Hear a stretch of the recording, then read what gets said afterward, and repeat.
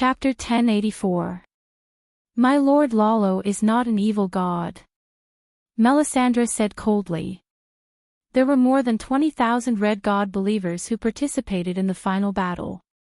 Of course, not all of them had died, and now they had an important seat in the meeting.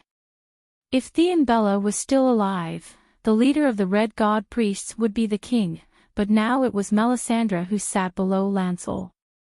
Sorry, I'm used to it. Tyrion smiled at her. To the believers of the seven gods, Lalo is an evil god, but in the overall situation, he barely qualifies.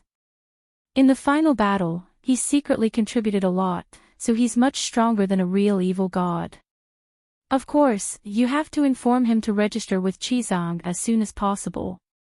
If he doesn't enter the investiture of the gods, he can't be considered a true god. Aunt May snorted and didn't say anything else. Actually, the little devil's words are not crude. It's his choice to believe in a god, and he should bear the consequences, Mattis Rowan said slowly. Indeed, if he believed in the seven gods honestly, he wouldn't have been possessed by an evil. Lalo. Jaime sighed. Everyone else chimed in as well.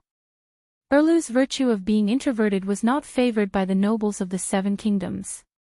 When Robert was still on the throne, he had no reputation among the nobles and the common people, let alone now that he had killed his brother and daughter. Seeing this, despair and sorrow slowly crept onto Davos's old face. Sansa smiled as if she was satisfied with the result, but she glanced at Margaery secretly. The Onion Knight is still lacking. It's your turn to assist. You can't say that.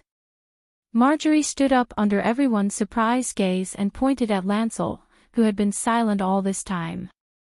If it's the Archbishop who represents the seven gods to Judge Stannis, it's not a problem at all. I'm not targeting Duke John. Everyone, please think about it.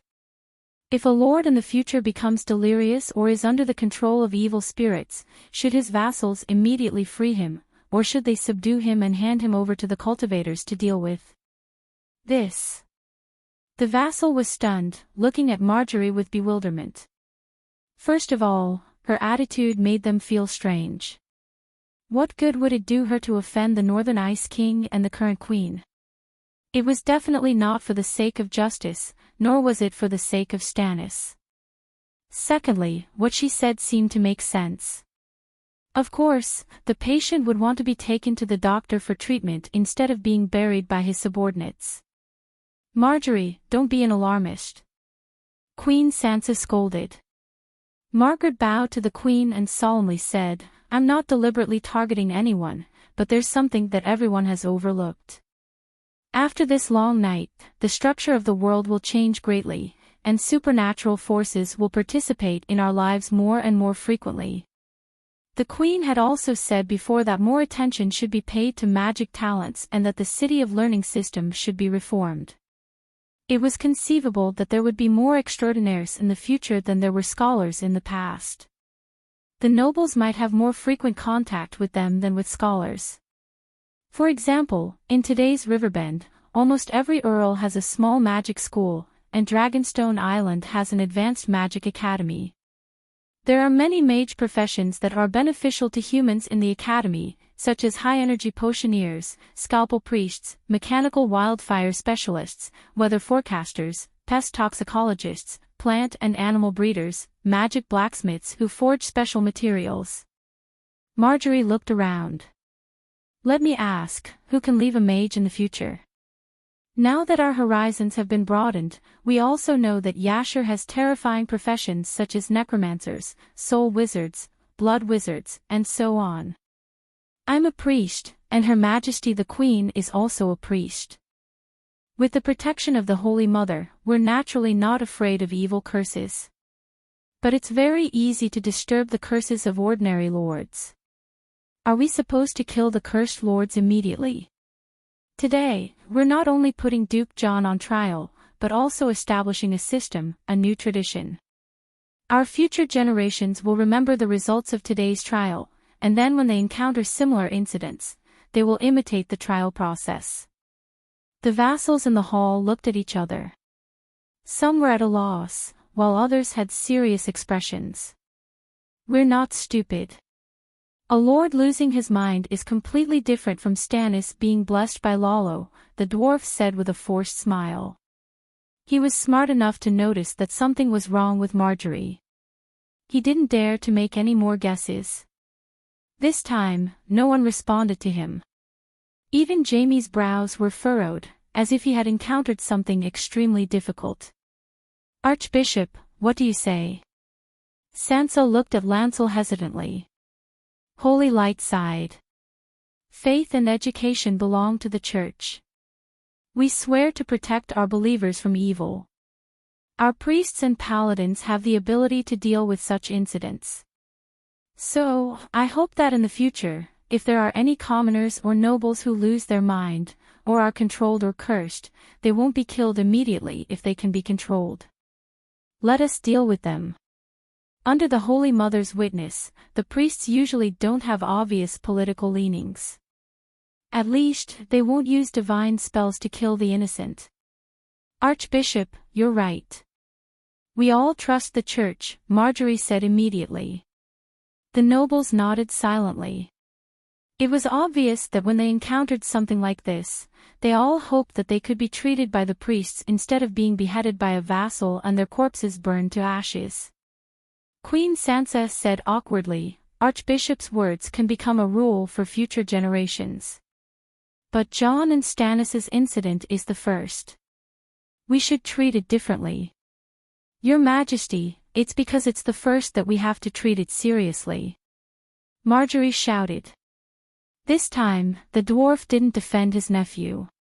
Instead, he looked back and forth between Marjorie and Sansa with a strange gaze. Sansa said in a low voice, "In the last battle, Jon contributed greatly." Jon looked at his sister with a complicated expression. He suddenly sighed and turned to the Onion Knight. "Earl of Rainforest, what do you want me to do?" Wu was never stupid. If the dwarf could sense that something was wrong, so could he. I don't know." Davos shook his head blankly. Ever since he knew that Queen Sansa was determined to protect her brother, he had the idea of dying to repay her kindness.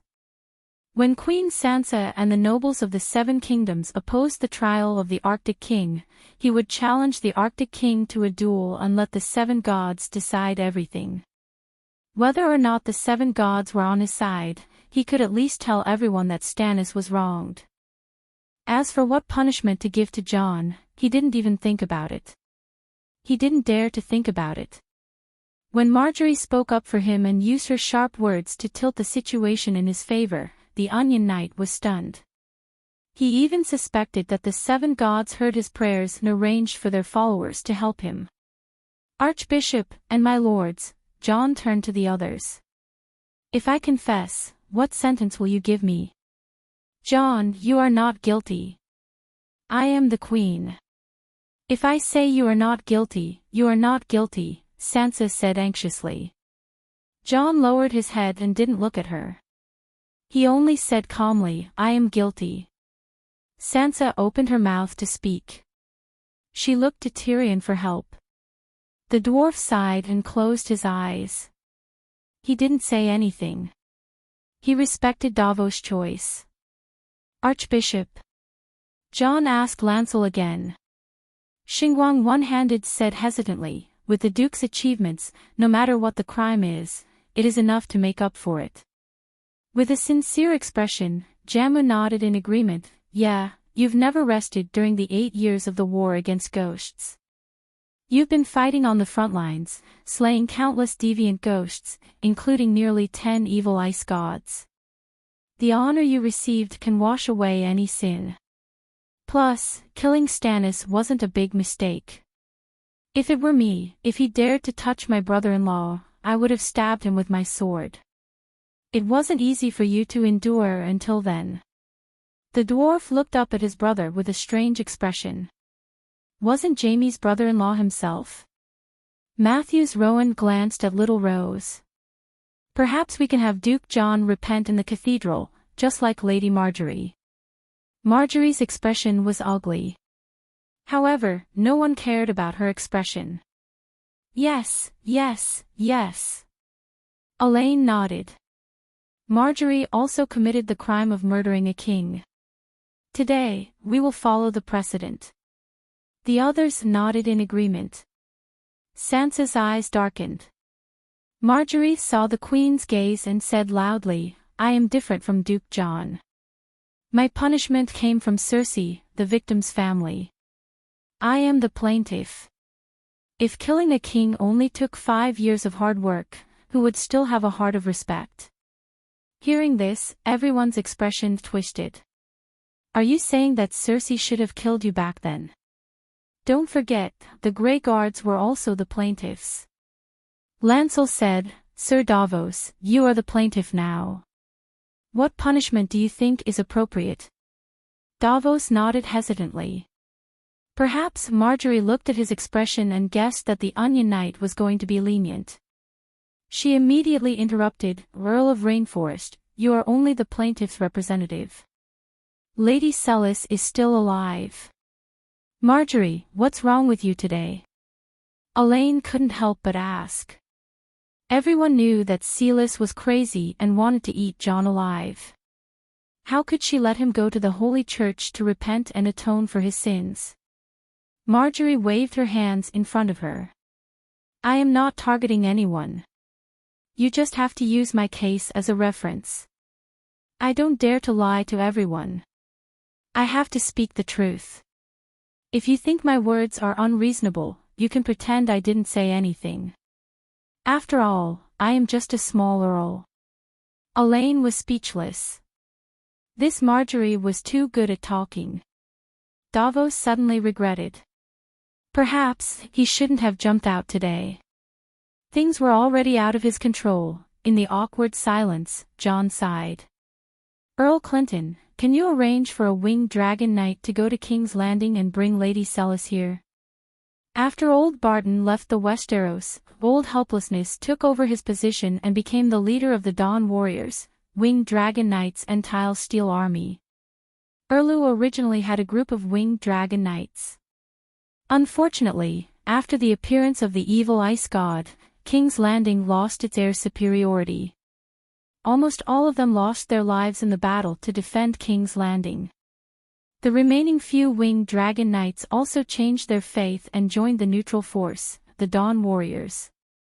The Dawn Warriors were stationed at Dragonstone Island. It was the safest place. After the Megalosaurus left, there were also wizard towers protecting the airspace.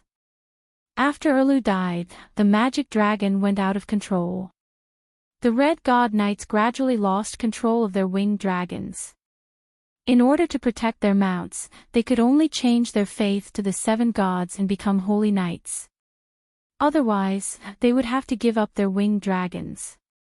For example, Davos needed to deal with the Red God Priestess, so he gave his winged dragons to his youngest son, Steve.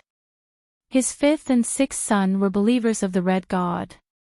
He, his wife and his 7th son were devout believers of the 7 gods. "Are you sure?" Old Helplessness was surprised. "We can't avoid her in the trial of her husband's case." Jon sighed. Old Helplessness sighed and called a fire mage to send a message to Dragonstone Island. Half a day later, Steve brought a white-haired old woman with a sinister face. "Pay with his life. I want him to pay with his life for my husband." Ha ha ha. The Light King bless us. The ingrate Jon Snow has finally received his retribution. Celis's eyes were wild as she laughed like an owl. Chapter 1085. My husband saved the Great Wall. It was also at the Great Wall that he swore loyalty to my husband. Because of his loyalty, my husband traveled thousands of miles and led the elite knights who defeated the King of Savages to attack Winterfell. Celis seemed to be crazy, but her words were not completely illogical. She pointed at Jon and scolded, "Your title as the Duke of the Northern Territory was bestowed by His Majesty himself. He lost his life to protect your Winterfell. But how did you treat him, ingrate? I want Jon Snow to pay for my husband's life. Her face twisted as she shouted at all the nobles. Queen Sansa's expression changed. She said to Steve, "Take Madame Celis away. We already know her opinion." Steve looked at his father hesitantly. The Onion Knight nodded slightly and said in a low voice, "Madam, follow Steve to the guest room and wait. I'll stay here. I want Jon to pay with his life." Celis hissed. I'll do my best." Davos sighed softly. "Ha ha ha, ingrate Jon Snow wants to pay for my husband's life, ha ha." The woman cried and laughed as she was taken away by 2 guards. After she left, Davos smiled bitterly. Everyone saw Madame Celis's situation. She's almost lost her mind. There's only hatred and vengeance left in her heart. Marjorie looked at the dejected Jon. "Duke Jon, you insisted that Madame Celis come. Now that she's here, do you think her suggestion is meaningful?" "Marjorie, that woman is crazy." "Are you crazy too?" Queen Sansa scolded angrily. Jon's eyes were dim and his face was pale. He tilted his head to look at his sister, then slowly lowered his head and murmured, "I confess.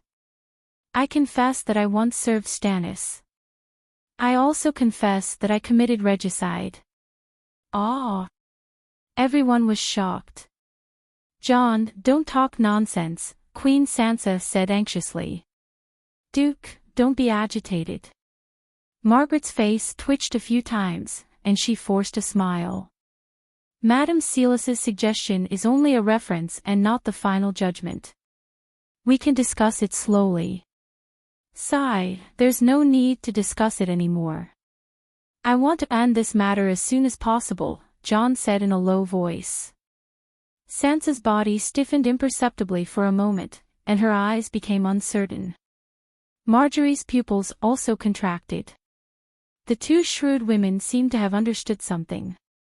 No matter what, with Duke Jon's status and his contributions in fighting the deviant ghosts, he doesn't deserve to die. Even if you plead guilty, you don't really have to pay with your life. You can swear that you will use the honor of the first half of your life to wash away your previous mistakes. I think everyone can accept that. At the very least, you can wear a black robe and forget all your sins. Margaret sighed. The dwarf's mouth twitched, but he did not say anything. Jon finally raised his head and looked deeply at Queen Sansa, whose face was full of worry. She wanted to lower her head. After a long while, he stood up and looked around at everyone. "I swear, right here and now, I will give up all the achievements and honor that I have gained in fighting the deviant ghosts and protecting the kingdom for the past 8 years, including the achievement of killing the deviant ghost king in the final battle. But not to atone for Stannis's crimes. He doesn't deserve it. Other than my own parents, no one else deserves that honor. From now on, you can treat me as a newborn baby after the end of the long night. I am no longer a hero. My honor is all given to my own parents." Jon exhaled, as if he was exhaling all the bitterness and hesitation in his heart. With a smile, he announced loudly, "My father, Rhaegar Targaryen, and my mother, Lyanna Stark. One of them is a married man, the other has a sacred marriage contract, but they are together. I often wonder, are they both crazy? If they aren't, why would they do such a crazy thing? Perhaps my father's mad blood flared up, and my mother's wolf blood burned. Until a few days ago, I met a short old woman with white hair. She came to me and cried, saying that she had finally seen the child of the prophecy. The child of the prophecy has finally fulfilled my prophecy." After a pause, he smiled and explained to the confused vassals, "In the Targaryen family, there is a not-so-ancient prophecy. The descendant of my grandfather, the Mad King Aerys, and my grandmother, Queen Layla, will give birth to the child of the prophecy. My lords, you may have heard of this prophecy. The prophecy was said by Jenny's dwarf friend in the city of Barren Stone. She survived the fire in the summer hole. She is the old woman I met a few days ago. The soul of the noble heart. Many of the riverside knights exclaimed. John glanced at them and continued, my parents' meeting may have been a mistake, but their union was definitely the arrangement of fate. Why did Lalo descend upon Stannis to murder me? Because I have something he wants. I was originally the prince of the prophecy that he chose. Of course, we all know now that the person who truly saved the world was my aunt. We only managed to stop the long night, but she ended it completely. I only have one purpose in saying this. I want the people of the world to understand that my parents met the right person at the wrong time under the arrangement of fate. I do not deny that they brought great harm and shame to others. They are guilty. Today, I will use all my honor to cleanse their sins. I hope that they can be forgiven by the 7 gods. Marjorie's expression was very complicated. The others were dumbfounded and shocked. Only she understood why he said that. He understood what she had said to him half a year ago, but he had rejected her suggestion. As for myself, John grinned, I was once a night watcher, and even became the 998th Commander-in-Chief of the Night Watchers. But this time, I really do not want to wear the black robe. The young me took the initiative to wear the black robe for glory. It was also because I did not know where to go after leaving the family that I loved but could no longer accept me. Now, I am no longer lost. I have a lover, family, and friends. In a few days, my first son will be born. He is a boy, and his name is already prepared. I Targaryen. Sansa's expression changed. John changed his mind. Before today, his son was still called Id Stark. I know how hard it is for a child without parents. So, I really cannot go to the Great Wall to be a night watcher. John looked around and said slowly, according to the traditions of the 7 kingdoms, the most common way for a guilty noble to atone for their sins is to wear the black robe, followed by exile to a foreign country. Ah! Everyone in the hall exclaimed. Actually, when the royal family makes a mistake, it is rare for them to wear the black robe. Exile is a common occurrence. For example, Maegor in the early stages, Yelan and Cold Iron in the middle stages. Speaking of which, my sister and my poor dead third brother are also exiles. Tyrion chuckled amidst the shock. Chief Bishop, Sansa. Queen. Although he was calling the Queen, John did not look at her. Also, Earl of Rainforest, do you think this punishment is reasonable? I will no longer have any glory or achievements. At the same time, I will give up the title of Duke of the Northern Territory and my land. I will leave the 7 kingdoms forever with my 2 wives and the title of Northern Ice King. Jon's title of Northern Ice King was the same as the dwarf's title of Prince Zeon in the early years. They were both Targaryens who obtained the title from the Dragon Queen. Apart from her, no one could abolish it. Why do you have to go to this extent? Davos muttered. Have you made your decision? Holy Light One-Handed asked seriously. This is a sacred oath. Jon said in a low voice. Lancel looked at the Queen and said, even if it is true treason, this punishment is enough. What do you think, Your Majesty? Jon. Sansa's expression was complicated. She had mixed feelings. Your Majesty, I have made my decision. This is the best outcome. Jon looked down and sighed. Sansa was silent. Lancel stood up and faced the nobles and knights. She said seriously, in the name of the Church, I declare that Prince Rhaegar and Princess Lyanna are no longer guilty of violating the sacred marriage. May the merciful Holy Mother bless them. Holy Light One-Handed sighed. He walked up to Jon and said, Jon Stark, kneel. Jon did as he was told and got down on one knee. The chief bishop placed a hand on his head and solemnly declared, "Your parents will forever bask in the glory of the 7 gods. Your birth will not be tainted." Holy light shone from holy light one-handed and flowed from his head to every part of his body, as if to cleanse him of all his sins. Whether you and your mother believe in the 7 gods or not, the 7 gods church will recognize you and Prince Rieger as saints. Lancel sighed. "Thank you." John teared up and kissed the back of the chief bishop's hand. "Did you have to do this?" Tyrion came to him angrily as soon as the trial was over. Queen Sansa sat in front of the dressing table and stared at herself in the mirror. The person in the mirror looked dazed, as if she was a stranger. "Is this necessary?" He pulled her hand and made her face him. "I." Sansa lowered her head guiltily. She quickly looked up and stared at him coldly. "I don't know what you're talking about." "Still pretending? Do you take me for a fool?" Tyrion roared. "Do you dare swear to the Holy Mother that Marjorie is not one of your people?" "I am the Queen of the 7 Kingdoms. The nobles of the 7 Kingdoms are my people," Sansa said calmly. "Can't you let Jon return to Winterfell? How many days has it been since the war ended? Why do you have to kill them all?" The dwarf said sadly. Sansa was silent. "Say something. You dare to think and do, but you don't dare to say it." The dwarf shouted. "It's not that bad now," Sansa said softly.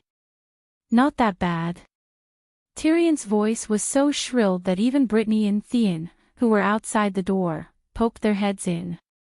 They looked at each other and retreated silently.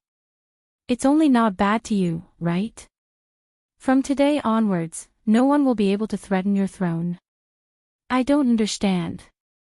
You told me that family is above all else back then. How did you become like this? Or were you lying to me from the beginning?"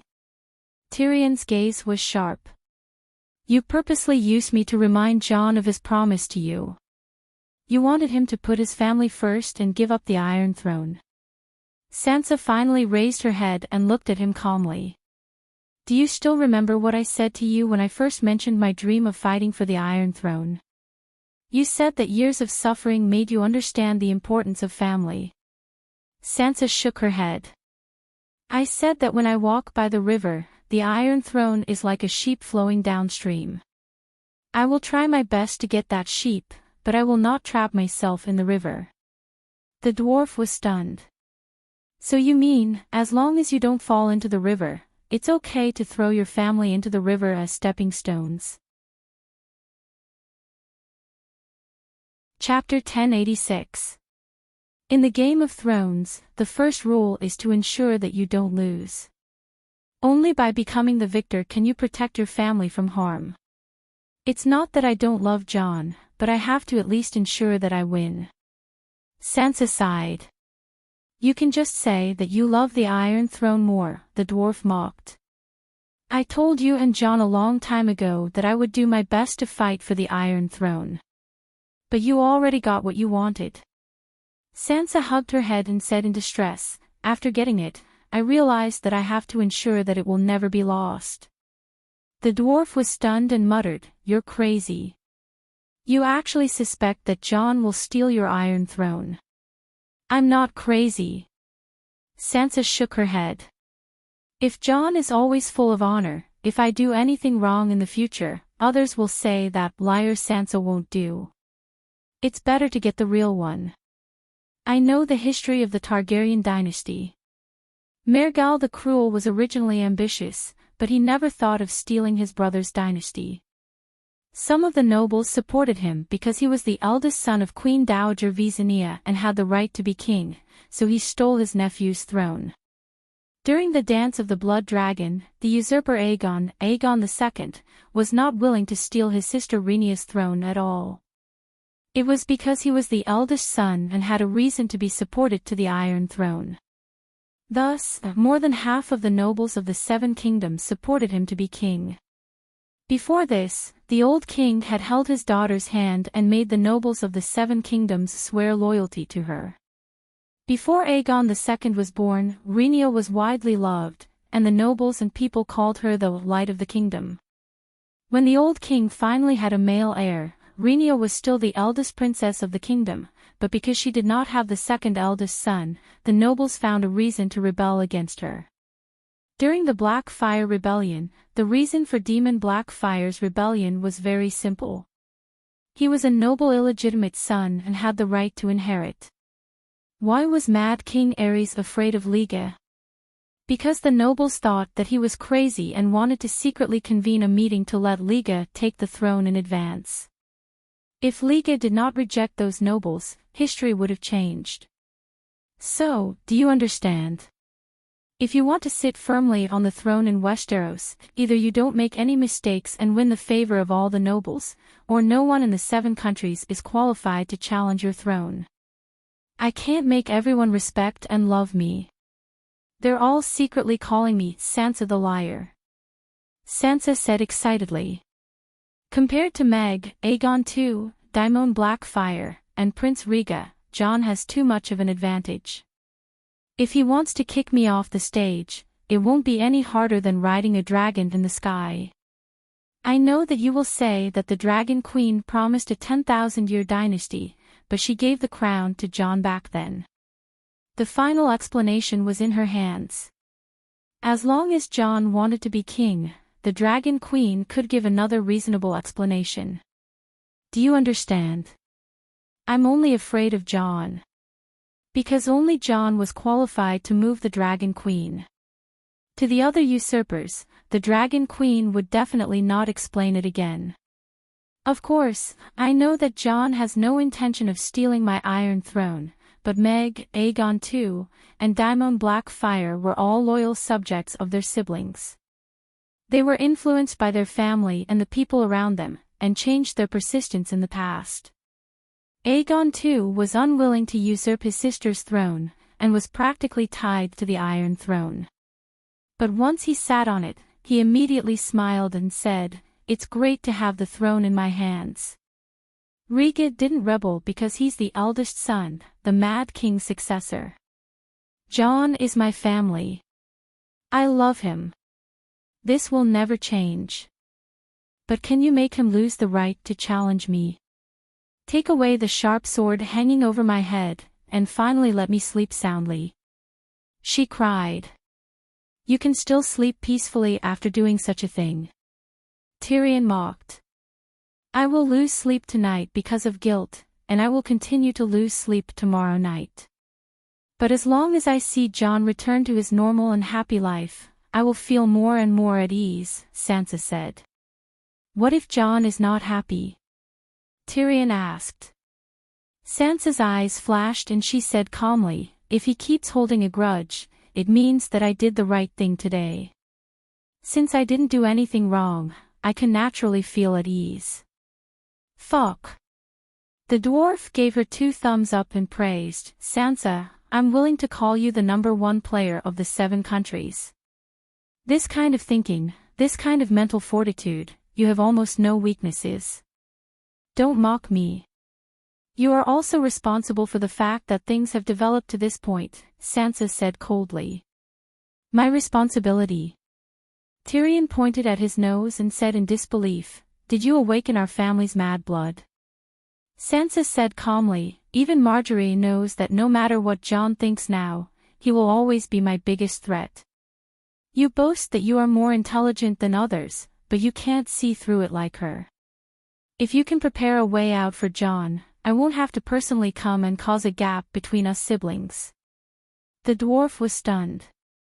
Sansa softened her tone and sighed, you are not as good as Marjorie or old Ymont in this aspect. Look at what he did back then. His younger brother Aegon V had just ascended the throne, and Ymont immediately took the initiative to put on the black cloak and completely cut off the possibility of returning to the center of power. If you can prepare everything for Jon, I can also learn from Aegon V and use the grandest, most honorable, and most reluctant way to send Jon off from King's Landing. When she said this, Queen Sansa's tone had a hint of genuine complaint. Old Ymont was clearly an example, so why couldn't the dwarf think of a similar example? His younger brother took his throne, and he took the initiative to exile himself to a bitter cold place, and he still missed his younger brother for the rest of his life. She really wanted her relationship with Jon to be like Aegon and Ymont. Yes, all the kings in the world wanted a brother like Ymont. The dwarf said bitterly, "You already told me that family is far more important than the Iron Throne, so what else do you want me to see through?" While saying this, I also want to remind you that I will use all means to seize the Iron Throne, Sansa said calmly. All right, I admit my mistake. I made a mistake that all men make. I thought that just because the small part is deeply rooted in people's hearts, the big part can really see through a woman's thoughts. But even if I didn't think it through, can't you give me a hint? The dwarf said helplessly. What's the difference between giving you a hint and now? You will think that I am ruthless and heartless, and the atmosphere will not continue to be harmonious. The dwarf could only smile bitterly. You are right. If you had hinted that I wanted to get rid of Jon, my feelings would be exactly the same as right now. I only hate that little Rose is not smarter and more secretive so that I can't see through your tricks at all. It's rare to be confused in life. He held his head and sighed. Sansa suddenly grabbed his hand and put it in front of her chest. She said softly, "You still have a chance." What chance? The dwarf was stunned. To make up for my mistakes. Sansa's face was full of sincerity. I love Jon. He is my family. This will never change. He seems to have noticed something. Can you help me talk to him and let him understand my helplessness and guilt? Do you feel guilty? The dwarf asked doubtfully. Two streams of tears flowed down Sansa's face. I am very worried. I am worried that Jon will no longer like me and no longer treat me as a sister. Her eyes were red, and she choked with sobs. The dwarf was stunned on the spot. I know, at this moment, the cry of a cuckoo came from outside the house. Is that Jon? Sansa looked at the dwarf in shock. Tyrion frowned and nodded. It is him. The two hurriedly ran out.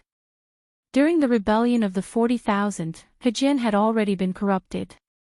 Before the long night, most of Hejin's population had moved to King's Landing, Valley, and Crabclaw Peninsula.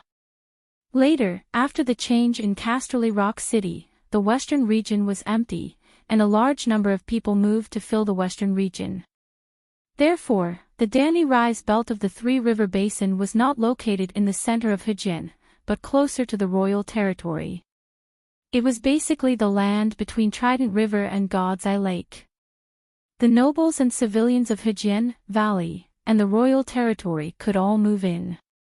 The final battle with King Strange Ghost was north of Dany Rise belt. It could be said that the human army was backed by the shelter, which solved their logistical problems to the greatest extent. And right now, the human army's base was Derry City by the Trident River. The farmer's castle at the center of Derry City belonged to Queen Sansa. The vassals were scattered around the city according to their status, or they even set up tents outside the city. At this moment, Jon's cries came from the Holy Hall in the courtyard. The Holy Hall was built with a wooden frame covered with plaster. The wooden door was carved with a 7-pointed star, and the roof was made of sturdy black tiles. Although it was very simple, there was not a single statue of the 7 gods in the hall. There were 7 walls, and 7 statues. The dwarf and Sansa squeezed their way through the crowd of onlookers and saw Jon wailing under the statue of the Holy Mother. The Holy Hall was made of mud, and there were no windows. There were only a few oil lamps under the statue. In the dim hall, the two of them had a hard time adjusting to the light inside. Jon knelt in front of the Holy Mother with someone in his arms. Wale stood to the side with a gloomy expression. Xingguang Wenhan's face was full of sorrow, and he kept muttering, "The Holy Mother is merciful." Sansa suddenly had a bad premonition. Her heart pounded rapidly. Facing Whale's resentful gaze, she carefully walked forward, swallowed, and asked, "John, what's wrong?" John was too busy sobbing to pay her any attention. She took 2 more steps forward, and finally saw the person in his arms. "Ah!" She couldn't help but cry out, and stumbled back 3 steps. It wasn't 1 corpse, but 2. One was a woman, and the other was a baby. The woman had a round face, a flat nose, and a head of flaming red hair. It was Ygritte. Right now, her stomach was shriveled, and there was a layer of dark red ice crystals under her robe. Her face was paler than paper, and there seemed to be pain between her brows. On the mud ground in front of her was a chubby baby. There was a thin layer of pink ice on the baby's bluish-purple skin, and a palm-long umbilical cord was connected to its belly button. Thump! For some reason, Sansa lost all her strength in an instant. She knelt on the ground, her face pale, and begged desperately, "Chief Bishop, why are you still standing here? Quick, save them." "Save-eyed, he, and Ygritte, isn't she about to give birth? Why is she here? There's no saving them. Before they were sent to Derry City, both mother and child were all ready. As long as there was a trace of life left, I could use it. But I can't revive the dead," Lancel said bitterly. Sansa was stunned. She shouted at Whale, "Why are you here? Ygritte is about to give birth, don't you know?" Whale said coldly, "The child's father is about to die. How can we just sit here? What nonsense are you talking about? Who can take John's life?" Sansa said agitatedly. "You." Sansa felt like she had been shot in the heart, and she almost fell to the ground. Yup, the dwarf knelt down in time to catch her. Sansa came to her senses, and tears instantly fell. She shook her head and said, "John is my brother, my family. Why would I take his life? You're crazy, stupid." Chapter 1087. "Who sent you here?" the dwarf asked. "Me." Little Crab squeezed out of the crowd with a bitter face, holding a windshield helmet under his armpit. "In the morning, Dragonstone Island received a message from your side, asking for a winged dragon knight to bring Lady Sealis to Derry City. But less than 2 hours after Steve left, the King's Landing sent an urgent message from the Northern Ice Lord's residence, asking for another knight to escort Whale and Lady Ygritte to Hijin. I had nothing to do, so I took the initiative to go to the King's Landing.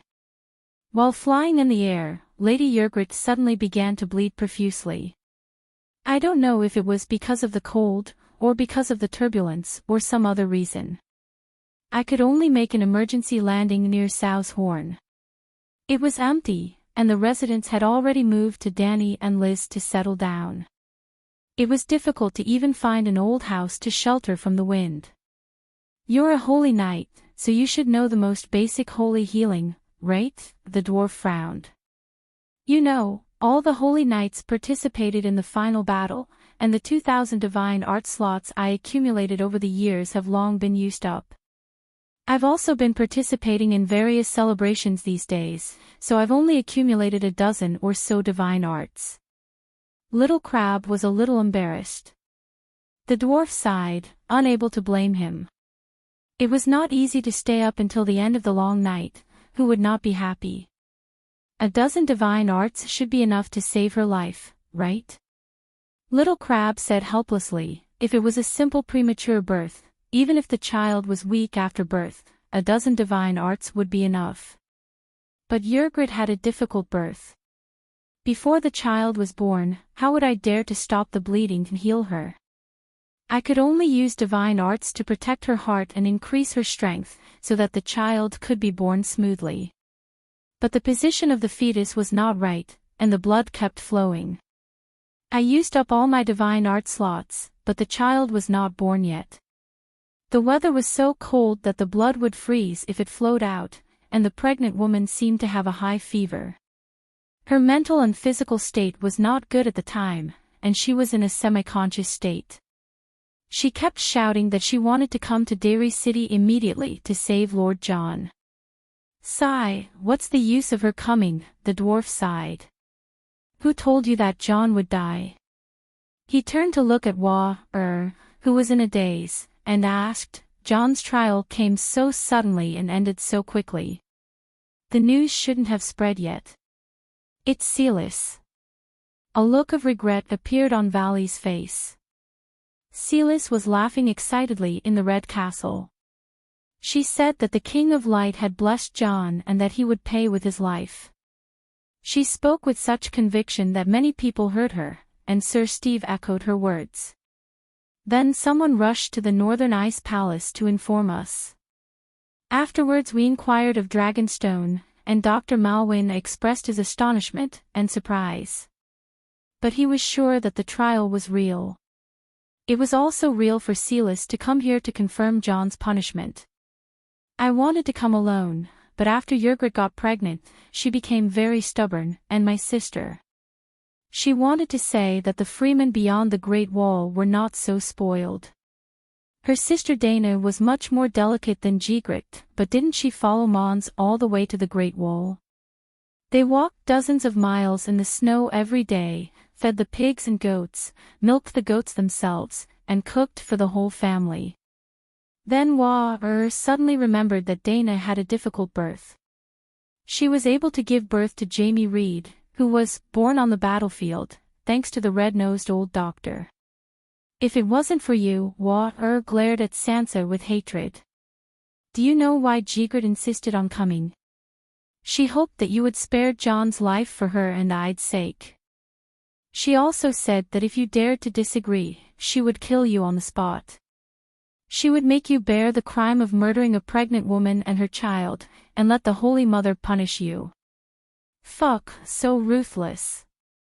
The women of the House of Stark, regardless of whether they were ladies or daughters-in-law, were all ruthless people. The vassals outside the Holy Church shuddered. Even a lunatic wouldn't believe that I would kill John. Ygritte is pregnant and easily agitated, but aren't you usually very smart? Sansa said with tears in her eyes. Said coldly, I'm just too smart and can see too clearly. That's how I knew that you wouldn't let John go. When I heard that you wanted to put John on trial, I knew that you had already become a lunatic even before you sat on the Iron Throne. You won't even let your own brother go. Nonsense, you're talking nonsense. Sansa stood up and pointed at Idiot, look at John. Is he dead? Enough. John, who had been sobbing quietly, suddenly shouted. Get out. John. Sansa called out sadly. Get out. John said coldly. John. Called out sadly. You too. John's voice softened. John. The dwarf called out tentatively. Get out, all of you, John growled. 3 days later, at the southern pier of the King's Landing. You're leaving already. Why didn't you tell me? At the pier, the two-headed demon dragon was already saddled. Was talking to a few spearwomen nearby. John hugged Tormund and the other barbarian leaders and said goodbye. Tyrion rode on Tessa and descended from the sky. The barbarians and northerners looked at the dwarf with hatred. John was expressionless. I'm not the king of the 7 kingdoms. Tyrion cursed and pulled John to the side. He slapped himself twice and said sincerely, it was my mistake this time. I'm at fault. I apologize. It has nothing to do with you. John shook his head sadly. I'm Sansa's accomplice. Although I didn't want to hurt you, I couldn't see through her true thoughts. I was played by her but thought too highly of myself. In the end, you made a mistake. The Dragon Queen was right. You shouldn't have given the throne to her, the dwarf said bitterly. I chose my own path. John sighed. Did you contact the Dragon Queen? What did she say? The dwarf asked hurriedly. After they were chased away that day, Holy Light one-handed closed the doors of the Holy Church and prayed to the Holy Mother, hoping for a miracle. A day later, John carried the corpses of his wife and son out of the Holy Church with a pale face. He cremated them outside Derry City. John mumbled. The Holy Mother responded to the Archbishop's prayer. She said that miracles are miracles because they rarely happen. Now that the long night is over, there won't be any more miracles of reviving the dead. Also, Ida is a baby. He died before he was born. His soul can only enter the first level of hell and wait for the chance to enter the cycle of reincarnation. Ygritte is a believer of the old gods. Her soul will enter the earth, sky, forest, and river immediately after she dies. No way. She's so heartless. We're all on the same side. Why can't she go through the back door? The dwarf said unhappily. John was not a muggle. He understood what the dwarf meant. Maybe she's angry at me. He said uncertainly. When she gave me the crown, she said that she chose her own path. You really chose the wrong path. Stannis wanted to kill you. You killed him in return. The nobles and Archbishop are obviously on your side. Why do you have to confess? The dwarf sighed. Can't you see that Marjorie and Sansa? Tyrion rolled his eyes. If you can see it, of course I know that they're together. But since she's heartless, why did you let her have her way? John said bitterly. Marjorie came to me once half a year ago. Her words were very persuasive and I listened to her. But my determination to not fight with Sansa for the Iron Throne has been shaken many times, but it hasn't changed. Ygritte and Whale heard Marjorie's words and knew of my decision. They were very worried that I would have a bad ending. At that time, I promised them that after I killed the Ghost King, I would immediately take them away from King's Landing. We would return to the north. In the summer, we would ride horses and hunt deer beyond the Great Wall. In the winter, we would hide in Winterfell. Beyond the Great Wall, I could follow the traditions of the barbarians and steal both of them as my wives. Their children would not be illegitimate. Our family would live happily in the north and never leave the center of power. The day Davos attacked me, I saw Marjorie's behavior and guessed that she had sided with Sansa. Her words were Sansa's words. Her thoughts were Sansa's thoughts. At that moment, my heart was in pain. But I also understood that the Iron Throne could only be fought for, not given away. Those who were given away would feel uneasy. Since Sansa felt uneasy, I played along with her thoughts until she felt at ease. I knew that she still cared about family and did not want to kill me. As long as I lost my ability to threaten the throne, when I turned from a hero to a sinner, the nobles and citizens of the Seven Kingdoms would no longer think of me as the one who gave away the throne. I truly intended to stay away from the center of power. I even planned to never return to King's Landing, so I did not care about the title of hero. Just treat it as the last time I helped her as her brother. Who would have thought that Ygritte, fate was too cruel to us? The dwarf sighed and said, since you see it so clearly, I will not say anything. Sansa even begged me to explain to you. She was obsessed with the Iron Throne and did not want to see the blood of her family. For the past 2 days, she has been repenting in front of the Virgin Mary and wetting her pillow with tears at night. I do not know if she was sincere or not. But I am sure that she truly felt that she had wronged you. She even asked me to be the mediator. She hopes that you can forgive her. Her actions only confirmed Marjorie's prediction. I had already guessed that this would be the outcome today, and I am willing to bear the consequences, John said flatly. The dwarf opened his mouth and then closed it again. The two of them stood by the river and were silent for a long time. The dwarf asked softly, "Where do you plan to go? Why don't you follow me to the barren lands? The zebra people are almost extinct, and I will give you the Jujesni Plains. That place is much richer than the north. You have a large grassland, and you can herd sheep with whale as you wish. The barren lands are yours. I am the current emperor's prime minister, and the future emperor's uncle," the dwarf said proudly. John shook his head. "I plan to go to Queen's Corner with Whale. There are Danny, Liz, and many free people there. Whale's sister, Dana, and Mance Ryder are there too. Perhaps we will go to Slaver's Bay later and meet old Yamant and cousin Simba. When the sun comes out and everything comes back to life, I plan to ride the mystic dragon and take Whale to the ends of the earth." "Good idea." The dwarf's eyes lit up. "Perhaps we could travel the world together. To be honest, if I was not busy with work, I would have explored the secrets of the four poles long ago.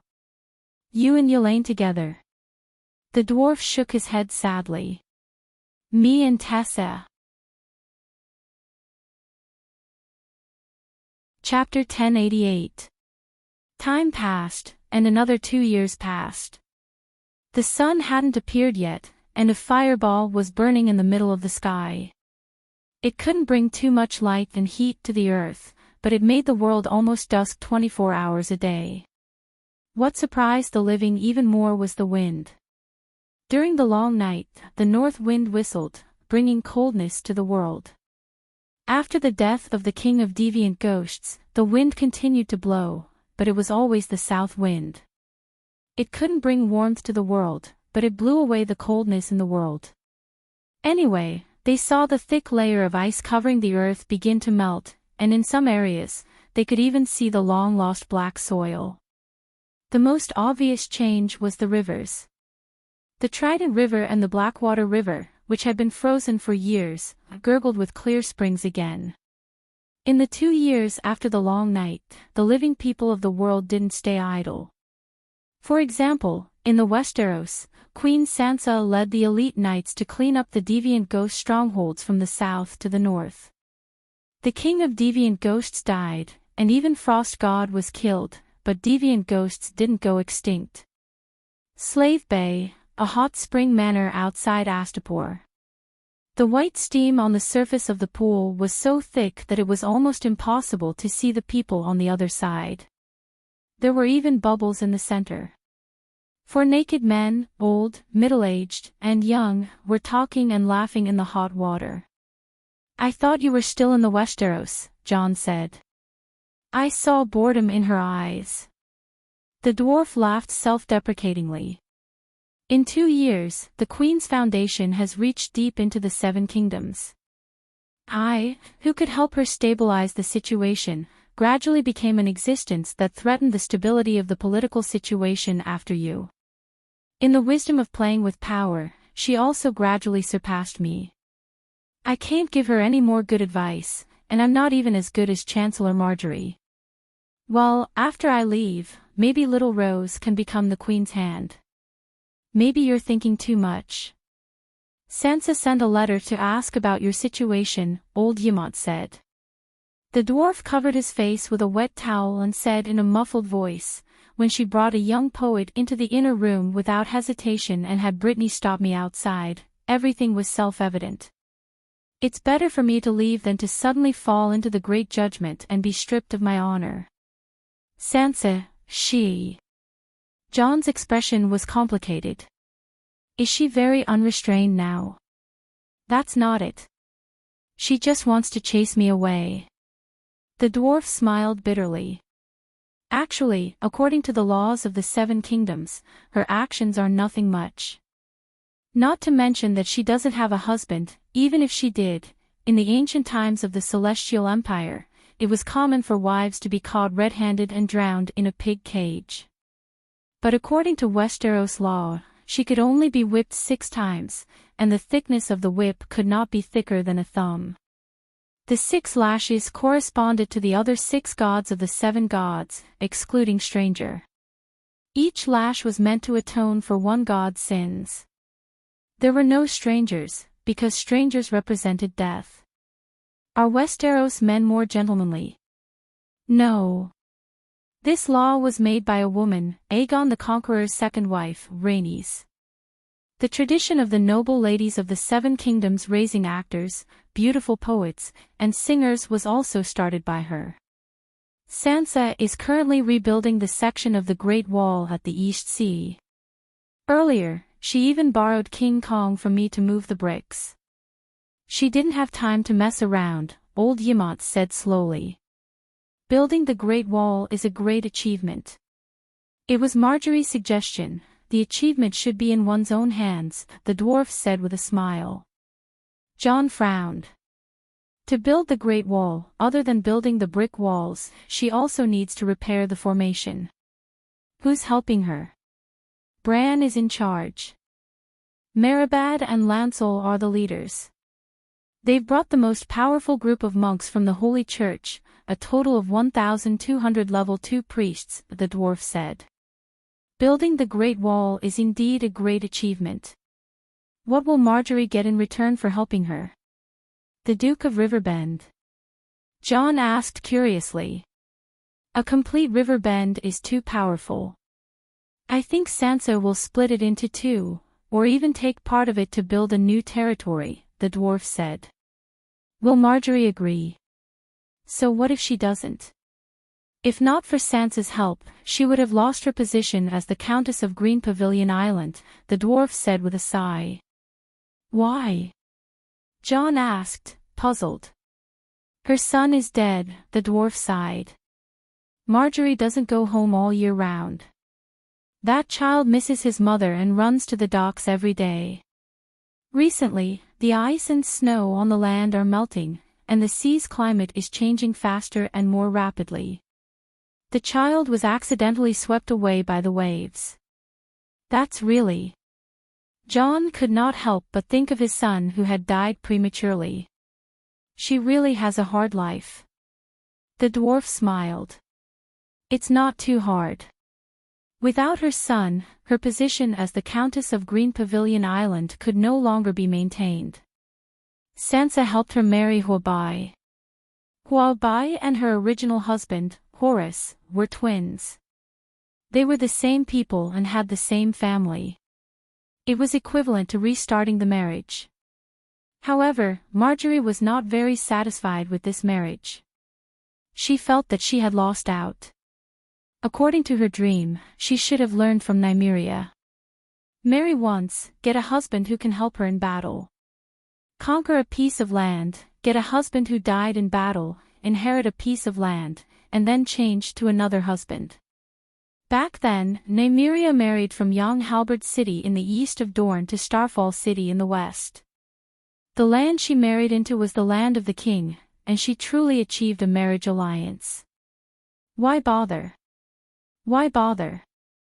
Green Pavilion Island is already the top countess territory in the Seven Kingdoms. What else does she want? Jon sighed. You said it yourself. Green Pavilion Island is only a countess territory. The dwarf splashed water on Simba's face, who had been silent all this while. He smiled and said, not every woman can be like her mother, realizing her ambition with her own strength. Simba wiped the water off his face, and still did not speak. The temperature has been rising in the past 2 years. The temperature in Slave Bay is about to break through zero, which means that the sun is almost done. Dany should be back soon, right? Old Yemont chuckled. According to the current trend, in a year's time, bathing in the hot spring will no longer be a blessing, but a torture, Jon nodded and said. The dwarf picked up the silver wine jug from the stone table and blew on it as he said vaguely, what do you think is the difference between bathing now and bathing in summer? It's hot water that's close to boiling. Normal people can't stand it. Only we Targaryens have the right to enjoy this blessing. Jon nodded and looked at the burly silver brother beside him. In the process of forging the sun, Aunt Dany should have a deeper understanding of the first flame. In the past 2 years, her level has increased, and our bloodlines have also improved. Simba has benefited the most. Are you immune to normal flames now? Wildfire can't hurt me either, Simba nodded and said. Kid, don't be so smug. Uncle Tyrion can swallow wildfire alive a long time ago. The dwarf shouted. Jon looked at his uncle indifferently and asked, Simba, you're a fire demigod, right? What? The dwarf almost choked on his wine. He scurried over in a few steps and pulled the youth to look left and right. His pupils elongated into vertical slits. Other than a body of well-proportioned and firm muscles and a second brother that was slightly smaller than him, he could not see anything else.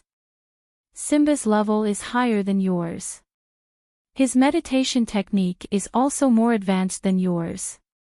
You can't see through his foundation at all, Jon said with a smile. Simba started learning the origin of the first flame in April this year. He condensed his meditation foundation in 3 days and became a demigod a month later, old Yamant said proudly. Fuck, he became a demigod in a month. This talent. The dwarf's face contorted.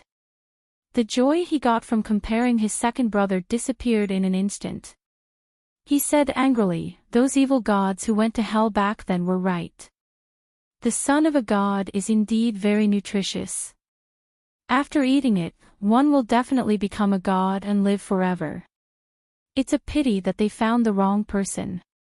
Simba, it's all thanks to your uncles that you're able to live until now. That's fine. Simba will be your shield from now on, old Yamant said with a smile. The dwarf's eyes turned. He hugged his nephew's shoulder and said, Simba, do you know that a humanoid creature called the Snow Lady has appeared in the world in recent years? Their eyes emit a faint blue light like the stars. Their skin is pale like the moonlight. Although their bodies are colder than ice and snow, they have a peerless appearance that humans can't reach. They came from the wind and snow. Some say that the wind and snow came with them. They're full of legends.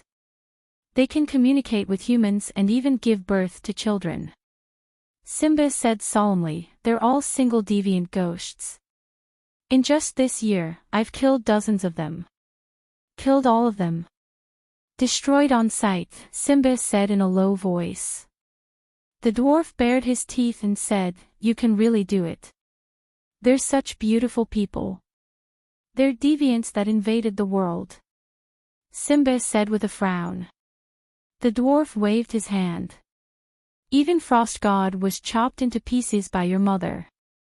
What kind of threat are these deviant ghosts left?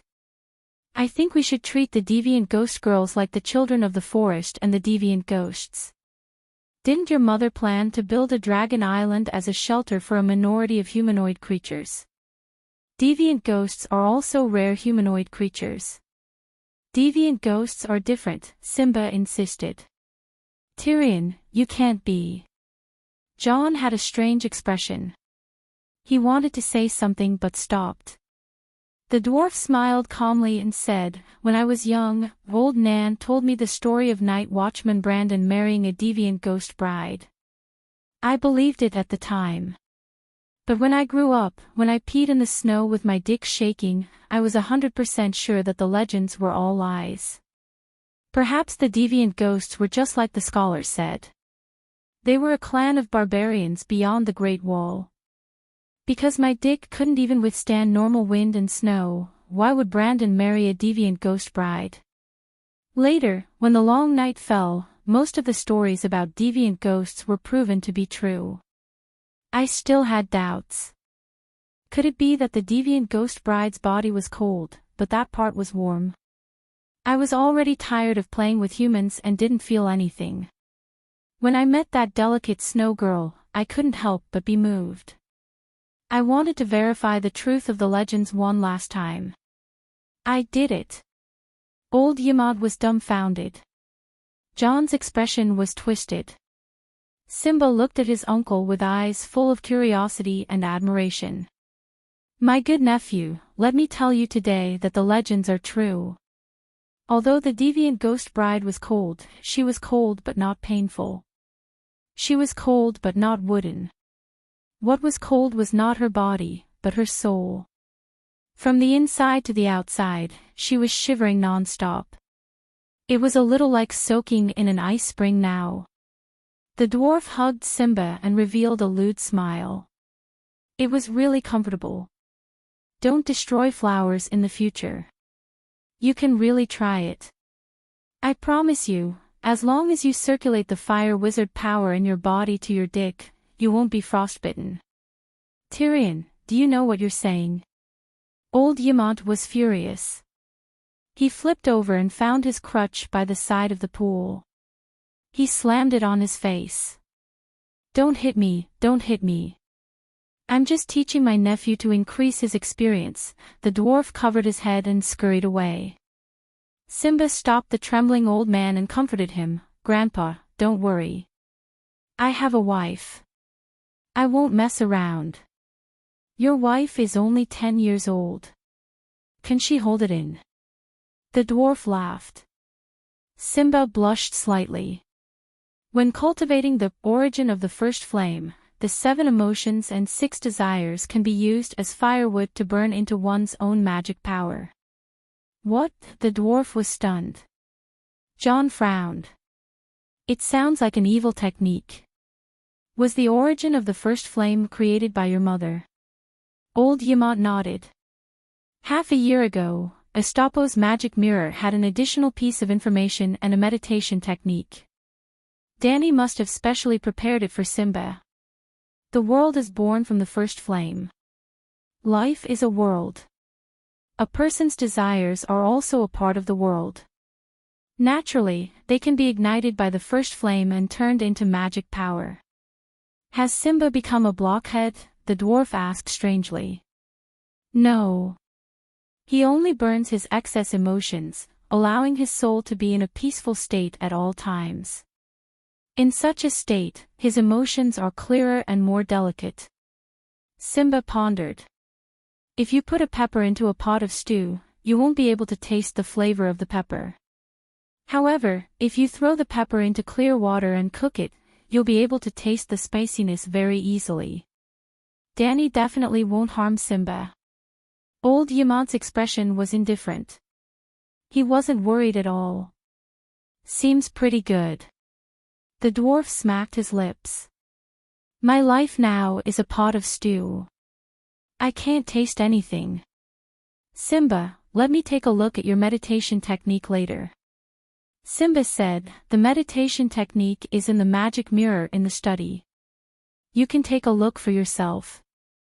The origin of the first flame. It should be a simulation of the first flame, right? Such an intricate and profound witchcraft technique is just casually placed in the study.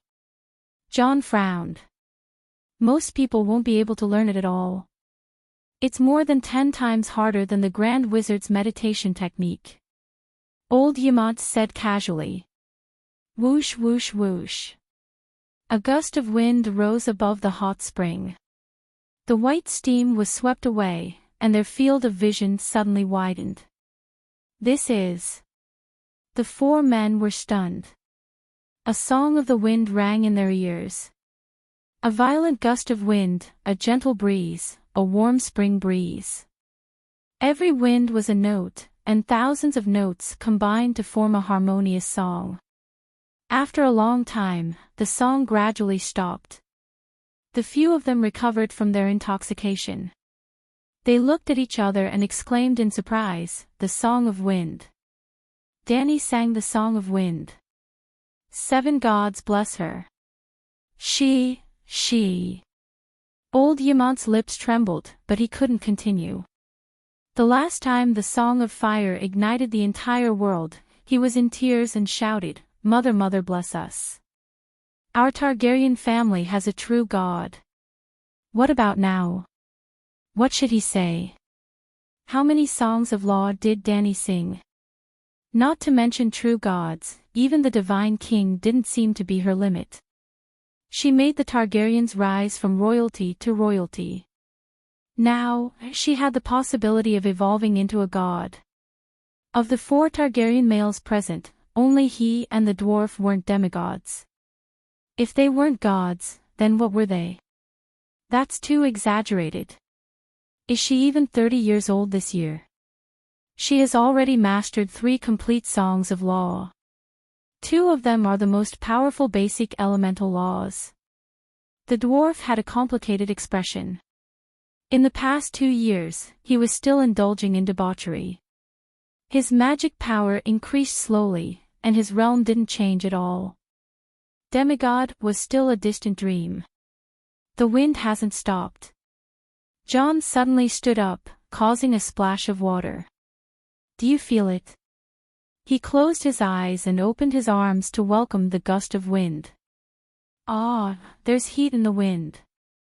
The Dragon Queen is using the Song of Wind and Fire to send heat to the world, the dwarf shouted. No, it's not the Song of Fire that's heating. Simba frowned and thought hard. It seems to be a domain. But a domain can't possibly cover the entire world. John said with a serious expression, you're right. It's not the Song of Fire that's sending heat. It's the Song of Fire that's turning the cold ice power in the world into warm fire. Let's go out and take a look. The long night is really coming to an end this time. The ice and snow melted at a visible rate, turning into small streams that converged into a river. And in the center of the sky, the dark red fireball became brighter and brighter. The world suddenly shook, and the giant wind wall of Danny Rise's girdle collapsed instantly.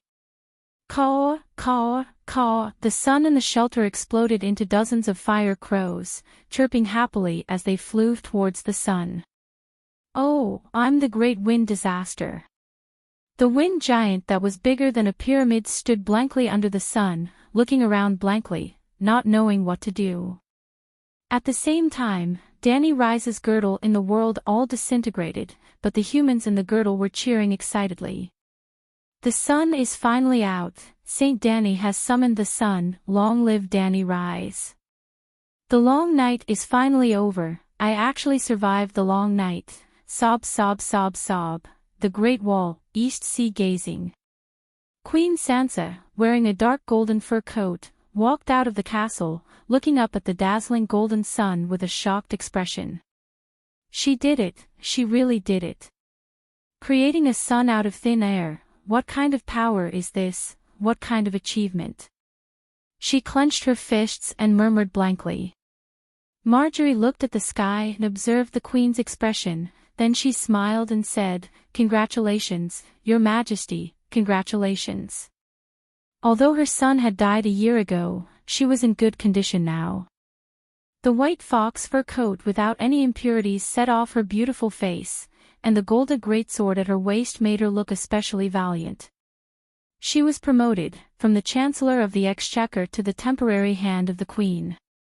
After the dwarf left, Sansa was prepared to ask her brother Bran to leave Winterfell to help her, but Bran coldly refused. I'm the Dragon Queen's Kingsguard, helping to build the Great Wall is my responsibility, the rest is nothing. Sansa was unhappy, but there was nothing she could do.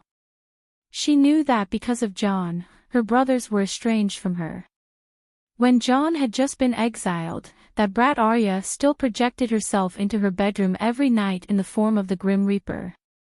She stared at her expressionlessly with her cold dead fish eyes, and the Grim Reaper's scythe in her hand kept moving around her body, scaring her to death. In the end, she couldn't take it anymore, and could only ask her dead mother to be the mediator, persuading Arya to stop scaring her sister. Oh, not only did Madame Stoneheart not blame her, she even praised her for her cleverness, because all the benefits fell into the hands of her brothers. Originally, letting Jon inherit Winterfell was Madame Stoneheart's last choice, but now, her daughter was able to get rid of the donkey after it had outlived its usefulness, and let the ancestral inheritance return to her son's hands.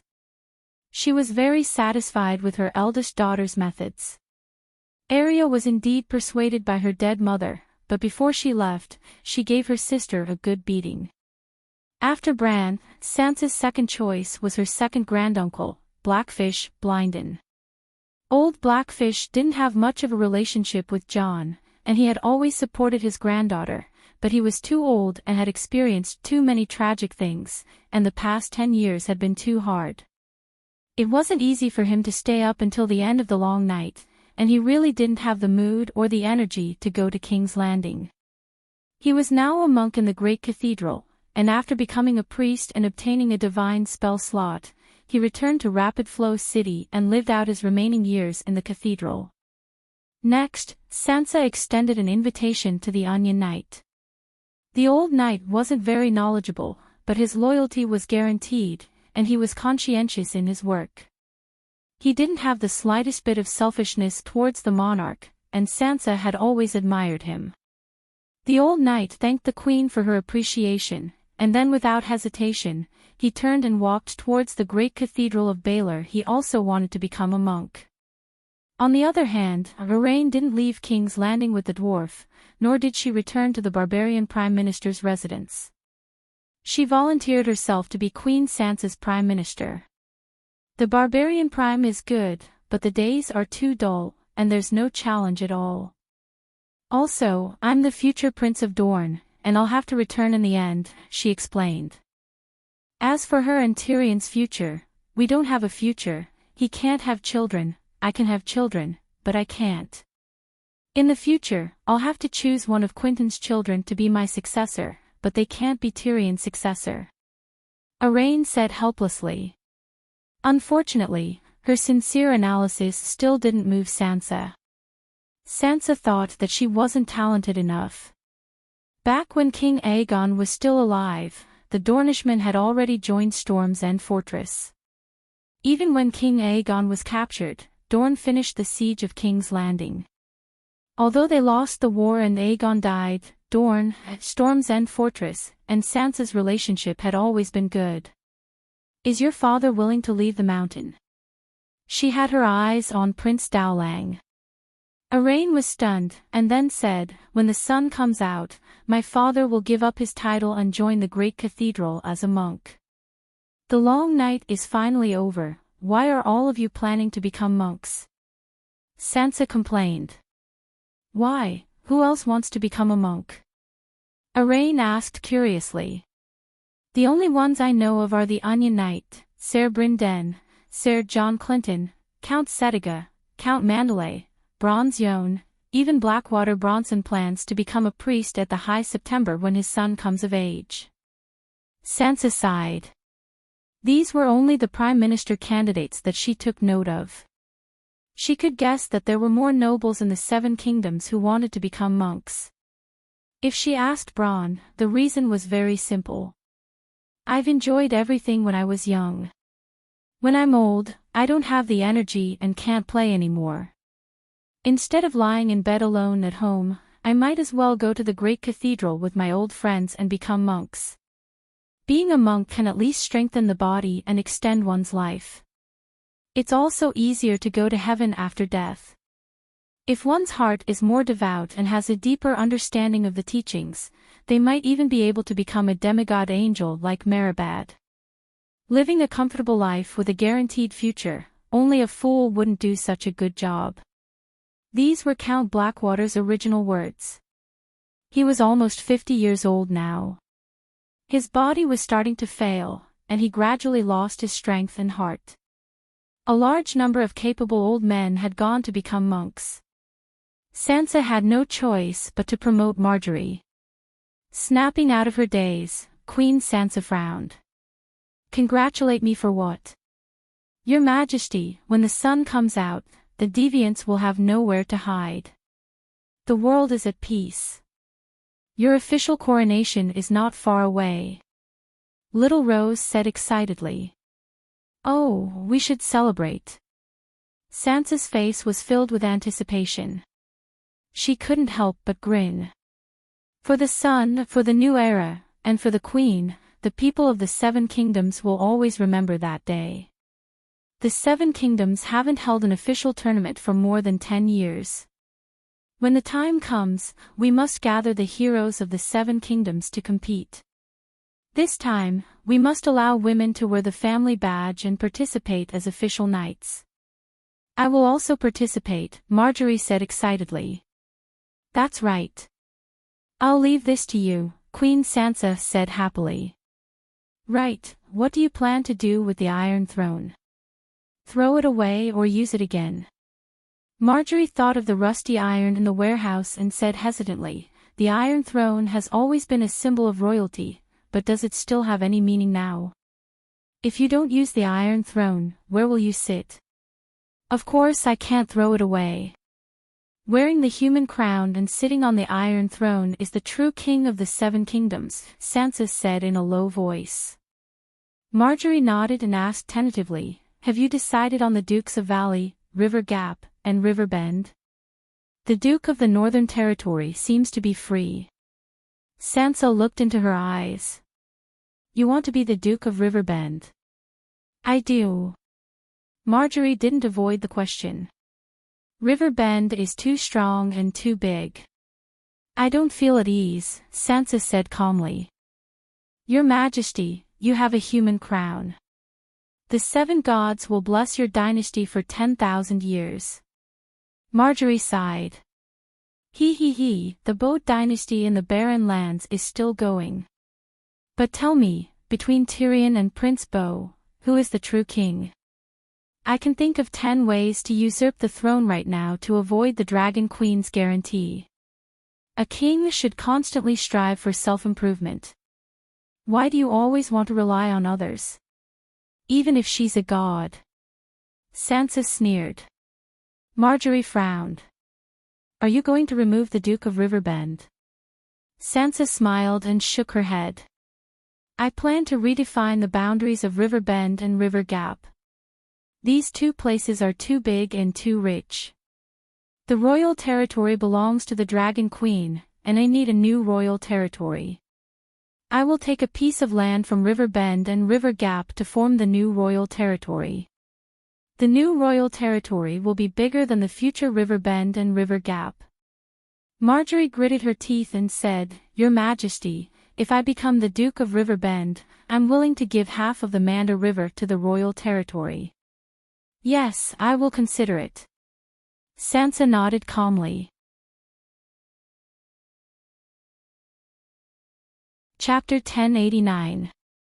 Was the world a plain where the sky was like a pot lid and the earth was like a chopping board, or was it a planet like Earth? Dany's understanding of the world kept changing. At first, considering that it was a fantasy world with dragons and magic, she thought it was a plane that had nothing to do with science. Later, when she learned about the irregular changes of the seasons, especially when she confirmed that latitude and longitude were really meaningful to the climate, she thought it was a planet. However, the stars were affected by unknown celestial bodies and were moving in unpredictable ways. Later, she went to Sosros and saw the adventure notes of the Voleglia people. There was a female dragon king named Janine Arabelleris. She went back and forth for 3 years, but only found endless forests, deserts, and mountains in Sosros. Also, she went back the way she came and did not go around the world. At that time, Dany's understanding of the world changed again. That time, she was a little lost. Even after entering the endless dark universe, she was still uncertain about the world. It was only when she entered the astral world and sang the complete song of fire that the flames burned every corner of the world that the world cast a complete four-dimensional shadow in her heart. Ignoring the immaterial time dimension and the strange astral world, and only studying the three-dimensional material world, it was like an orange that was not completely peeled. Take the orange and use a fruit knife to cut a cross on it. If you cut all the way to the end, it would be divided into 4 pieces. What if you only cut to the middle? Cut to the middle and peel the top half of the orange to reveal the 4 pieces of orange meat. Open your mouth wide and bite down. The 4 pieces of orange peel spread out in 4 directions. This was probably the current appearance of the world. The Westeros, Versos, and part of Sosros were on the uncut bottom half of the orange, which was barely a hemisphere. Therefore, the division of latitude and longitude had practical significance in studying the climate and time zones. The land of eternal winter in the north, the dark world in the east, the endless sea in the west, and the continents in the south. The 4 poles were on the 4 pieces of orange peel that spread out in 4 directions. Of course, the world's appearance was not as neat and balanced as the orange. The 4 poles were narrower and longer, like 4 twisted and elongated ribbons. The hemisphere where the material world was located was not round. It was not even a regular hemisphere. Instead, it looked like an iron pot that had been hit hard by a hammer. Some parts of the iron pot were even thinner because of the rust. There were even holes in the bottom of the pot, allowing the boiling juice to flow out of the pot. The world of the Song of Ice and Fire originally had a pot full of soup. However, as the soup leaked, the gods and devils scooped it up and poured it into the solar furnace to forge the sun. By this era, the new era had already begun. It should have been the end of the last era. The pot of soup had already dried up. Fortunately, Danny used the initial heat to repair the holes in the iron pot and added half a pot of new soup. Are you ready? In the dark and cold astral world, Danny held a weirwood cane and looked down at the soup pot world below. Why don't we wait a few more years? Your Song of Water and Song of Earth have a high chance of reaching perfection within 50 years. Perhaps you can also add the Song of Ice. Gather the 4 basic elements of earth, water, wind, and fire as raw materials and cook them with the supreme law of the Song of Ice and Fire. You should be able to create an even more perfect world. The mental waves in the weirwood were 60% similar to Door God, 30% similar to the dead Mother Earth Demon, and 10% similar to Frost God. Frost God was the fusion of Es God and the weirwood root. It was equivalent to a luxurious version of the soul of a shapeshifter. Danny was too familiar with dealing with shapeshifters. In only 3 hours, she burned the mountain-sized body of Frost God into pure divinity and life imprints. However, she did not kill them all. She took out the ice seeds that were suspected to be alien embryos in Frost God's body and threw them into the 7 levels of hell. She planned to create an ice purgatory. 7 years ago, Danny had obtained the crystal core of the Earth Demon. Together with the remnant souls collected in the underground palace of Thunder Island, she had about 40% of Mother Earth's life imprints. Es God, Mother Earth, and Door God all had incomplete life imprints. She simply crushed them all and merged them into the weirwood sapling. The effect was unexpectedly good. More than half of Es God's life imprints came from Door God's root and were originally one with the weirwood. If they could be separated back then, they could be merged now. Danny was not surprised. However, it was almost a miracle that Earth Demon could be merged. That was because before this, Danny had never successfully merged the imprints of 2 different life imprints. In other words, other than shapeshifters, life imprints could not be changed by humans. It's the opposite of what you think. Almost every life imprint can be merged, but it's very difficult for you to find the merging point. Think about it. I'm from this world, and Es God is from another world, but we perfectly merged to form Frost God. Even in worlds with different rules, life forms can merge. What's the reason? It's actually very simple to explain. It's like there are countless paths in a huge maze. 99,999% of people who enter will meet a dead end, but some people will find the only correct path and walk out smoothly. The merging point is the only path, Liang Mu Shujen said. She first merged Earth Demon with the weirwood trunk while the old tree root guided her. How do I find the merging point? Danny asked humbly. By feeling. Can you teach me? This is one of my talents. I can't learn it. At that moment, Danny's expression was a little twisted. Fortunately, the old tree root quickly said, "Didn't the weirwood leave all his inheritance to you? He also gave you this talent. It's the green spring. Souls that drink the green spring can become shapeshifters. And don't shapeshifters have the talent to merge with the souls of their animal companions by feeling? Don't think of the green spring as a pure faith pool. It's more like a divine artifact that contains the song of law. You can try to merge your soul into the green spring in the future and become a qualified old god that responds to believers. You should be able to slowly grasp that talent. The so-called responding to believers meant that when the believers of the old gods prayed to the human faces carved on the heart tree in the forest of gods or in the wilderness, she had to split a part of her soul onto the human faces to observe, listen to, and accept the sacrifices of the believers.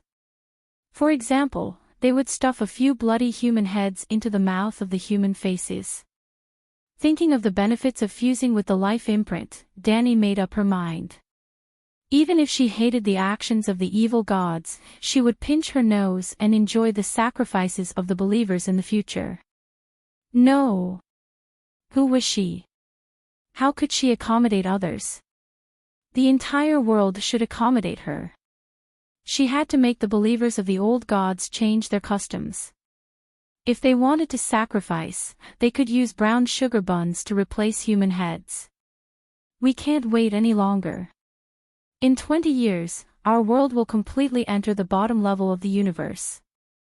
I have a feeling that at that moment, the connection between the world and the four elemental universes of ice, water, darkness, and earth will be broken, Dani said with a serious expression.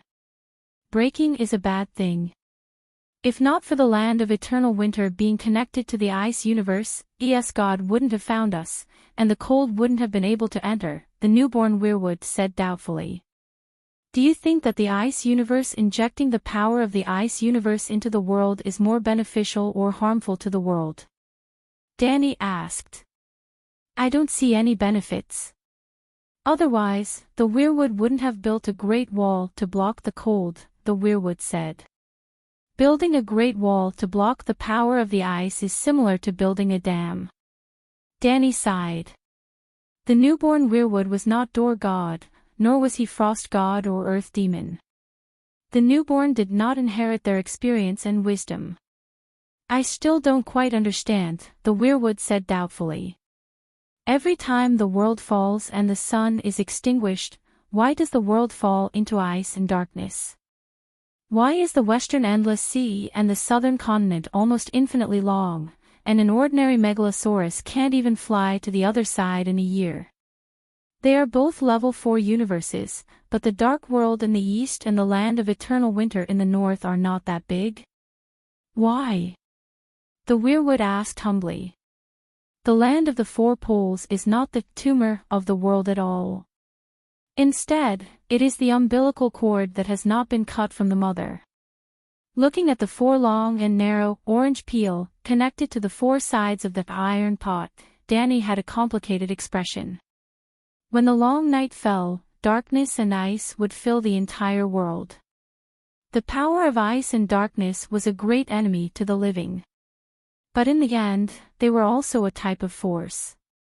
If the world of the Song of Ice and Fire was a system, not only would it not lose power during the long night, but it would also draw a large amount of elemental power from the 2 single-element universes. It was just that ice and darkness were not friendly to the living in the warm world. The demon gods of the dark world were like fish in water during the long night because the ancient demon gods were used to cold and dark environments. But just because it was bad for humans did not mean that it was bad for the world. During the long night, it could be seen that the world was drawing a large amount of nutrients from the 2 umbilical cords. Back when Dani ignited the first flame in the smoke sea, all the laws had been burned away. All the elemental power, no matter how chaotic or high level, was fuel for the first flame. It was obvious that the power of ice from the ice universe and the power of darkness from the dark universe could also become fuel for the first flame. At this moment, the first flame that Dani left in the Earth's core was like an engine that drove the world forward. The power of darkness and ice poured into it through the sea of laws, slowly strengthening. It was very awkward. The fire power of the Earth's core was eating and bleeding. Overall, the first flame was still slowly shrinking. It was not making ends meet. The world was falling. Falling was the same as weakening. Weakened, it naturally needed to be replenished with nutrients. As for whether these nutrients would harm the living, the world's consciousness did not care. It was survival of the fittest. Even if the living died, there would be new species to fill the new era. The relationship between the world and the universe could be seen as a moving elevator and a building. The world of the Song of Ice and Fire was a cuboid elevator. The elevator had 4 walls, which represented the 4 universes' dimensions. Usually, the 4 walls also stabilized the balance of the elevator. Usually, the 4 walls also slowly poured power into the world. One could imagine that in an infinitely huge building, there were countless elevators rising, descending, opening, moving, being born, and being destroyed. The elevator rising meant that the world was thriving and was on the way to dimension. The elevator falling was a typical example of the Song of Ice and Fire's world, which kept falling. The elevator could also move horizontally from the 9th floor to the 8th floor. When the elevator fell, the door could not be opened. When the elevator reached the 8th floor and completed a fall, it also meant that at this moment, the door of the elevator opened.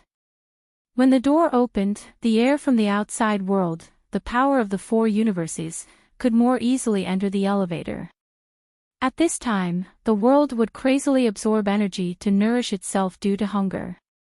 A huge amount of energy from the outside world poured in. Darkness and ice filled the entire world. The sea of magic boiled, and the transcendence returned. In the eyes of the living, a long night descended. A long night seemed to be a good thing. The world could open its stomach and crazily devour the energy of the elemental universe. Whether it was a good thing or not, she had to find out how the god of frost was going to save the world. He said that if the world entered eternal ice, the world would be constant at a certain level and would never fall again. Was he lying? No. If his promise could not be fulfilled, the door god would not have a schizophrenia at all and split into 2. The god of frost's way of saving the world was to take advantage of the short time when the world completed a fall. The elevator stopped on the 8th floor, opened the door of the elevator facing the ice universe, and pulled the elevator horizontally to the 8th floor of the building. Out of the elevator shaft and into a small room on the 8th floor. Wouldn't it stop falling forever? But was this a good thing? Not necessarily. As a small room on the 8th floor, it also meant that it had become part of the ice universe and had no future. When Danny rode Wonkai to chase the Son of Heaven, she encountered many natural space vortexes and dark creatures in the dark universe. Because of the space vortexes, Wonkai lost her many times. Perhaps if those vortexes were the past that was pulled into a certain world on a certain floor. Perhaps if the dark creatures were the natives of a certain world hundreds of millions of years ago. She did not know. But she was sure that such a monotonous and unchanging future was really hopeless. It was better to fall into the lower universe and enjoy the peace after death. After moving up and down, there was also birth and destruction. The elevator was built on a certain floor of the building and retreated into the shaft. The world was born on a certain floor of the building by the first fire. The first fire was also divided into levels. The world that was born from the powerful first fire was on a higher floor. Did the building have a roof? Danny was not sure, but she must have a plan. Now, her world was on the first floor, sliding from the first floor to the basement. About 20 years later, with a plop, the elevator left the shaft and smashed into the garbage pile in the basement. Naturally, the connection between the elevator and the 4 walls would be broken at that time. If the elevator left the shaft, theoretically, it would never be able to leave the garbage pile in the basement and could only slowly decay in the white frost. This was the reason why the god of frost wanted to jump ship and run away, and also the reason why the Son of Heaven and other demon gods killed the earth demon. Perhaps the scrap iron would be used to forge a new elevator in the upper level. Danny was actually looking forward to the lower universe. She felt that the ultimate secret of the universe might be hidden in two places, the garbage pile in the basement and the rooftop. Perhaps the cold basement was the origin of the Song of Ice, and the sunny rooftop was the origin of the Song of Fire. The combination of the two was the real Song of Ice and Fire. Perhaps only those who had been to the lower universe and the rooftop universe at the same time could truly transcend. This was not Danny's wild imagination. After the long night ended, the thick fog that shrouded fate had mostly dispersed to her. She had a feeling that entering the lower universe was her goal. Well, even at her current level, the future was uncertain. She should pay more attention to the present. Darkness came from the east, and ice came from the north. Then, did the west and south input energy into the world? Yes. However, the power of the geocentric initial fire was weak, and the world could not digest it. The energy that entered turned into seawater and land. The reason why the endless sea in the west was so vast and why the megalosaurus could not fly to the end of the endless continent in the south was because they were constantly growing. The seawater and land in the south and west did not directly harm the world. In fact, they were even beneficial. For example, the subsidiary planes that fell from the astral world were thrown into the Sosros continent like trash. However, if the cold air and darkness could not be digested, the living people in the world would be doomed. That was why the Door God built a shelter in the land of eternal winter, and the Dark Demon God built a lone peak at the edge of the dark world. However, the West and South did not build a river dam. Danny had confirmed with old Shu Zhen that when the Door God was born, the four poles had always existed. Until today, it had neither increased nor decreased. 4. It would always be 4. However, why was the four poles not connected to the four universes of earth, water, wind, and fire, but dark, ice, water, and earth? Was there a single element universe of wind and fire? Assuming that the four poles were not unique to this world. Then, was it possible that the four poles of other worlds were earth, water, wind, and fire? Or even more than four poles, the 5 poles were metal, wood, water, fire, and earth? Danny had guesses about the above questions, but she did not have an accurate answer. She needed to see more worlds. Now, she had to gather a wave of energy before the world separated from the four poles, and tie a strong rope around the world. I'm ready. Let's begin. The new Weirwood sighed. The Song of Fire was activated. Danny's eyes lit up with small flames. Then, her whole body was burning. Even the weirwood in her right hand was wrapped in flames. Boom! Danny turned into a human-shaped flame. The flame Danny was like a shooting star, rushing straight down to the half-orange below. Behind the shooting star, there was a long flame tail. Strangely, in the center of the flame tail, there were 4 intertwined white roots. The roots of the weirwood. She kept flying. The roots of the weirwood kept extending, as if they were laying down cables. Pop! Danny, who had turned into the law of fire, pierced through the magma layer of the world like a sharp arrow. If the world was a broken iron pot that was half filled with soup, she would have already fallen into the soup and passed through layers and layers of magma of different temperatures. She arrived at the core of the earth where the first flame had been extracted. She did not stop and continued to go down. What's she doing? In the depths of the earth's core, an inconspicuous white flame opened its eyes. It was LoveLore. He was very unlucky, but also very lucky. After the Battle of the Smoke Sea, Danny was dissipating the first flame in the earth's core. LoveLore had been peeping from the side. He only left the day before Danny woke up. When Danny woke up, the earth demon was surrounded and killed by the evil gods. Obviously, Lolo had no time to plot against the Earth Demon. After all, it would take a long time just to gather the remaining evil gods in the Dark World. It would take even more time to persuade the evil gods to abandon the main world and enter the Dark Universe. Even if Lolo had the motive, he did not have the time. In fact, Lolo did not even have a plan. He went to the Dark World to find his old friends only to persuade them to carry out Plan B, to support him as the savior. Plan A was, of course, to ambush in the Smoke Sea and kill the Dragon Queen. If the Dragon Queen was alert and refused to fall into the trap, the Alliance of Justice and Order also had Plan B, to compete with her for the savior title and then force her to make a sacrifice. Well, after the Battle of the Smoke Sea, Lolo did not dare to think about forcing the Dragon Queen to her death. His goal was very simple. He wanted to force the Dragon Queen to tell him the secret of the first flame. Then he would sing the powerful Song of Fire himself.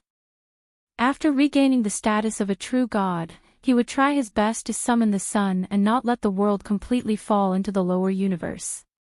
But to save the world, he could not defeat the god of frost.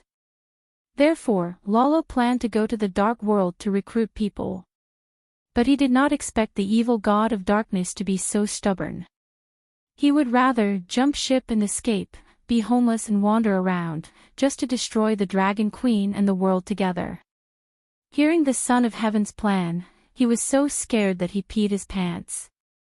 To be honest, Lolo's strength was not as good as the other three ancient elemental gods, but he did not completely lose his moral integrity. His dream had always been to save the world.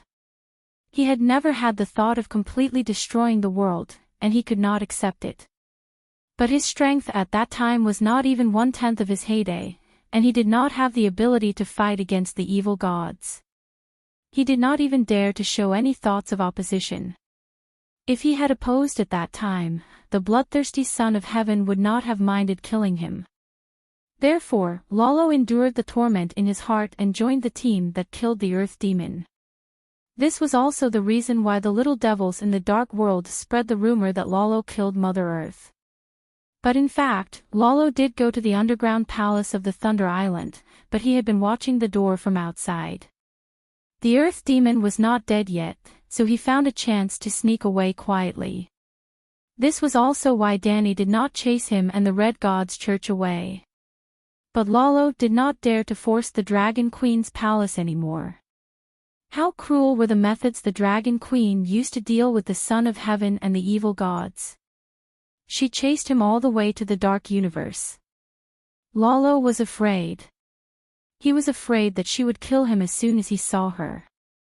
So, he turned into an ordinary little flame and hid among the thousands of little flames in the Earth's core.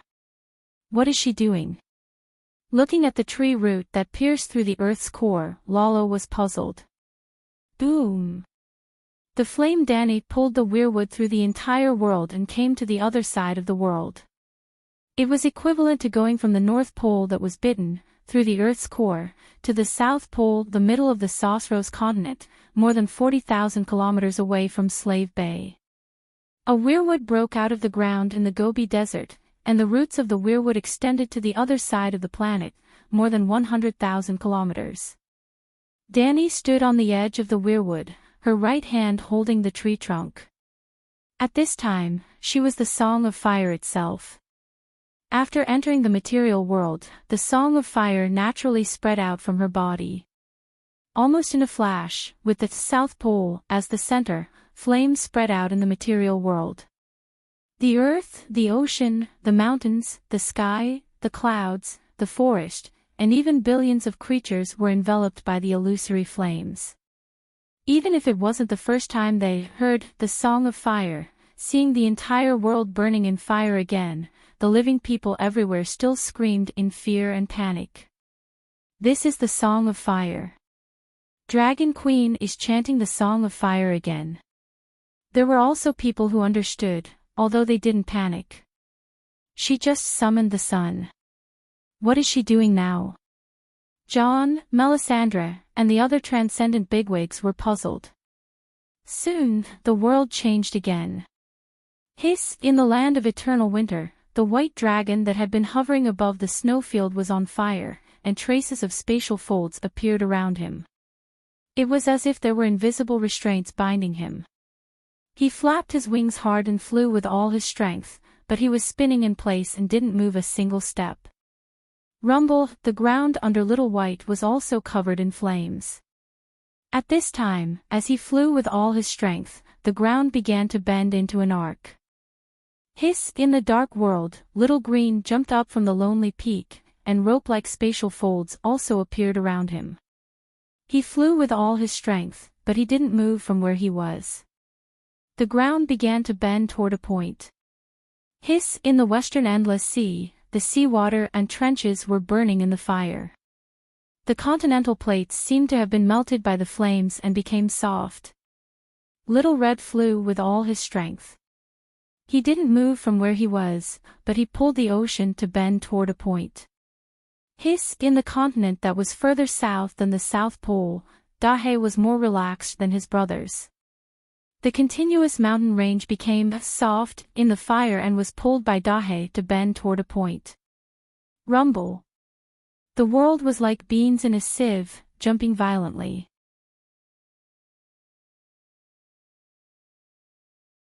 Chapter 1090. What happened to the world? A month later, the world was still rumbling and shaking. The Dragon Queen's Song of Fire was still being sung. Humans gradually got used to it and no longer panicked. However, the doubts in their hearts did not lessen at all. Some people began to search for answers on their own. The devil dragon Tyrion and Jon, who was riding on the devil dragon, decided to explore the four poles. The dark demon god was almost completely exterminated by the Dragon Queen. Relatively speaking, the four poles were safer. Thus, they left Slave Bay and flew eastward. They flew and flew, crossing the Jade Sea in Yashya, leaving the endless Daybreak Mountains behind them. Where did the Dark World go? They flew for 20,000 kilometers but still did not find the Dark World. Is this a new continent? There's not a single living person, not even a blade of grass. It's all barren mountains and land. Jon was puzzled. It shouldn't be. After Asia, we'll enter the Dark World in less than 5,000 kilometers. I've been there before and was even prepared to look for a few hellhounds to be guard dogs. The devil dragon Tyrion said in disbelief.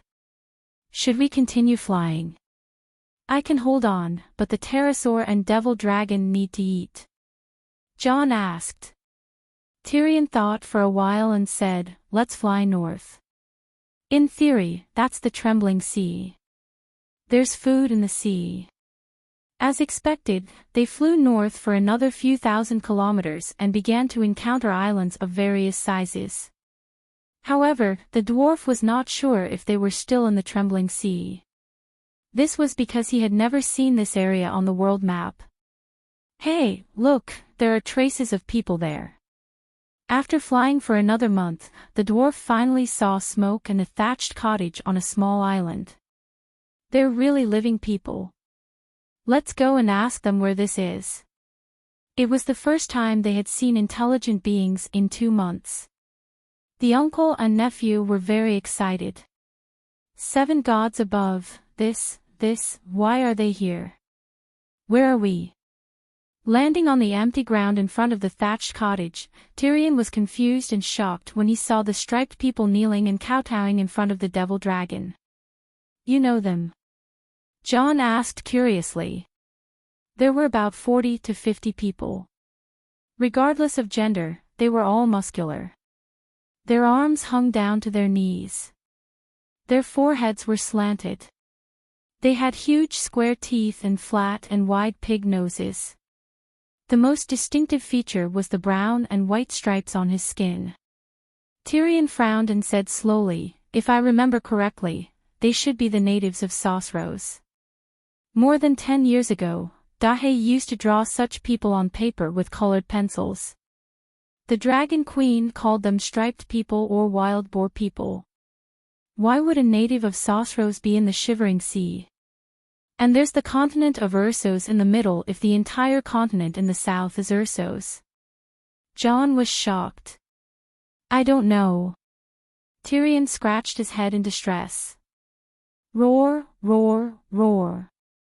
Just as the man and the devil dragon were conversing, some of the striped priests had already started dancing.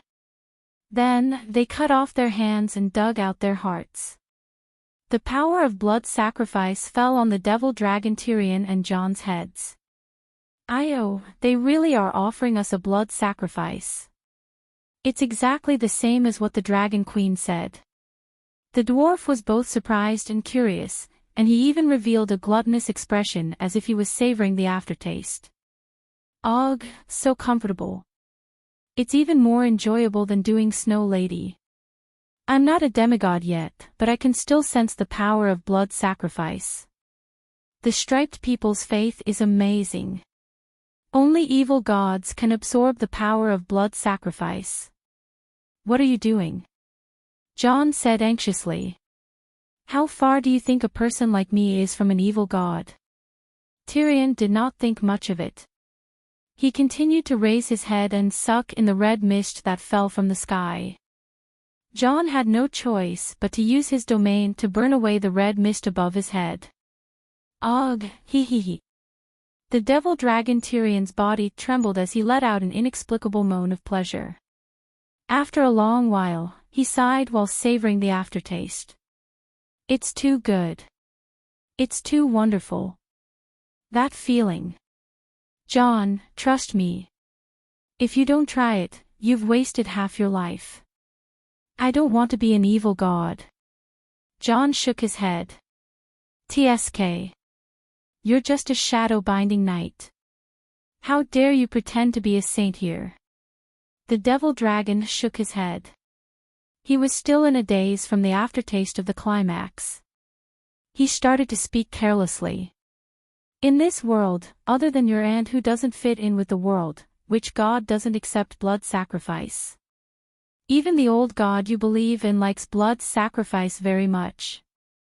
Absorbing it once is equivalent to at least 3 months of cultivation. Your magic power will increase. Oh, no, sister, don't. The Holy Mother is merciful.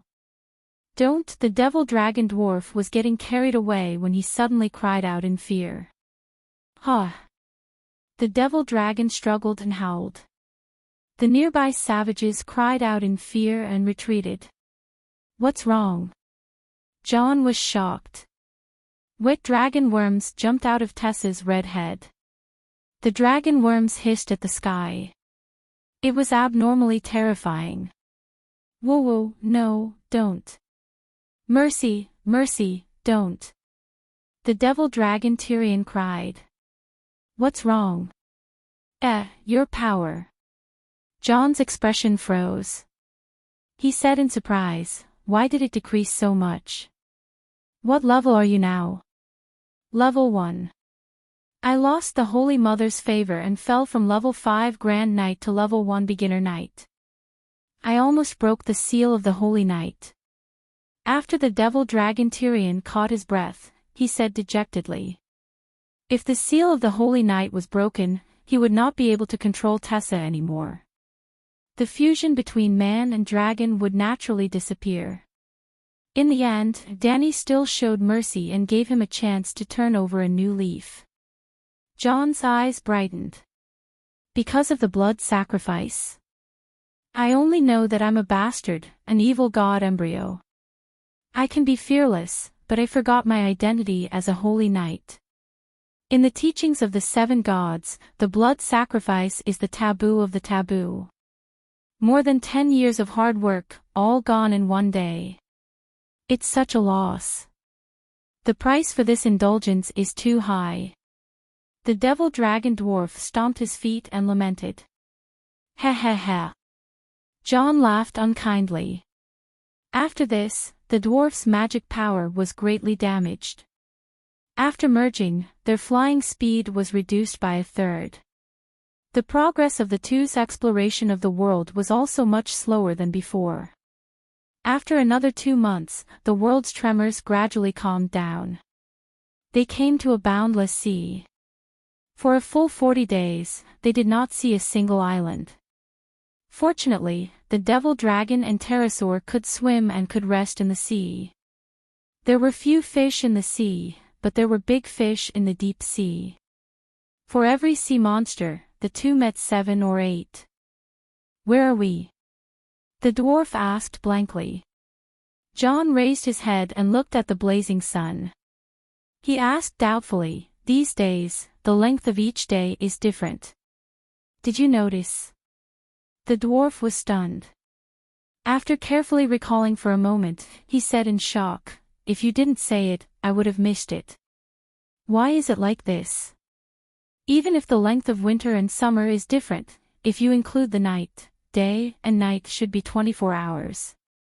Yesterday it was only 20 hours. A month ago, was there a day that was only 17 hours? That's too exaggerated. I didn't notice it. How does the sun move?" John frowned. The dwarf said, "I heard that the sun's home is in the Daybreak Mountains, which is my dear Cauldron Dukedom. Back then, when your aunt conferred me the title of Duke, she even smiled and said that the dukedom could be renamed Neon, the country of sunrise. The sun rises from the Daybreak Mountains, so the land to the east of the Daybreak Mountains is dark and in shadow all year round. This is very reasonable." John nodded and said thoughtfully, "The sun will disappear in the sunset sea in the evening. We Westeros are the last place to see the sun. The people of Ursus call it the land of the sunset. But how does the sun return from the sunset sea to the Daybreak Mountains?" "Ah, I know." The dwarf had a flash of inspiration and laughed. "Where are the deviant ghosts before the long night?" "The land of eternal winter." John blurted out. Then he said thoughtfully, "The deviant ghosts are afraid of the sun. If they can live in the land of eternal winter, it means that there is no sun there, and the land of eternal winter is only one of the 4 poles. Yes, the land of eternal winter should not be in the prime material world. Perhaps there is light shining there, but the sun itself will not enter the land of eternal winter. So, the Daybreak Mountains are the boundary between the material world and the dark world. In the sunset sea in the west, there should also be a boundary," the dwarf said. "But this can't explain our current situation," John said helplessly. "No, it can," the dwarf said slowly. "The sun set off from the Daybreak Mountains, walked for a day, and then returned to its original point. What should its trajectory be like? A circle. We have been heading east, in the opposite direction from where the sun rises. Could it be that we are also walking in a circle? This..." John frowned. "This doesn't make sense. Is the world a bowl? We live on a bowl. That's ridiculous. Hey, there is an island in front. There is even a lighthouse on the island," the dwarf exclaimed. "What? This is the lone lighthouse. The lone lighthouse of the Iron Islands. We are almost back to the Westeros." Half an hour later, in the stone courtyard of the ancient castle, the dwarf and John exclaimed at the same time. Actually, when they saw the familiar clothes of the islanders, they already had a vague guess. When they heard the familiar common language from their mouths, their guess became reality. Even so, when Count Gilbert told them that this was the Farwin family's lone lighthouse, the two of them were still shocked. "Why are the 2 dukes here?" the old count asked in confusion. The dwarf and the dwarf were the stars of the Westeros. Although the lone lighthouse was located at the westernmost part of the Westeros, they were not an isolated island. They would not be absent from any collective activity on the Iron Islands. In fact, the old count had even led his 3 sons and more than 50 subjects to participate in the final battle. The old man alone had killed 7 or 8 ghouls. Of course, as a part of the Westeros, the lone lighthouse had also received a lot of food and fruits from Dany and Rhys during the long night. We set off from Slave Bay and determined the direction according to the shadows under the noon sun. We kept heading east. The dwarfs slowly recounted their experience. That's not right. We've explored the Sunset Sea in the west. We swam for a few years without reaching the continent of Ursos, let alone the 40 days of Megalosaurus voyage. In fact, there's nothing to the west other than the dark gray seawater. The old count shook his head. How many years have you swam? Tyrion was baffled. Jon looked around at the Farwind family members in the hall and smiled. The Farwind family has received the blessings of the old gods. We have a few shapeshifters. Gilbert smiled as well and nodded. In the past, we wouldn't have dared to admit our identity. Now that the old gods have merged with the seven gods, the extraordinaires are no longer monsters. Tyrion recalled the introduction of the Lone Lighthouse Farwind family that he had read in his early years. He said with realization, it said that the Farwind family members can transform into sea lions, walruses, and even the overlords of the sea, wolf-spotted whales. So that's how it is, then, Your Grace, do you know why Lone Lighthouse Fort is called Lone Lighthouse Fort? Count Gilbert asked. That's because the lighthouse on your fort will be lit no matter if it's day or night, the dwarf immediately said. Why is there a need to light it even during the day? Gilbert asked again. This. The dwarf's expression changed. Do we need a lighthouse to guide the way during the day? The old count nodded slowly and sighed. You might have seen it from the sky. Lone Lighthouse Fort isn't an isolated island. There are a dozen or so small islands nearby. There are mines, mountain streams for sheep herding, and farmers cultivating farmland in the canyons of one of the islands. We Ironseed like to plunder, but who else would we plunder here other than our own people? That's why we have a normal life. We need to travel between the various islands often, and we need a lighthouse to determine our location. Before the long night, we'll continue to head west and realize that the sky and seawater are gray. The sunlight doesn't seem to reach there. Sometimes, gray shadows will cover the sea near Lone Lighthouse Fort during the day. We don't know when the gray shadows will come, so we just keep the lighthouse lit. Now that the gray shadows are gone, we'll come from the west. The sun there is the same as here, Jon said. The old count spread out his hands and said helplessly, if you have any questions, it's useless to look for me. The sun was summoned by the Dragon Queen, and she's also the one who chanted the Song of Fire. The earth is still shaking now, and it must be because of her. If we find her, all the mysteries will be solved. The Dragon Queen is more powerful than the gods and the legends. She might be recasting the world right now. His eldest son, Gars, sighed. The dwarf glanced at him and said thoughtfully, maybe we can follow the Westeros and fly north. If we can return to west again, it means that the world has become a bowl. If we can't, does it mean that our world is an egg roll? This. Jon hesitated. We have nothing to do anyway, the dwarf said with a smile. Maybe, after completing the exploration, I can write a book about the original appearance of the world. Gilbert shook his head and said with a complicated expression, no one will read the book you write. They won't believe it even if they read it. Why? The dwarf asked curiously. You're just looking at the big picture. The Dragon Queen has changed this world with her own hands. If it were you, would you believe what you saw or what she said? Even so, Jon, who had nothing to do, still agreed to the dwarf's plan. The two of them only rested in Lone Light Castle for 2 days before bidding farewell to Fawn and his family. They followed the Westeros coastline and headed north. After passing the Great Wall, the two devil dragons entered the continent. He still remembered his sacred oath, never step into the Seven Nations again in his life. Beyond the Great Wall was also part of the Westeros, but it no longer belonged to the Seven Nations. The temperature in the Northern Territory has risen a lot, the dwarf said in surprise. Summer is here. Looking at the familiar landscape below him, the dwarf felt uneasy. He inadvertently recalled the time when he and Yrgrat were in the hot spring in the cave. The scenery was still there, and life and death were vast. No, John, if the world is a ball, where is the equator? Have you noticed it? The dwarf exclaimed. The equator.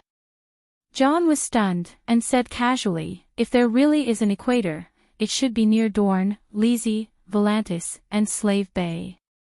Yes, it should be there before the long night, but it's different now. The equator is moving north, oh 7 gods above. The dwarf suddenly came to his senses, and said in disbelief. John, you've suffered a great loss. The equator is now passing through the Northern Territory. Do you understand what this means? What? John still did not quite understand. The once desolate and cold Northern Territory will become the rich and warm Slave Bay, or the River Bay.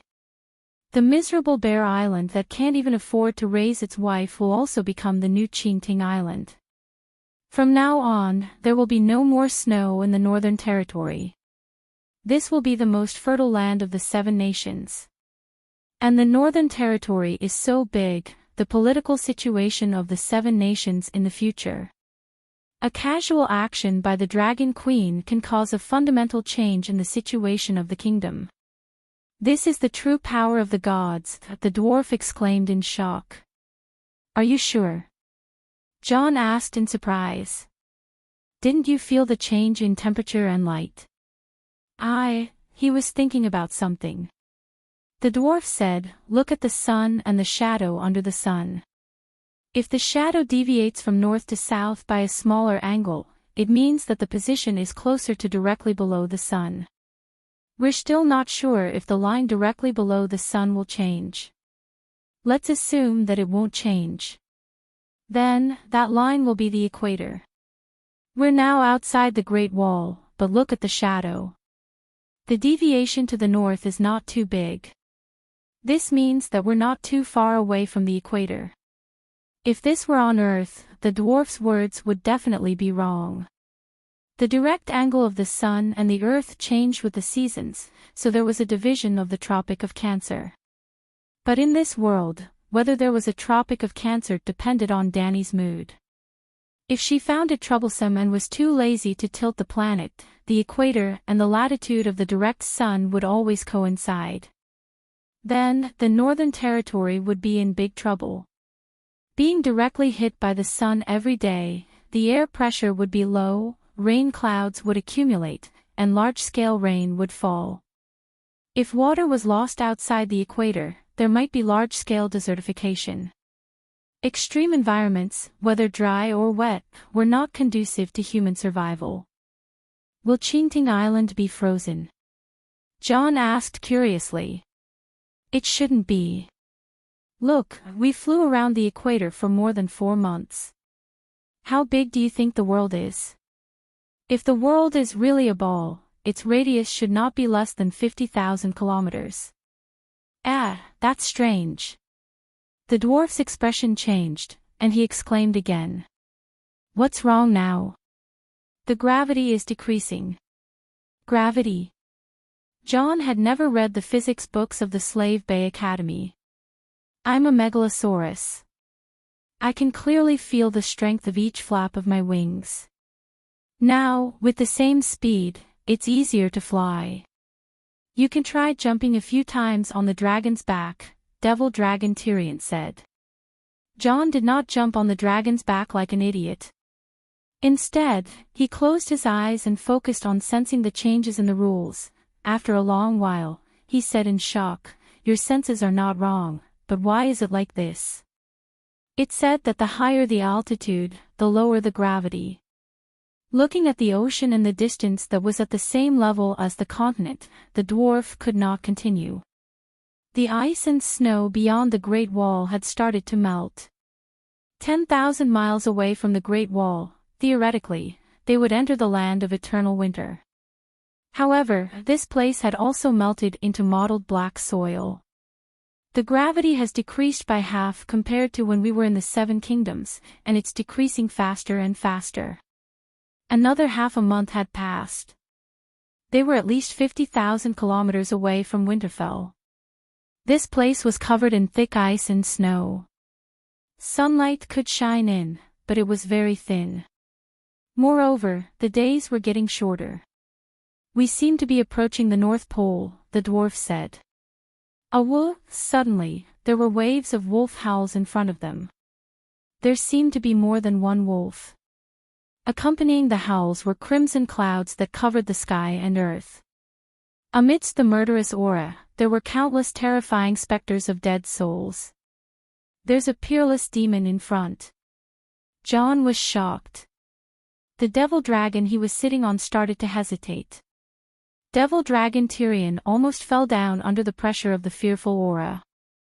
This is the gates of hell, where the underworld resides. Mortals, stop.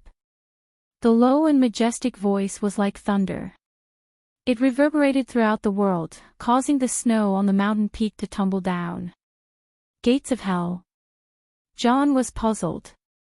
Fuck, I recognize it. Wong Kai, is that you? The dwarf was furious. You dog, you don't even recognize the second elder. The terrifying spirit that was pressing down on them like Mount Tai paused.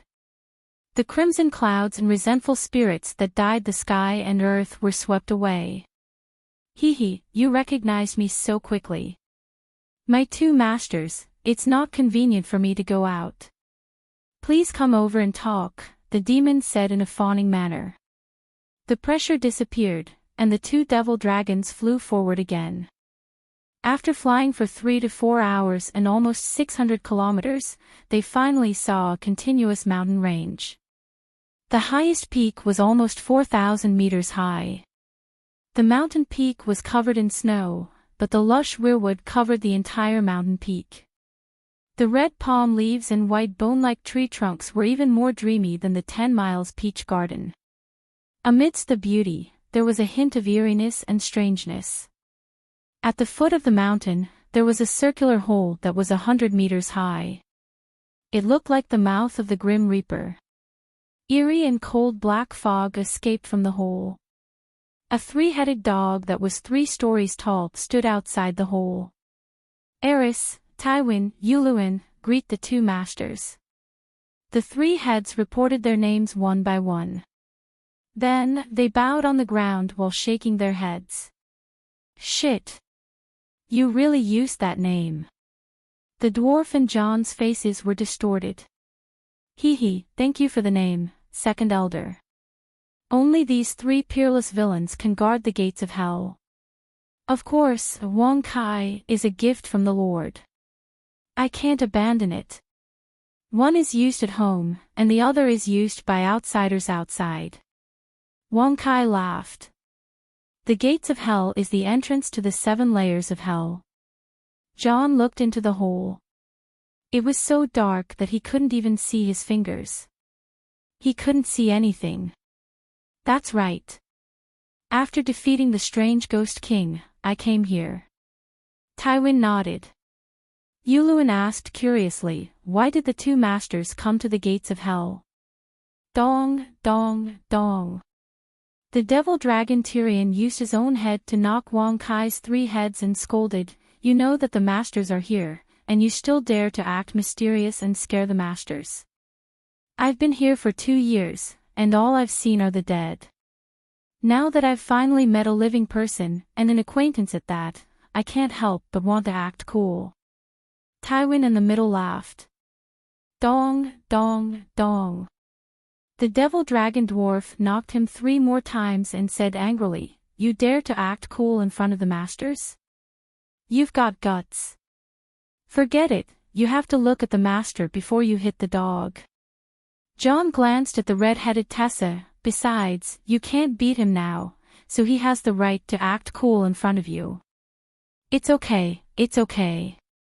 If the master is angry, he can hit me however he wants.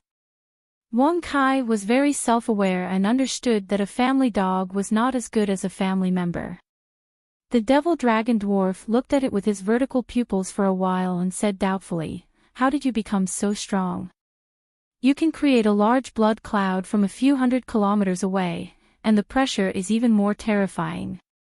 Just 2 years ago, when you were fighting the strange ghost king, you were frozen by him."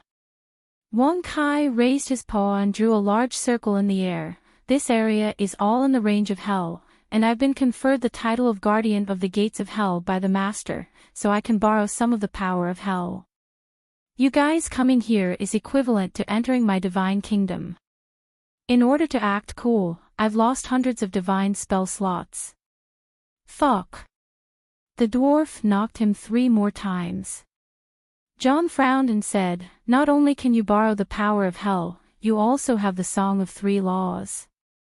Sigh, those were all taken from my ancestor by the Master. They were originally incomplete, and I'm not very talented, so I can only use them, but I can't even start on my own. I can't even leave hell. After leaving, those laws that don't belong to me will slowly disappear." Wang Kai said helplessly. "Do you know what the Dragon Queen has been doing recently?" John asked.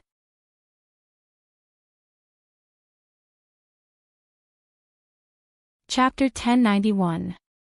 Tywin Hound shook his head. "I'm not too sure about Master's situation, but the changes in the world are definitely related to her. Half a month ago, I met a few good friends in hell." "Isn't it normal to meet the souls of old friends in hell?" Tyrion asked doubtfully. "No, they didn't die. Before I met Master, I had been living in the world of darkness. My friends were also there. Now that I met them in hell, does Master understand what this means? The land of eternal winter in the north and the world of darkness in the east have merged together." Wang Kai said excitedly. "Are you sure?" The two were shocked. "What's there to be uncertain about? I only have a few friends, but there are many demons in the world of darkness. Whether it's my friends or those demons, they all think they are still in the world of darkness." Wang Kai said. "Could it be that the Dragon Queen used some means to move the monsters to hell to become demons without their knowledge? Have you seen any familiar landforms?" The dwarf asked. "The landforms have changed a lot. I grew up under a lone peak, so I'm familiar with it, but I haven't seen it in hell. However, those demons were definitely not caught. Their caves are still there." Wang Kai said. "I want to go in and take a look," the dwarf said. "Without Master's permission, living people can't enter hell. In fact, I only have 2 duties, to stop living people from approaching the gates of hell and to stop the undead from leaving." "I'm your master," the dwarf said with a straight face. "It doesn't matter if you're my dad," Tywin Hound and Eris Hound said at the same time. The dwarf's face twisted. "Can you contact Dragon Queen?" John asked. "I can only pray to Master. I'm not sure if she'll respond." The two showed disappointed expressions. Tywin Hound said again, "However, I'm often in contact with Master Impermanence. Do you want to see her?" "Who is Master Impermanence?" the dwarf asked curiously. "Black and White Impermanence Arya, Little Master John's little sister, in charge of receiving the souls of the dead. She also has a petite, beautiful, noble and elegant she-wolf, Miss Nymeria," Yuluin Hound said while drooling. "You've taken a fancy to that she-wolf?" the dwarf asked curiously. "Hell's Gate is tough, we want a companion," Yuluin said. "Your size." The dwarf looked at Wang Kai's penis. "Your dick is bigger than that she-wolf. She'll grow slowly. When she becomes a demigod." John rubbed his nose awkwardly and interrupted, "Hurry up and call Arya out." Oh, less than half an hour later, a dark beam of light streaked across the gates of hell and landed on the ground, transforming into a beautiful woman wearing a black and white yin-yang robe. Both the dwarf and John felt their eyes light up when they saw Arya's current appearance. Her brown curly hair fell all the way to her buttocks. She still had that long face, but her facial features were extremely well proportioned. Large and sharp gray eyes, a sharp and delicate nose, cold and white skin, pink lips. In his days, John even thought that he was looking at his own mother, Leanna. Have you been blessed by the Holy Mother? The dwarf rubbed his chin and looked at her with the eyes of a man looking at a woman. He praised, 2 years ago, you were still a female assassin who looked like dried mud. Now, you're emitting a cold and charming fragrance, like a winter rose on a cliff. Arya didn't even bother to look at him. She smiled and asked, why are you here? John's eyes were gentle. He hugged her and sighed. Tyrion was right. Compared to 2 years ago, you really look like a beautiful princess now. Is that so? Arya's pale face blushed. She said happily, after the Battle of Smoke Sea, the Holy Mother perfected the death meditation technique and even lent me the Frost God's Song of Death. Just a year ago, I finally broke through and became a true demigod of death. The side effects of the meditation technique that erased my emotions and changed my body's functions have all disappeared. The me now is the real me. The me when we parted at Winterfell. Arya rested her head on John's shoulder and sighed softly. I just realized that it's been so long. Almost 20 years, sister. John was very happy. He knew that the lively, and adventurous sister of the past had returned. Weren't you a demigod before? The dwarf asked curiously. Arya let go of John and smiled proudly. When I was in Raised Land, I was rewarded by the 7 gods. When I was learning the teachings of the stranger, my soul sublimated and I became a demigod priest, a stranger's priest. At that time, the side effects of the meditation technique hadn't completely disappeared. Now, I'm a demigod as a wizard, a priest and wizard dual-class demigod. You're paladin. You've been demoted? Arya asked curiously. Sigh. The dwarf covered his face and sighed. Can you take us to hell to find the Dragon Queen? First of all, living people can't enter hell. I can't violate this rule. Also, the Dragon Queen isn't in hell. Aren't you the Soul Reaper, the black and white impermanence? The dwarf asked curiously. Arya stopped smiling and said solemnly, the real manager of hell and heaven is a green prophet with the memories and abilities of the Dragon Queen. Ah, a two-headed god of faith. Tyrion exclaimed. Seems like you know. Arya smiled meaningfully. Where's the Dragon Queen? John asked. She should be at the intersection of the 4 poles.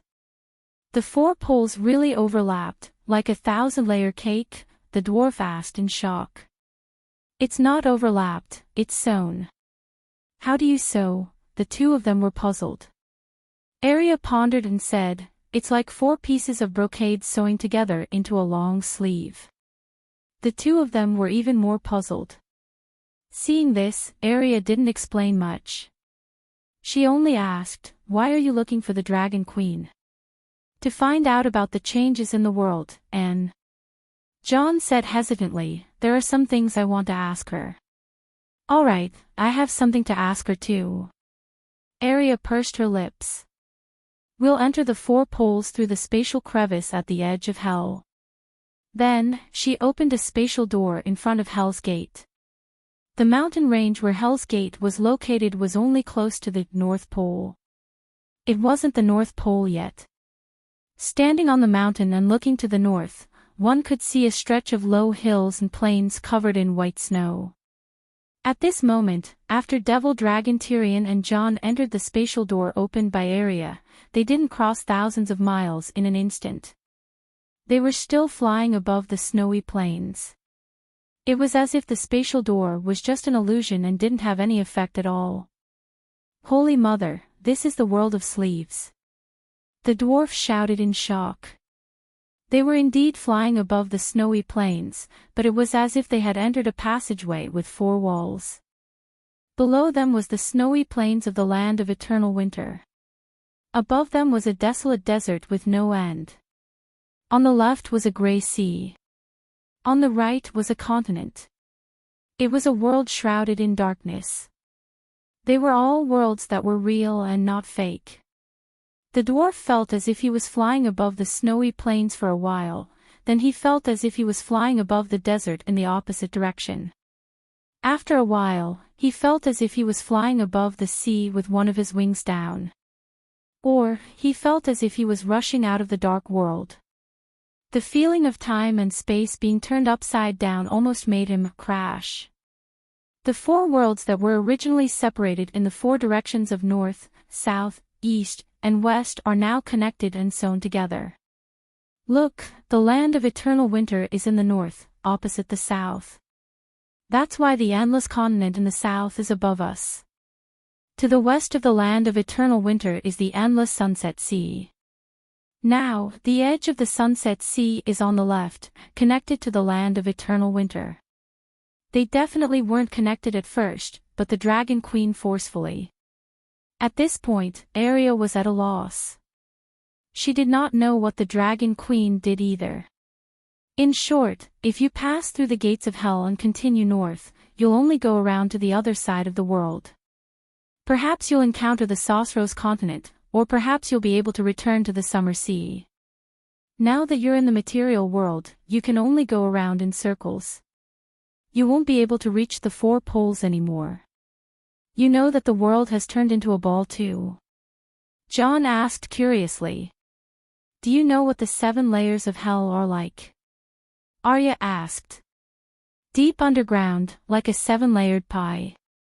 The dwarf asked. Arya smiled and shook her head. It's more like a donut covering the Arctic Circle. The distance between the barren lands and hell is as far as the distance between the Northern Territory and hell. Surround the Arctic Circle. Why? The dwarf was puzzled. Because the Arctic Circle is the only landing point for otherworlders. A soft female voice rang in their ears. It was not Arya. The dwarf was stunned. He laughed and said, You really made us look for you. But when he looked around, he did not see her. Where are you? You two are like ants crawling on an empty porcelain plate. You've always been in my field of vision. But I was very busy before, so I couldn't be bothered with you. Danny smiled. Shit. Keep flying forward. The Arctic Circle is where the 4 poles meet. I'll wait for you there. Danny said and stopped talking to them. Rumble the world had been shaking for a few months. It was still shaking, but the amplitude was getting smaller and smaller. As they got closer to the Arctic Circle, the shaking was getting stronger. They were getting closer to the epicenter. Not long after, the 3 of them saw a shocking scene. The 4 worlds in front of them were not like 4 walls that were tightly connected. They were like 4 pieces of brocade that had not been sewn together. Between the pieces of brocade, there was an empty, dark, and deep void. Rumble. A white, giant snake that was thicker than a mountain range crawled out of the snowy plains of the land of eternal winter and plunged into the endless sea in the west. Then, the waves surged, and a loud rumble came from the depths of the sea. The world shook violently. The white snake crawled out of the snowy plains again and plunged into the sea in the west. The position it crawled out from this time was a few dozen kilometers deeper than the previous time. The ground was drilled through, and countless rocks the size of small hills cracked. The dust on the ground flew everywhere. It was like a mountain in the air, floating at the place where the 2 worlds connected. When the white snake left this place and the laws stabilized, the small hills of earth and rocks would slowly fall. This cycle repeated itself, and the 2 worlds were sewn together bit by bit. The same thing happened at the other 3 corners. The beautiful mountains and rivers on the 4 sides were connected in a way that ordinary people could not imagine. That's. When they got closer, John's pupils contracted. He pointed at the white giant snake and said in shock, Weirwood, that's the root of the weirwood. It's so thick. Ah, there's also a weak frost god aura in it. I suddenly understand the state of the world, the dwarf said thoughtfully. The dwarf said thoughtfully, the previous world was like a blooming flower. The 4 petals represented the 4 extremes, and we lived in that narrow area on Deba. Now, the Dragon Queen is using a needle and thread to sew the petals back into a round bud. Be careful, we're about to leave the passage of the 4 poles. The laws and gravity will change drastically, Arya reminded. Although every stitch of the weirwood was a few dozen kilometers apart, it was actually hundreds of kilometers deep into the ground. The stitching speed was not as fast as the demon dragon's flying speed. Soon, they left the passage of the 4 worlds behind them. The moment they left the stitching, the demon dragon Tyrion's body shook up and down. He almost fell into the snow mountain. This is not a place for mortals. It's too difficult for you, Arya said. Among the 3 of them, she and the dwarf were powerful demigods. Only the dwarf was a normal transcendent. I'm the demon dragon Tyrion, not a mortal. Red Tessa felt insulted. She raised her head and roared. Gaga air, where's the air? I can't breathe. The next moment, he held his breath until his eyes were bloodshot. He opened his mouth wide and tried to breathe. We're almost there. Hold on for a little longer. Jon could already see the end of the ribbon world. From their current point of view, it seemed that they were flying close to the snowy plains of the land of eternal winter. However, in reality, the land of eternal winter was not flat. It was as if Dany was standing on a round table. 4 pieces of brocade fluttered in the wind from the roof. She and the table were in the center of the brocade. The ends of the brocade fell on the table. The brocade was originally separated from each other. Now, it started to sew from the top and spread down step by step. In the end, what fell into Dany's hand was a long 4-colored brocade funnel. Using her as a reference point, Jon and the rest seemed to be descending from the sky. Are we in the center of the earth? After landing, Jon asked blankly. No, your vision is deceiving your brain. You've been away from the center of the earth. I'm now standing at the border between the astral world and the material world.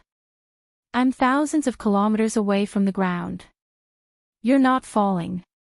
Instead, you're climbing up. That's why the air here is thin.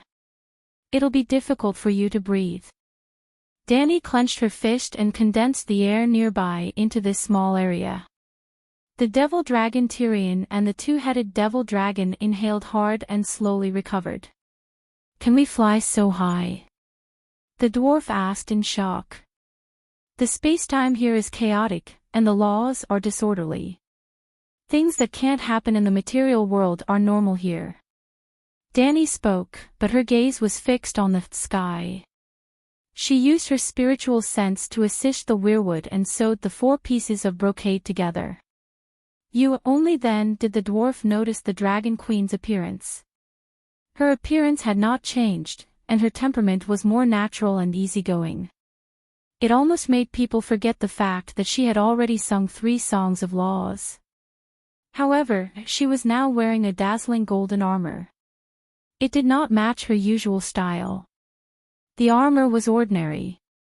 It consisted of the most standard plate armor, skirt armor, shin armor, boots, shoulder armor, and gloves. However, the material of the armor was very strange.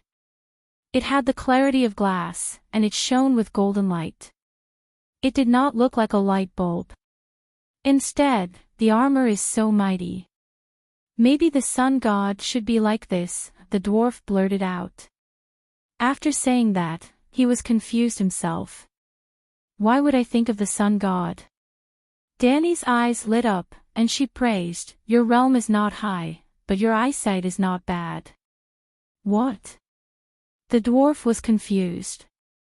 Have you seen the sun? Dany asked with a smile. The sun has been out for a few months. South of the Great Wall, the snow is almost melting, Jon said. Have you seen the sun? Danny's smile widened. She seemed to have asked a repetitive question. Is the sun in the sky fake? The dwarf frowned. Danny nodded. You've finally seen the sun. The three of them were confused. Dong dong dong. Danny tapped her chest a few times. I'm the sun. What? The three of them exclaimed. I'm illuminating the entire world, Danny said lightly. You're the sun. What about the sun you forged? The dwarf mumbled.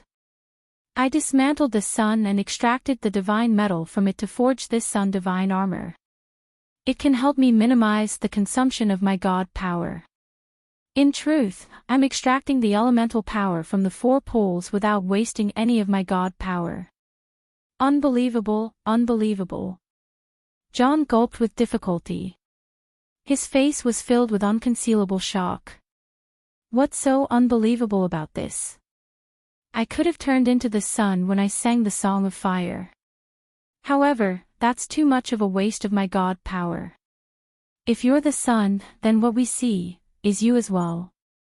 The sun rises and sets every day, and you've been running around the world, the dwarf asked, puzzled. He, what do you think the current world is to me? Danny pointed at the four-brocade world in the sky with a smile. A toy that you can knead at will? The dwarf asked bitterly. Danny nodded with a faint smile. When I open my eyes, the sun rises.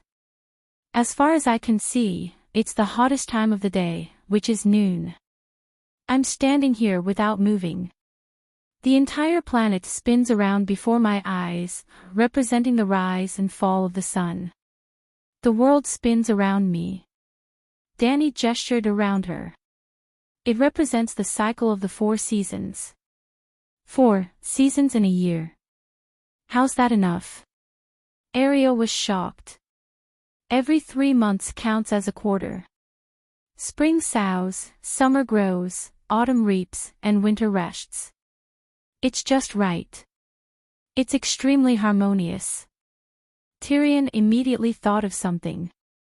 He frowned and said, won't this make the farmers too anxious? If the spring plowing is delayed, won't the year be over? If it's like before, where the summer lasts for several years, everyone will be so calm. You're only thinking about the calmness of summer. Why haven't you thought about the hunger and cold of winter? I thought that there would be long summer after the long night. That's what you said back then.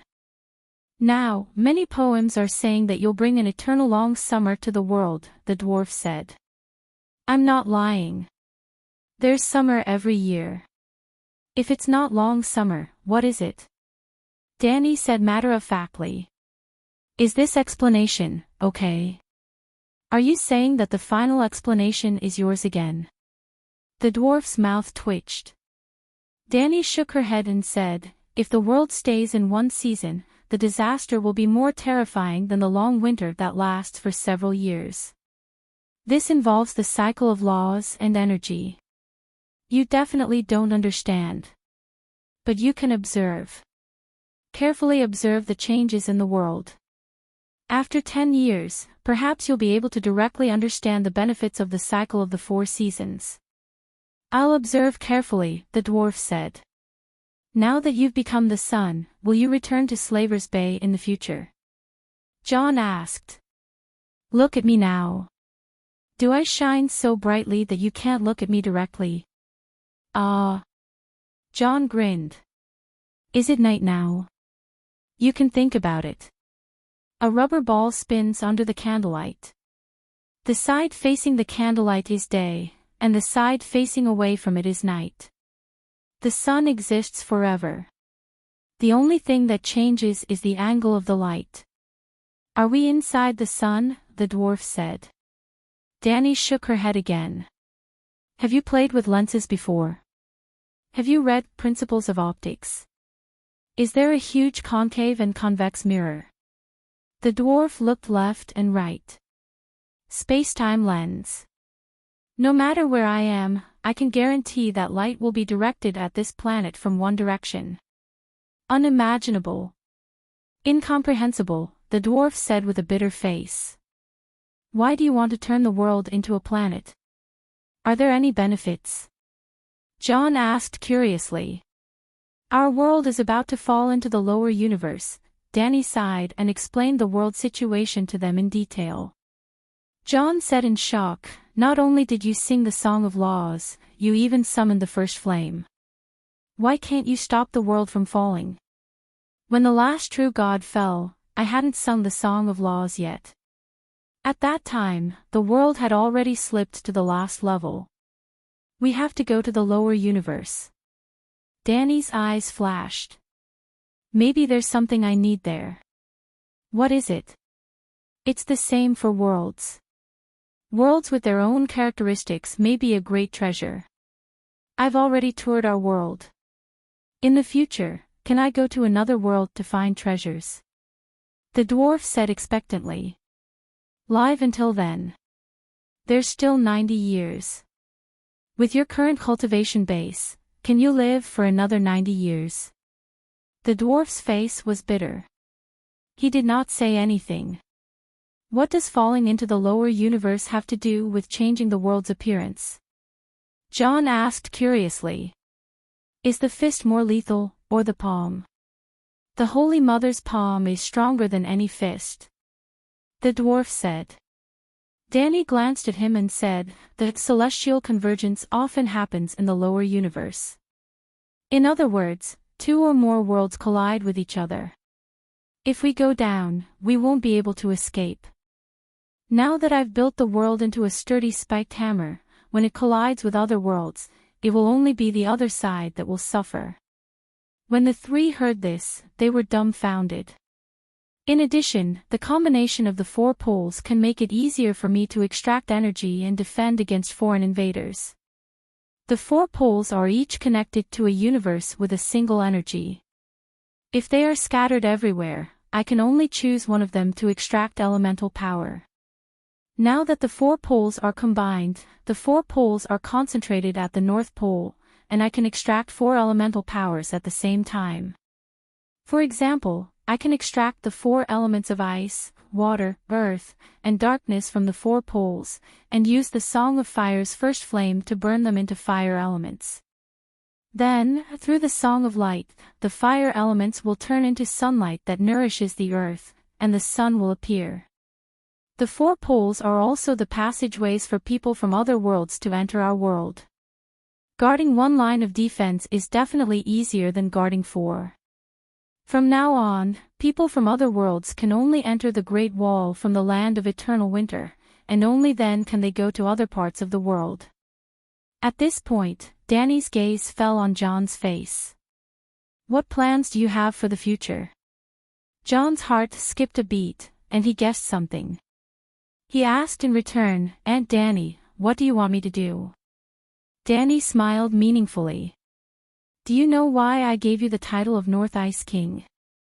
The dwarf's expression changed at the same time. Aria's face was also full of surprise. You want me to guard the North Pole as the world's first barrier? You already knew that I would end up like this. John said bitterly.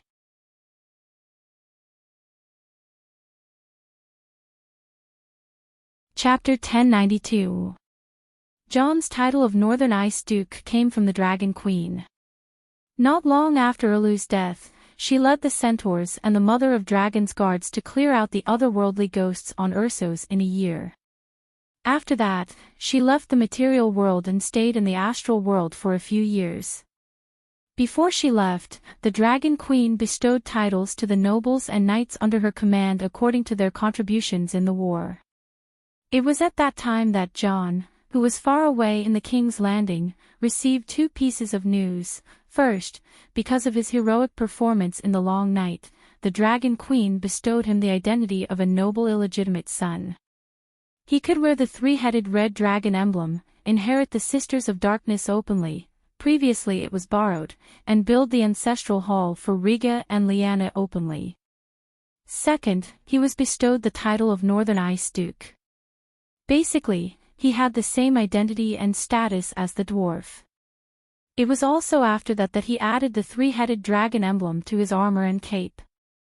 But it was strange that he only had a title and no land. The dwarf's Prince Xian was a hereditary title, and his title was just right for his land. He was a very standard prince with real power. But he didn't think too much about it at the time. He just thought that he was already the Duke of the Northern Territory, and there was no need for him to get a land as a fief. Now it seemed that he should have thought more about it. Northern Ice Duke was prepared for today. You really saw everything. That's right. The world is like a ball of mud in your hands, and the fog of fate can't block your vision. The dwarf was shocked, but also relieved. The land north of the Great Wall is bigger than the 7 countries combined. I will divide it into 3 countries with thousands of miles of territory. The southern end is connected to the Great Wall, and the land is the most fertile for the 7 countries and the free people outside the Great Wall. The middle section is a bit more barren and difficult to farm, but it can be nomadic. In the future, I will arrange for a group of centaurs to settle there, and Simba's son will be the cow. Their main task is to be the 3rd line of defense and stop any living people from going south. The centaur's features are too obvious, and it's hard for outsiders to fool them. The northernmost territory is the coldest, and all the exiled criminals in the world are sent there to form the 2nd line of defense against otherworldly invasions. The 1st line of defense is naturally the 7 hells. John, the Northern Ice King's fief is at the North Pole, Danny said awkwardly. What if I didn't give the throne to Sansa back then? He asked with a wooden expression. Danny shrugged. You're still the North Ice King. The lifespan of a demigod is measured in tens of thousands of years. When you're tired of the scheming in the King's Landing, you can go to the North Pole. Ah. John didn't expect her to give such an answer. His tense face couldn't help but twitch. You should have made it clear. Ygritte and Little-Eyed are dead. Mother and child, 1 corpse, 2 lives. How tragic, do you know that? The dwarf spoke his mind. I think my reminder is clear enough. Don't tell me you two didn't feel it. Use plain language and accurately state the consequences, the dwarf said. Danny looked at him deeply. If I ask you to go back to the west immediately and kill Jaime, or else he'll make you miserable in the future, what do you think? That's impossible. Why would Jamu make me so miserable? The dwarf shook his head repeatedly. That's it. Danny smiled coldly. Let's not talk about distant relatives. If I say it, it'll only hurt both sides. Even if he's willing to listen, what about the future? Is he going to blame me for not warning him in advance if something doesn't go his way in the future? I choose my own path, and I have my own life too. You've seen how busy I am now. I don't have the time or energy to keep an eye on the ever-changing river of fate for you. The dwarf opened his mouth and turned to look at the gloomy John. He sighed. It shouldn't be difficult for you to save Ygritte from a difficult labor, right? Have you ever thought that there are some things that not only I know, but even Bran knows as well? But why is he like me, only hinting indirectly and never directly and violently intervening? Bran knows as well. Did he recover the Green Prophet's abilities? John was shocked. Danny's gaze swept across Dan and Arya's faces. She said meaningfully, I dragged him along the river of fate in the new era for a few decades to see Stark's ending. Only by letting him understand and with him as a witness in the future, you won't suspect that I'm deliberately targeting someone when things don't go well for you. Dan and Arya were terrified. Cold sweat instantly covered their backs.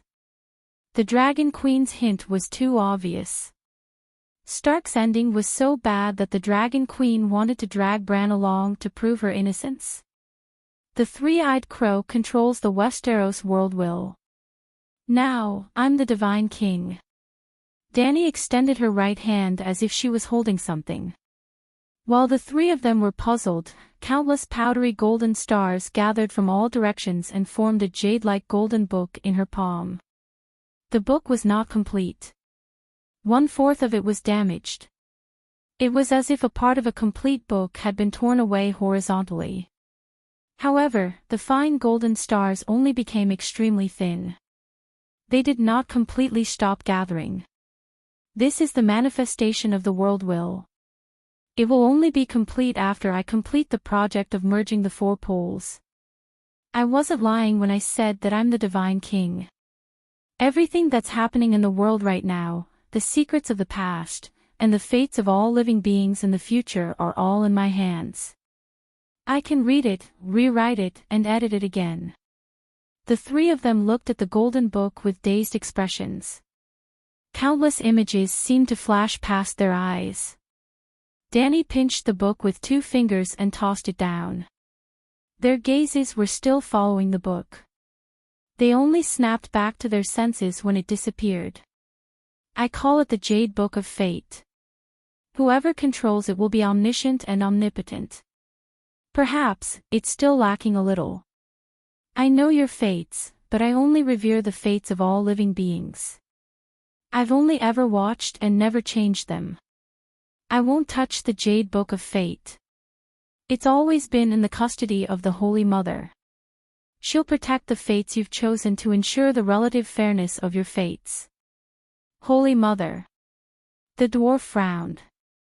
I'm not the Holy Mother. Danny gave them a meaningful look. The Holy Mother has 2 heads. Heaven is in the front head, and hell is in the back head. She's absolutely fair and just. She's compassionate and ruthless. She abides by the rules the most. Ah! The dwarf and Arya exclaimed. John, on the other hand, had a blank expression. That day when you killed the Ghoul King, I announced in front of everyone that a new era led by humans had begun. No god or devil could wantonly twist the fates of humans anymore. Others might not understand, but the 3 of you should have a deep understanding of it. In such an important occasion, I didn't have to say such empty words. In the past, my fates, Riga and Lyanna's fates, John's fates, and even Tyrion and Arya's fates were all planned out by the gods a long time ago. Of course, you've changed your fates now because I was the first one to do so. It's hard for you to understand the difficulties involved. Danny was really speaking from the bottom of her heart. She could change her fates only because she was a transmigrator. But how many transmigrators in the world knew their fates in advance?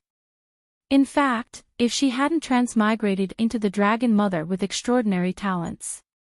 For example, if she had transmigrated into Robert who had just finished the Battle of Ruby Beach, even if she knew her fates, she wouldn't have been able to change them. Because the most important thing to change one's fate was power. The process of John changing his fate was too easy. The dwarf and Arya were confused and couldn't understand her feelings. How did my fate change? Arya was puzzled. Dan and I stared at her deeply, causing her scalp to go numb. Do you know your own personality? Arya glanced at her and said shyly, John said I'm lively and active. I like adventure and freedom. With such a personality, can you endure the rules of Bravos forever? Arya was stunned. Won't Bravos be destroyed by the deviant ghost disaster? According to the original fate, it won't. Danny shook her head. And you, after completing your mission, will be assassinated by Jia Kuan. Another faceless one will wear your face and announce to the public that he is sailing a ship to explore the Sunset Sea. Since ancient times, countless people have tried to explore the Sunset Sea, but no ship returned safely. So, you can reasonably disappear. What about Bran? John frowned. Bran is not the king of gods, and he doesn't have the Book of Fate. He can't control anything outside of Westeros. The 3 of them were silent. With a sigh, Danny continued the previous topic. I said that from now on, humans will be the real protagonists of the new era. The subtext is a promise to all the living humans' fate will be determined by his own choice. No one will be able to play with other people's fates, including me and the 7 gods.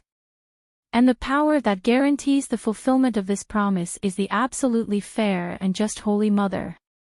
She calmly looked straight into John's eyes. So, now you understand why Bran and I didn't directly tell you the result of your choice. Why didn't I specially descend to the mortal world to save Ygritte? Why didn't I break the rules for you and resurrect your wife and child? Such a fate is too bitter. I would rather it be distorted by others, John said bitterly. The dwarf shook his head and said seriously, John, you are wrong. When the rules are first broken for an exception, the rules lose most of their meaning. Today, you feel that your fate is too bitter and want the gods to change it. Tomorrow, will the gods choose a sweet fate for you according to their own taste? Dany glanced at him and said, You have asked what you need to ask. Is there anything else? What is the material structure of the future world like? The dwarf asked curiously. Dany flicked her finger, and a thought that recorded the 4-dimensional structure of the world fell between the dwarf's eyebrows. He held his forehead and groaned for a while before exclaiming, There really is an equator, and it really passes through Carlin Bay. The Northern Territory has a great advantage. Dany nodded and said, Winterfell is going to change its name. Can it be called Neverwinter? From now on, the people of the Northern Territory will rarely encounter heavy snow. Jon and Arya were dumbfounded. The dwarf said with a complicated expression, The Sosros continent has crossed the South Pole, and there is a large continent to the north of the Trembling Sea. The future economic and trade center may shift from the Summer Sea to the Trembling Sea. Braavos will definitely become one of the richest port cities. Slaver's Bay is a bit of a loss, he said again. It is not a loss. Slaver's Bay is near the Tropic of Capricorn, and the climate is more pleasant. Moreover, all the land under the heavens belongs to the king, and all the people on the shores of the land are the king's subjects. Why should I care if the sun shines in the front yard or the backyard? The world is so big, even if Simba has 10 sons, it won't be enough. Looks like we have to find him a few more lovers, the dwarf muttered. In the end, it was Arya who asked a question that had been hidden in her heart for a long time. After Ygritte died, I went to find Sansa and asked her why she was so stupid and worried that Jon would steal her Iron Throne. You had promised that whoever wears the human crown, you would ensure that her dynasty would last for 10,000 years. She told me that you would most likely redefine your promise for Jon. Would you? She stared into Dany's eyes and asked. She did not participate in the trial. After killing King Strange Ghost, she did not return to the barren land. That day, she took Nymeria, King Kong, and Wong Kai to the 7 hells of the land of eternal winter. Later, she chose to exile herself and did not return to the Westeros. She did not need to go back personally. Her mental projection could instantly go to any corner of the world. There was a moment when she really wanted to cut off a part of Sansa's body with her scythe. When Arya used the scythe to draw on Sansa's body, she was not trying to scare her. She was just hesitating and did not know where to start. Perhaps she saw the determination in her sister's cold eyes. Sansa was so scared that she cried. She cried and told her the reason why she messed with Jon. Now, Arya wanted to know. Since the Dragon Queen could see everyone's fate, did she know that her words would cause Jon and Sansa's current situation?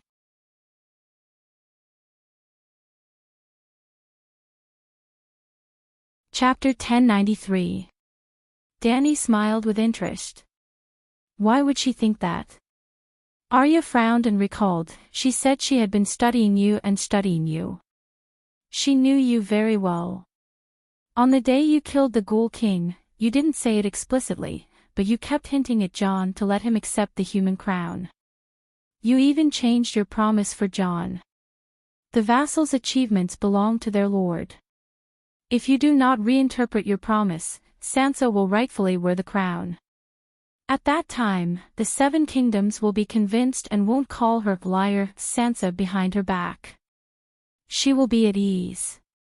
If his heart was stable, he wouldn't do anything bad in the future. Although Sansa got the throne from Jon in the end, because of your words, her dynasty lost 90% of its legitimacy and was mocked by the people of the 7 kingdoms. That's why she's afraid of Jon. When the first promise was broken, your second promise no longer made her feel safe. She's sure that if she doesn't do anything now, if one day Jon challenges the Iron Throne, you will most likely redefine the meaning of the human crown for him. At this point, Arya paused and looked at the Dragon Queen's expression with her grey eyes. Dany said slowly, "The human crown, the deed of saving the world, I deserve it. The 7 blessings bestowed by the gods. The meaning of the human crown is written in plain words for everyone to see. It's not just a sentence, it's a rule. No one can redefine it, including me." Arya frowned and thought for a moment. She still didn't know the Dragon Queen's real answer. Shaking her head, she continued, "Sansa is not at ease with your promise. She's afraid and feels uneasy. She feels that she must act immediately and cut off any possibility of Jon touching the throne. If it wasn't for the incident with Ygritte, even if her plan against Jon was exposed, there wouldn't be so much hatred between her and Jon. But if Jon rebelled, or if Jon's children showed their desire for the Iron Throne, she would do something that would hurt their relationship even more in order to protect her throne. At that time, there might really be blood and hatred." Dany was stunned. In the next moment, countless lights and shadows flashed past her eyes. After a long time, she sighed and said, "I am also a part of the world. Every choice I make will change the variables of fate." Sansa's conjecture wasn't entirely correct, but it wasn't entirely wrong either. "I do want Jon to wear the crown. If I didn't say anything, Jon would confess in front of everyone that he had secretly pledged his loyalty to Sansa during the Great Judgment in Fairy City. At that time, Sansa's throne would indeed be very stable. She won't attack Jon immediately." "Not immediately."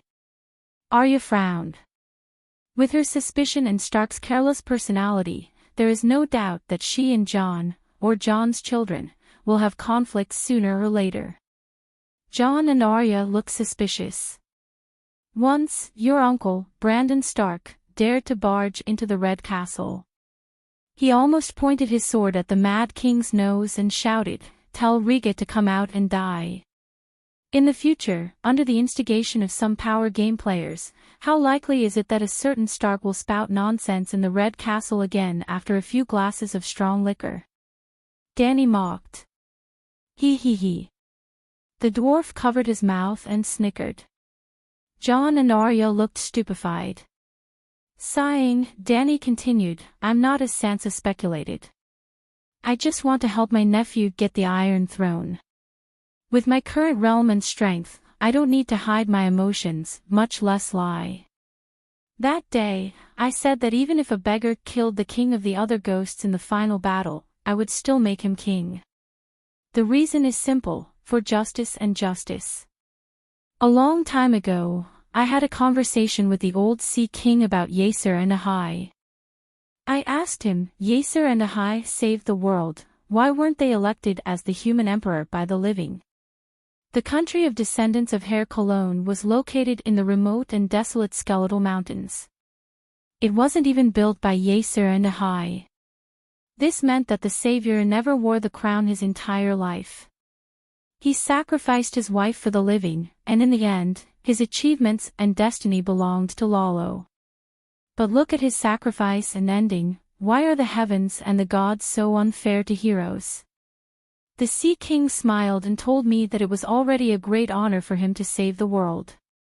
We kings were envious, jealous, and hated him. How could we be willing to give up our power? I only gave him a perfunctory smile back then, but I swore in my heart that history would never repeat itself.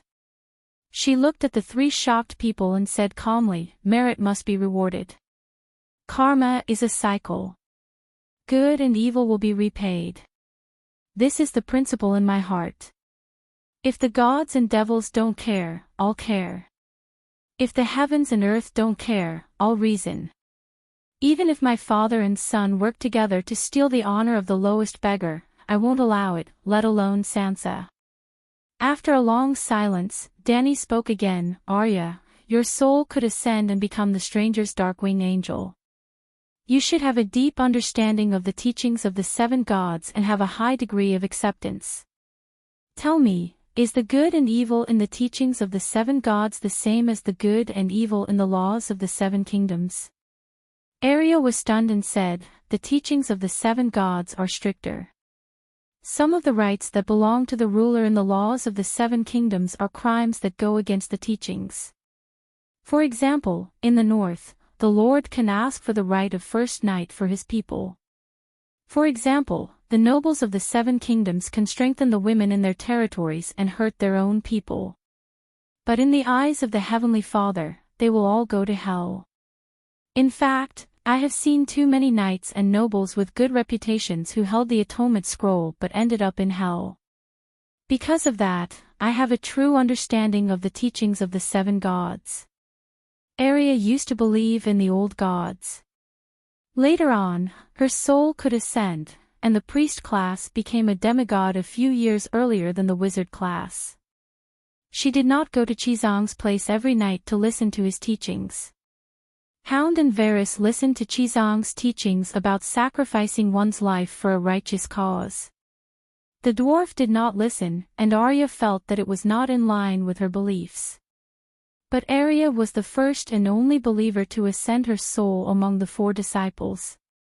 The reason was simple. She would send her spiritual projection to the Jade Sea every day to harvest the souls of the dead and send them to hell. In hell, she had seen the Heavenly Father's judgment of the dead too many times. Arya could not quote the scriptures like Seven Zong and explain the doctrines with fervor. She could not even remember the doctrines of the seven gods. She was the silent nun, the wife of a stranger. She rarely read the doctrines of the other six gods.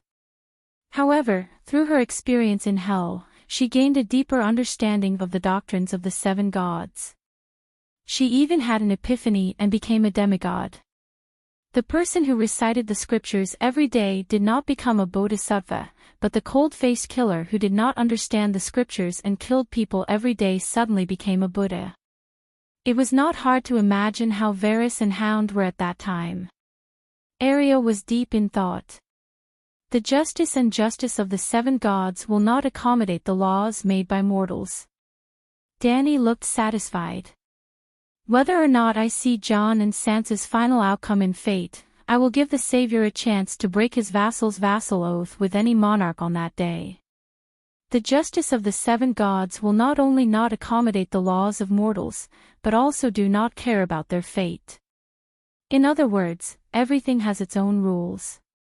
Fate has its own rules, and the justice of the seven gods is the common rule of fate for the world and all humans."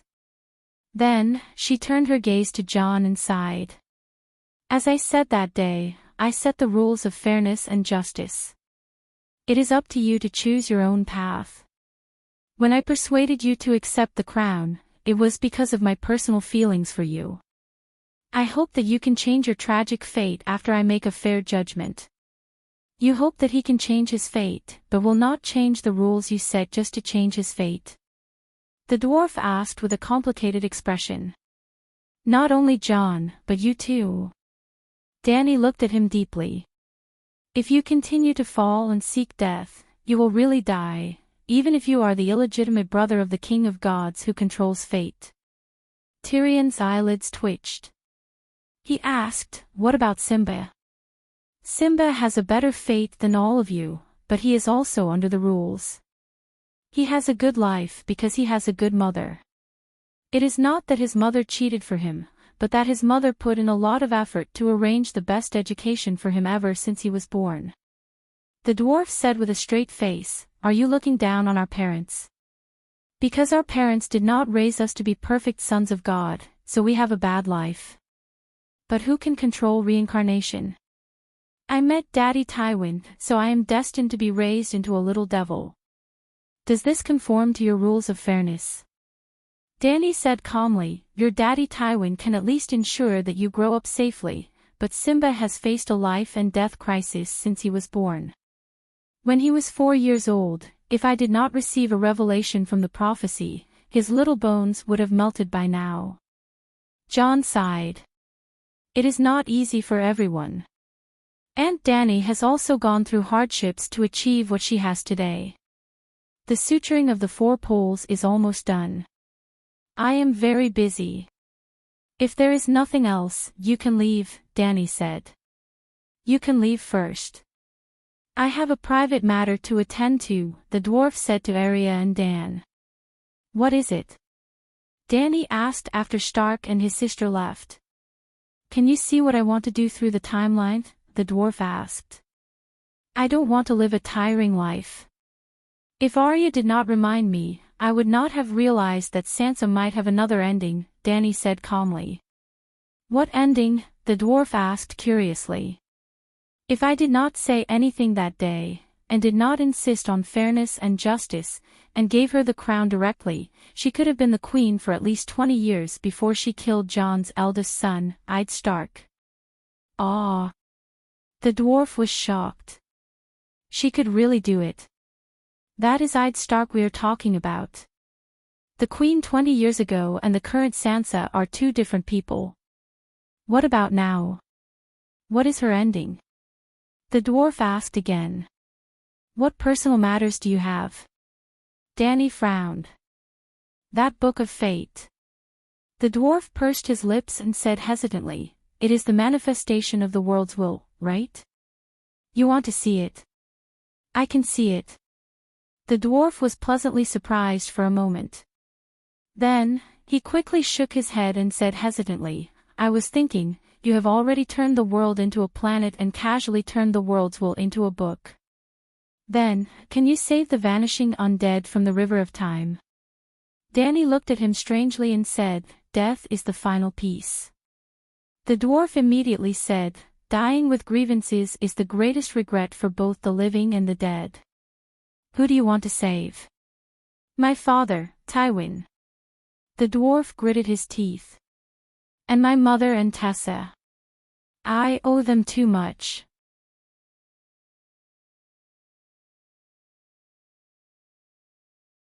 Chapter 1094.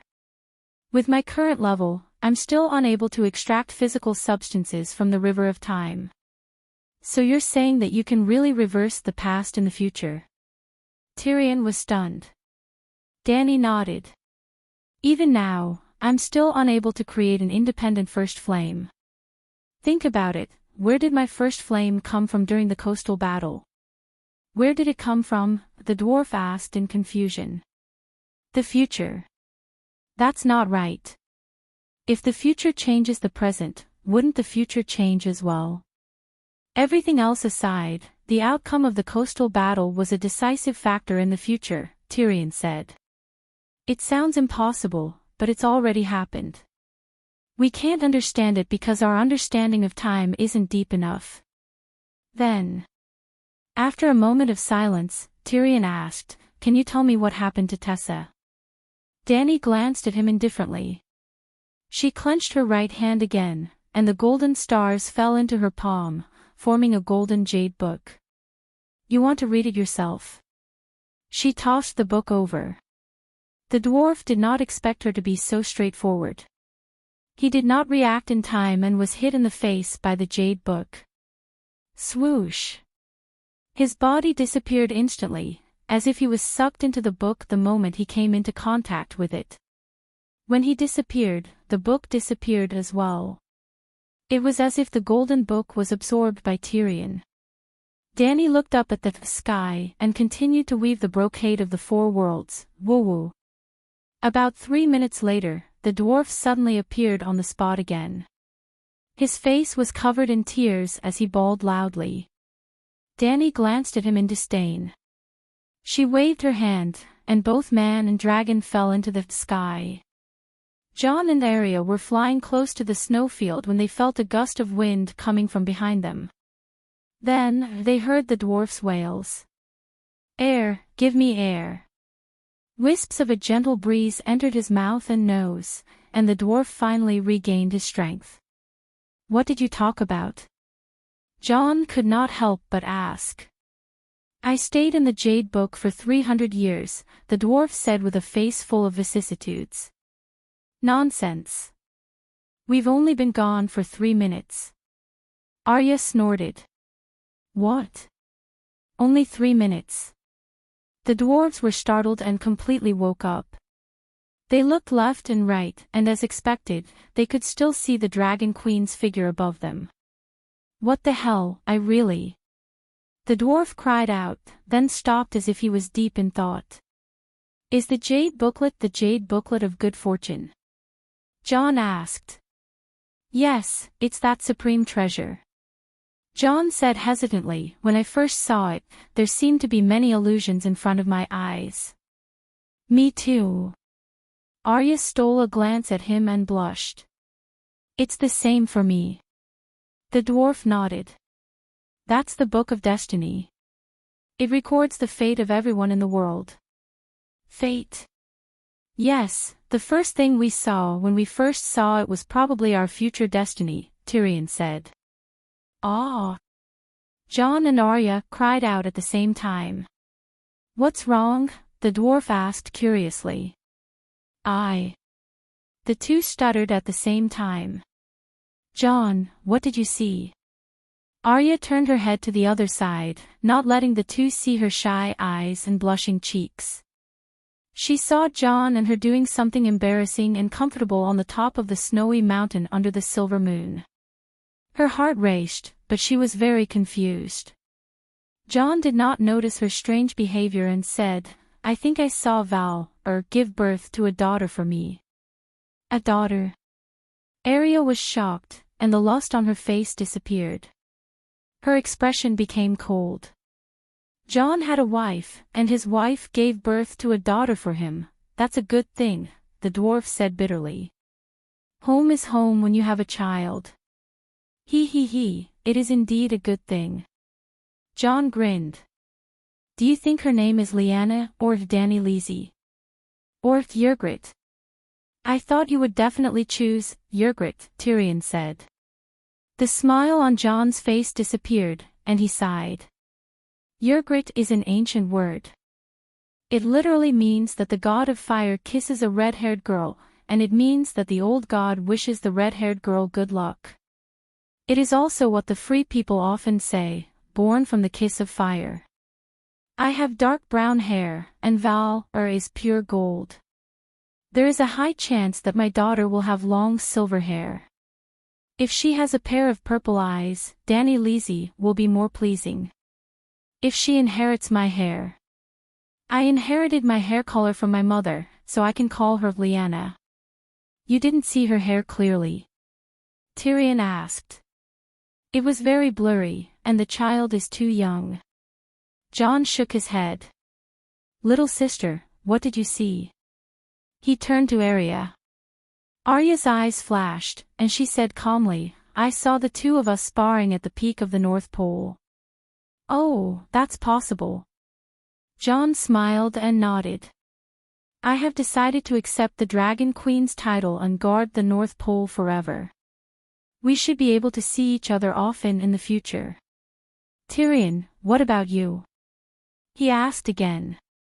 The dwarf hesitated for a moment and said helplessly, "I saw my hair falling, my beard turning white, my face filled with wrinkles that seemed to have been carved by a knife, my body as thin as a piece of firewood, and my eyes without light.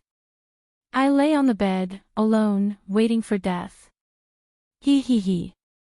Arya covered her mouth and laughed. She was very happy. "That's impossible, right?" "That's so tragic." John exclaimed. "Even if you can't give birth to a son, at least we will send you off.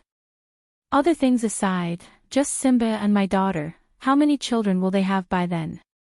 They're also your family, so it'll definitely be lively. Is that even human language? The dwarf said angrily. What's wrong? John was confused. I'm going to die. The dwarf cried. There were beliefs in this world, and usually, people with beliefs would not avoid death, so John did not see through the dwarf's thoughts. Arya, on the other hand, had been his senior for a few years, so she understood his desire for immortality. She smiled and said, dying on the bed, dying of old age, without the torture of illness, without the sword, that's enough happiness. I don't want to die, I haven't lived long enough. The dwarf shouted. You haven't lived long enough now, after a few more decades, you won't be able to move anymore. When you are about to die of old age, you will definitely feel that you have lived long enough. Also, you will definitely go to heaven after you die, maybe you will be like Aegon, getting an official position and becoming a saint respected by the world. John comforted him. Mystic Dragon Tyrion shook his head. No, I want to see the scenery of the other world, I want to explore the ultimate secret of the world, I want to sing the Song of Law too. John sighed helplessly. Then, did you ask Aunt Dany for help? I was going to leave this question to the end, but she seemed to have noticed something, and threw the Book of Fate directly at my face. Shaking his head, he slowly said, I asked her where Tessa went, and she threw the book to me. I thought that the book could only look at what happened in the past, but I didn't expect that looking at history was only the simplest function of the book, its real function is to protect fate. Dragon Queen did not lie, not only did she not play with the fate of mortals, she even put everyone's fate into the book, and handed it over to the three-eyed, two-headed Holy Mother to protect. This way, things like Lalo interfering with fate through Asha's prophecy will never happen again, everyone's fate will be decided by their own choice. Even their birth is decided by themselves. He was shocked. How is that possible? People are not even born, how can they decide their own birth? John shook his head and said. Do you know about reincarnation? The dwarf asked. There is no reincarnation, only people who are similar, like me, Yasuo, and Yahai. John said. Not necessarily. Arya's expression was solemn.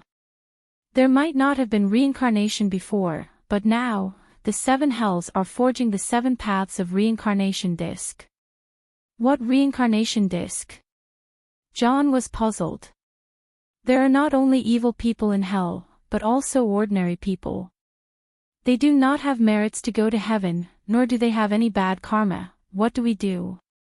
According to the rules of the Book of Strangers, they should be reincarnated.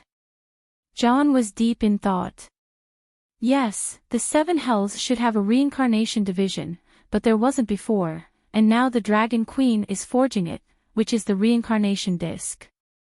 Based on what they did in their previous life, it will determine their starting point in their next life, Arya said. It seems that the reincarnation disc is not finished even after 100 years, the dwarf said with a frown. You saw it in the book. Arya was shocked. Yes, I saw that there is still no reincarnation after 80 years. Didn't you say 300 years? I can't even live for 100 years, why should I care about the world 300 years later? The demon dragon Tyrion rolled his eyes. Those 300 years have been repeating my fate, different choices, different fates. Isn't that cheating? John was stunned.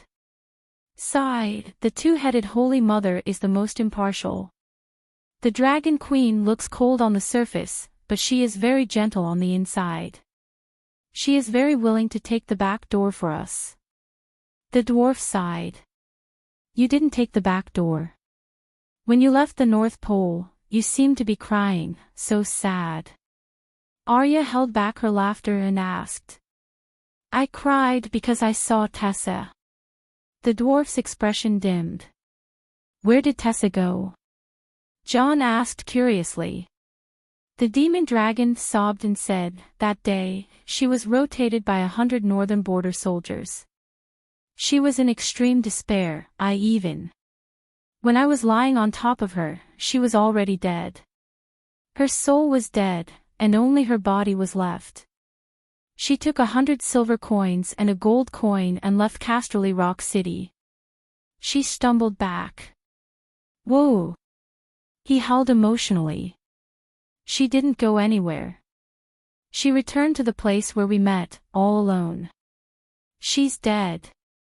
I've been asking where did Tessa go every day, but I've never really looked for her. I'm a bastard, I should go to hell. Alright, if you really want to repent, you can go to hell with me later. Arya laughed coldly. I don't need to prove anything to you. I will redeem myself for my sins. The demon dragon Tyrion slowly regained his composure. How do you redeem yourself? A woman after drinking. Arya looked at him with disdain. I will, ha ha ha ha. There seemed to be a hole in the clear sky. From the other side of the world, evil black smoke spewed out, accompanied by the demon god's terrifying laughter. After 10 million years, the dimensional vortex has finally shattered. After 10 million years of being sealed, I'm finally back.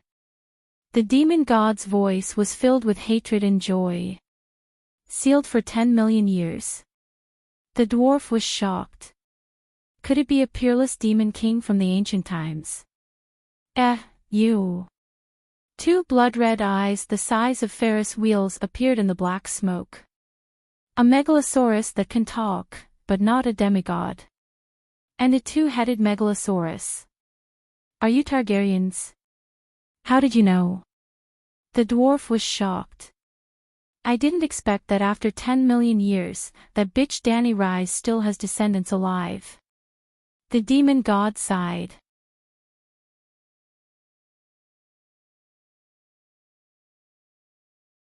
Chapter 1095.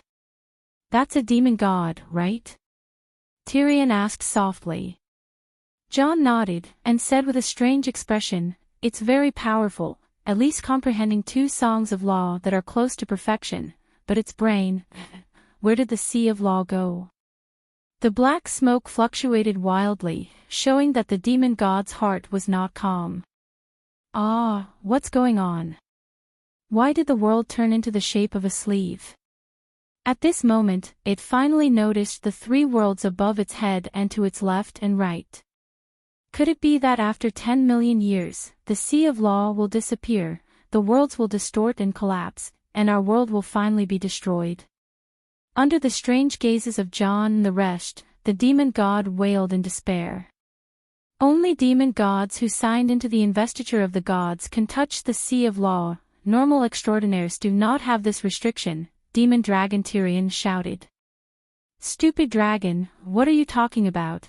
I can't sense the sea of law anymore, the demon god said angrily.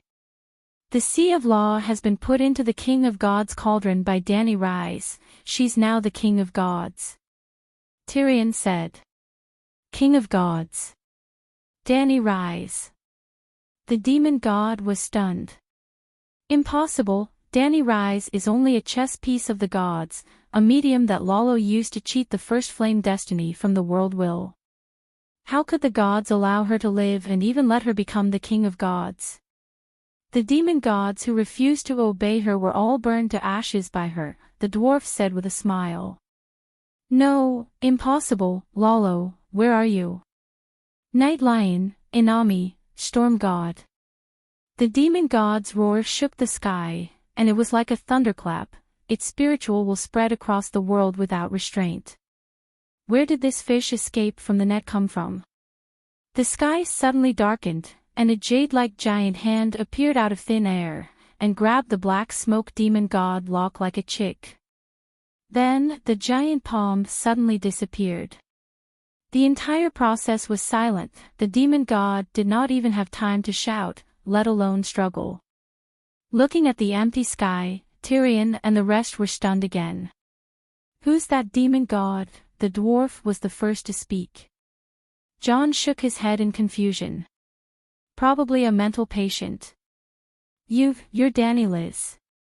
Have you really become a divine king? A transparent vortex the size of a marble floated in front of Danny, and inside it was a ferocious-looking four-legged evil god. The demon god was no bigger than an ant, and looking out from the glass ball cage, the dragon queen outside was as tall as a mountain. "I didn't expect you to achieve such shocking accomplishments in a mere 10 million years," said the devil god bitterly. "Less than 10 million years. It has only been 11 or 12 years since you were thrown into the space-time gap by the door god. The long night has just ended." Danny laughed. "What?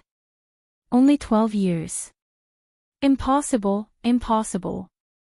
I've calculated it very clearly. It's at least 10 million years." The four-legged eccentric shook his head. "Ha, ha, if you had prepared to locate the time and space of the space-time crack, you wouldn't have been trapped inside," Danny sneered. When the four-legged monster jumped out, she was also shocked and thought that it was yes God. Later, when she calculated with her fingers, Danny almost laughed out loud.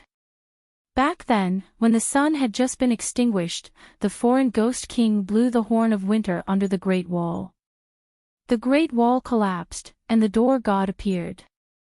Inami, the storm god, Lalo, and a large group of powerful demon gods were prepared to touch the door god's corpse.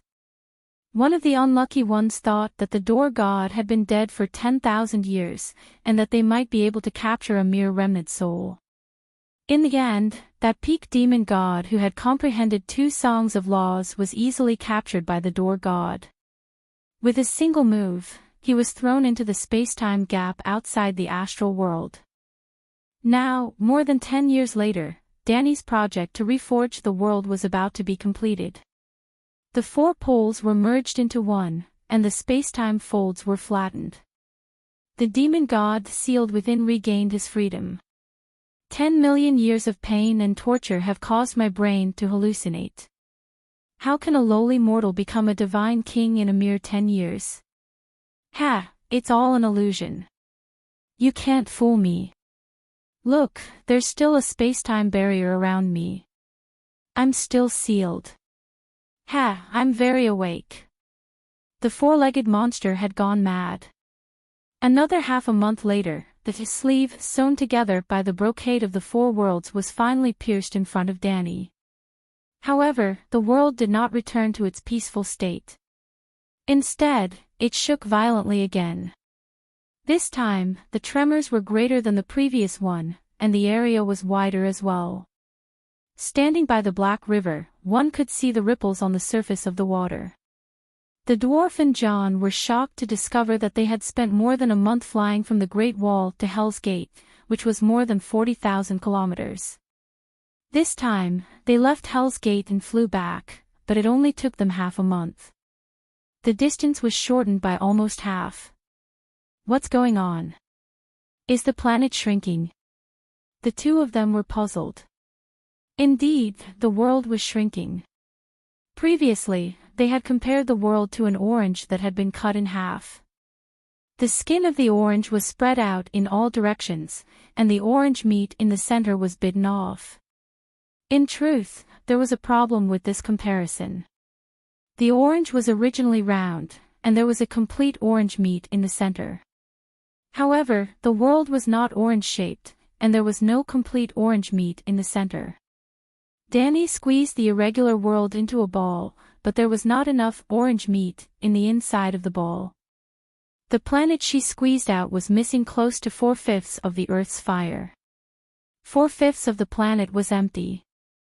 In order to make the sphere more solid, she could only do her best to compress the volume of the planet. As a result, the surface area of the world shrunk by several times.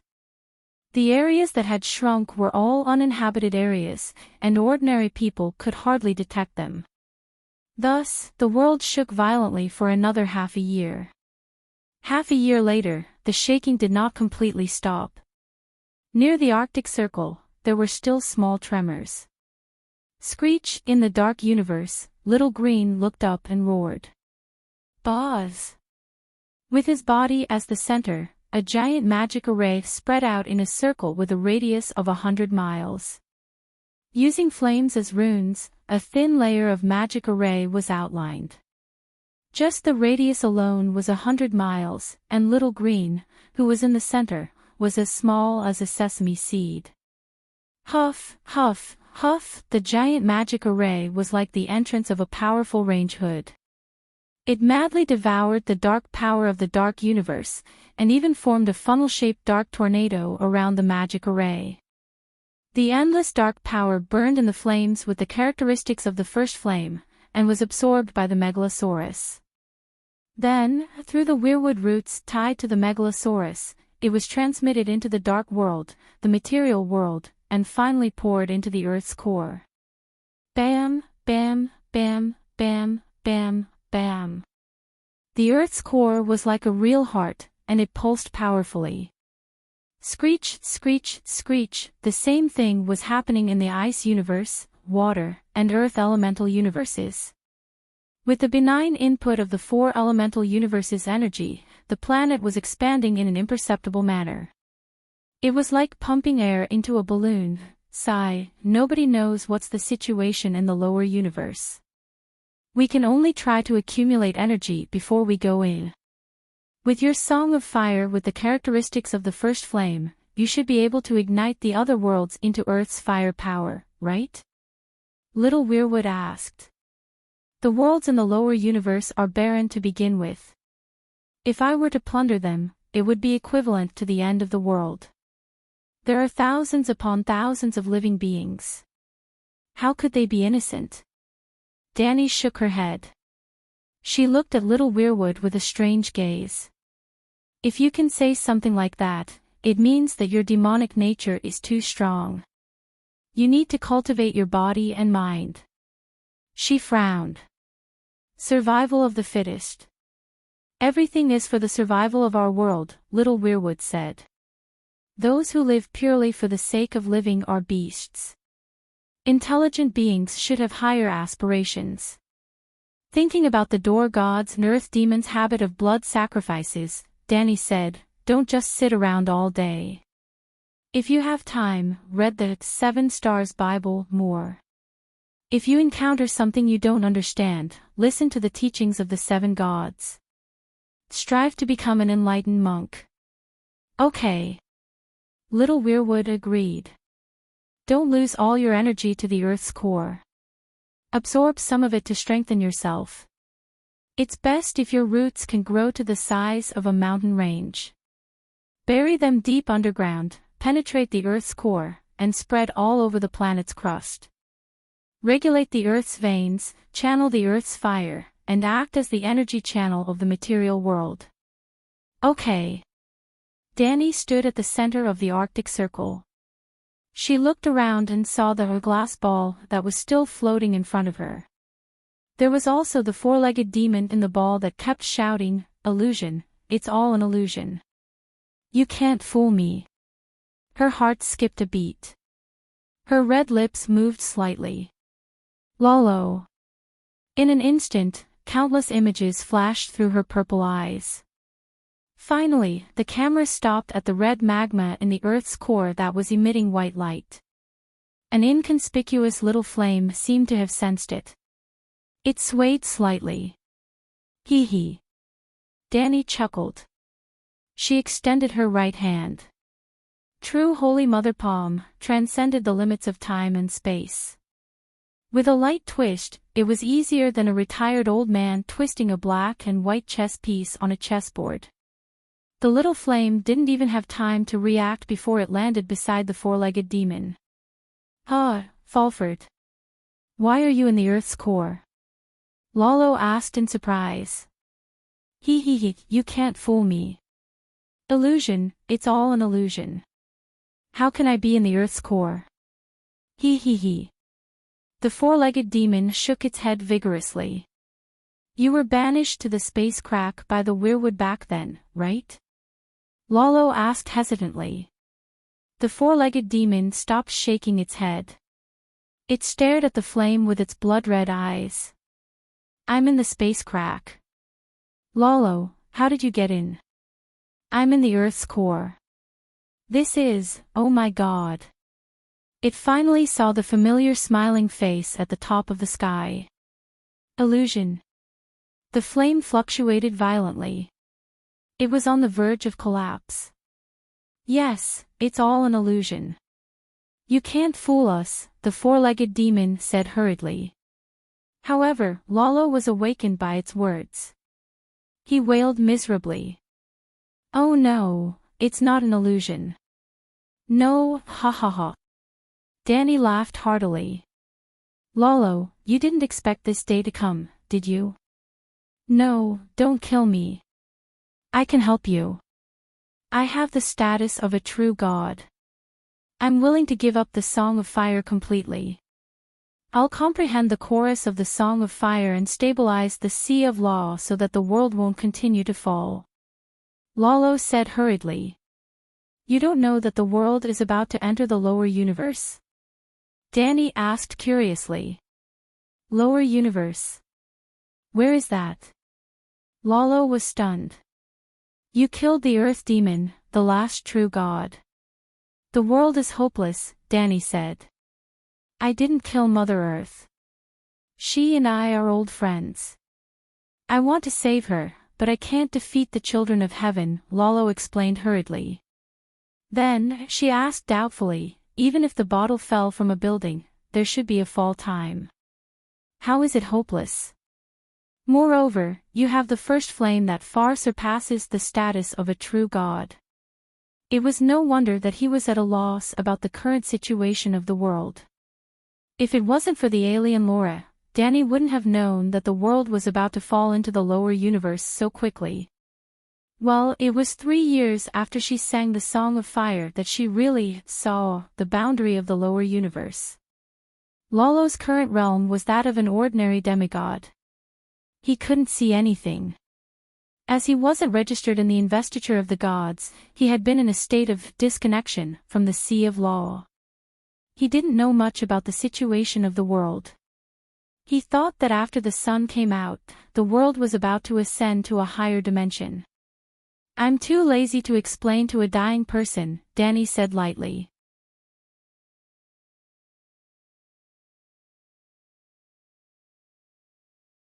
Chapter 1096.